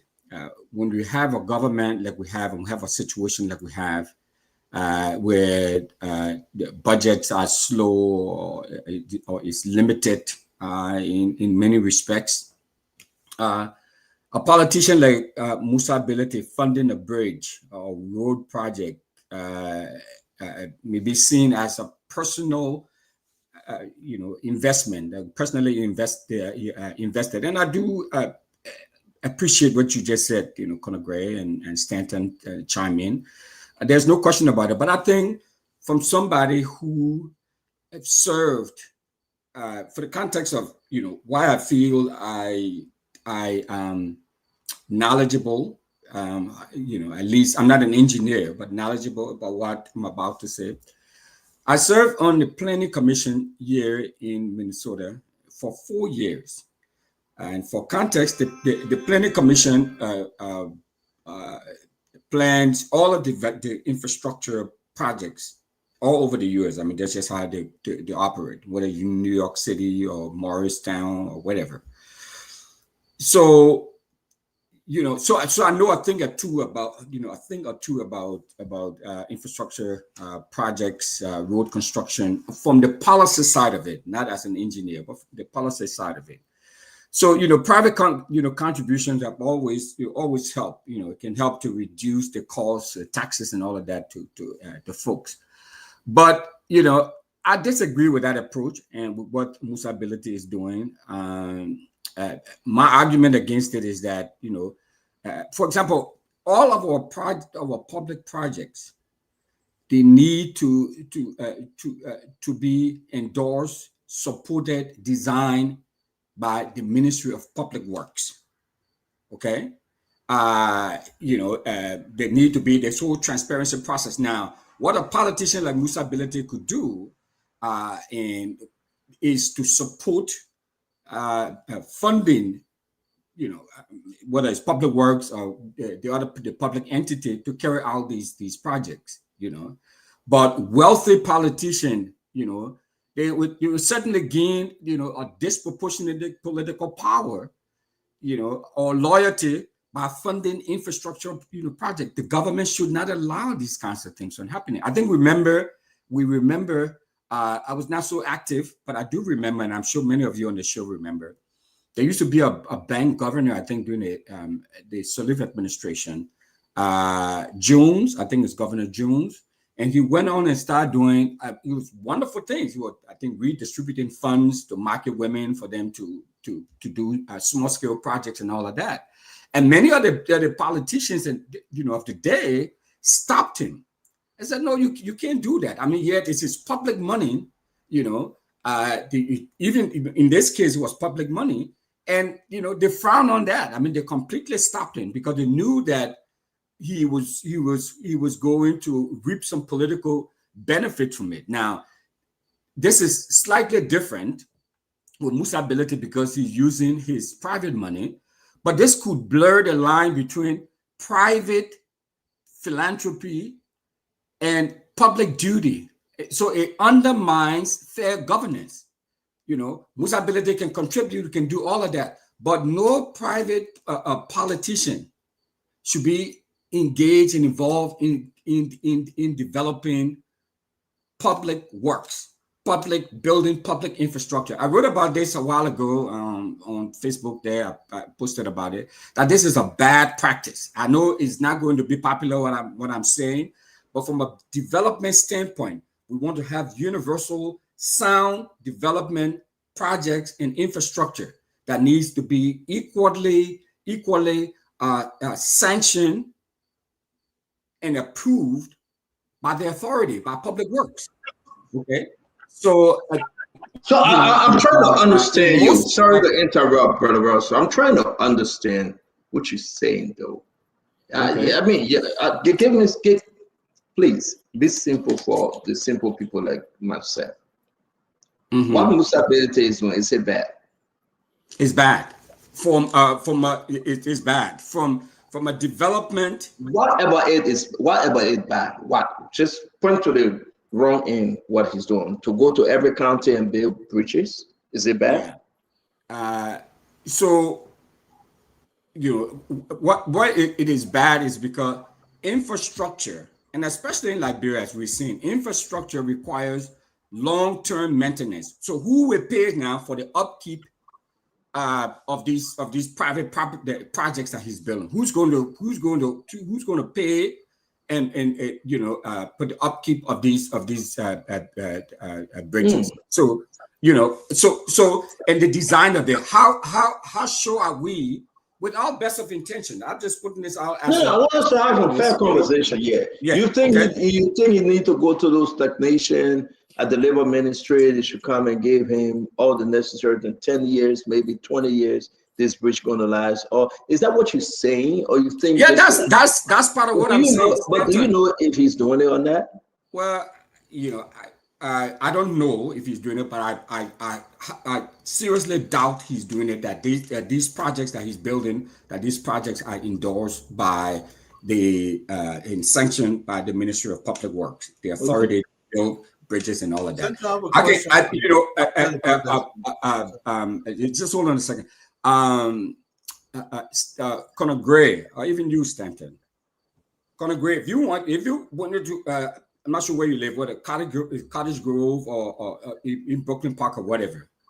Come here and say, okay, you as a politician, and you want to build, you want to put up a traffic light, or you want to use. You would never do that. They would never allow you to do that.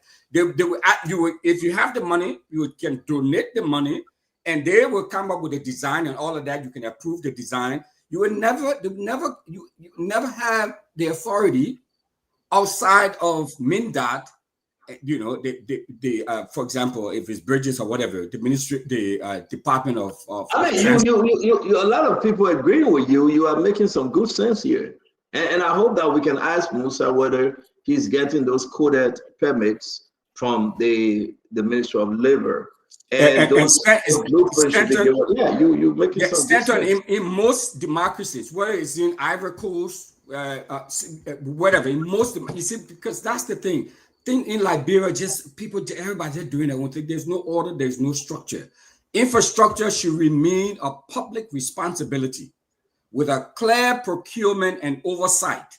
If that bridge, if it's not built properly and it falls apart, Conor Gray, you know what happened in Minnesota, with all of the sophistication and resources. My brother, that's what I was about to ask, but go ahead. Yeah, so politicians can certainly advocate for funding, or they can donate, to community causes. But for them to be entirely in charge of this public infrastructure, that's a wrong precedence. And as great as it is for Musa Bility, he's getting all of the kudos. But the government should not allow this to be happening. Whether it's public universities, whether it's bridges, what is roads, I know these things are desperately needed. He can contribute, for sure. He can contribute. But going around naming and building bridges and all of that sort of stuff, that's a bad practice. So Sana, let me just ask you a reminder question. A few years ago, we had a federal bridge that collapsed in Minnesota, Minneapolis, the I-35 W bridge. It collapsed, and the government had to pay so much money, millions. What if one of those bridges in the future were to fall the same way? Are we going to hold the government accountable, or we're going to hold Mr. Bility? That's something to ponder about. That's exactly the line Mr. Russell is pushing. Because think about the future. Who bears the burden if those bridges were to collapse? Are you going to agree? And I understand, because just last year or so, the Delaware Memorial Bridge, our ship went through it. We saw that, and not Delaware Memorial Bridge. I'm sorry, the bridge in Washington. Yeah, and Baltimore. In Baltimore, thank you. In Baltimore, and folks died. So now you really get me to think that, well, this is a good thing, but is he working alongside with the Ministry of Public Work? And we will ask Musa. I think you need to explain now, not just but to you though, Winfrey, it's a good idea. It's a good contribution to the community, the district, and that of the country. Correct?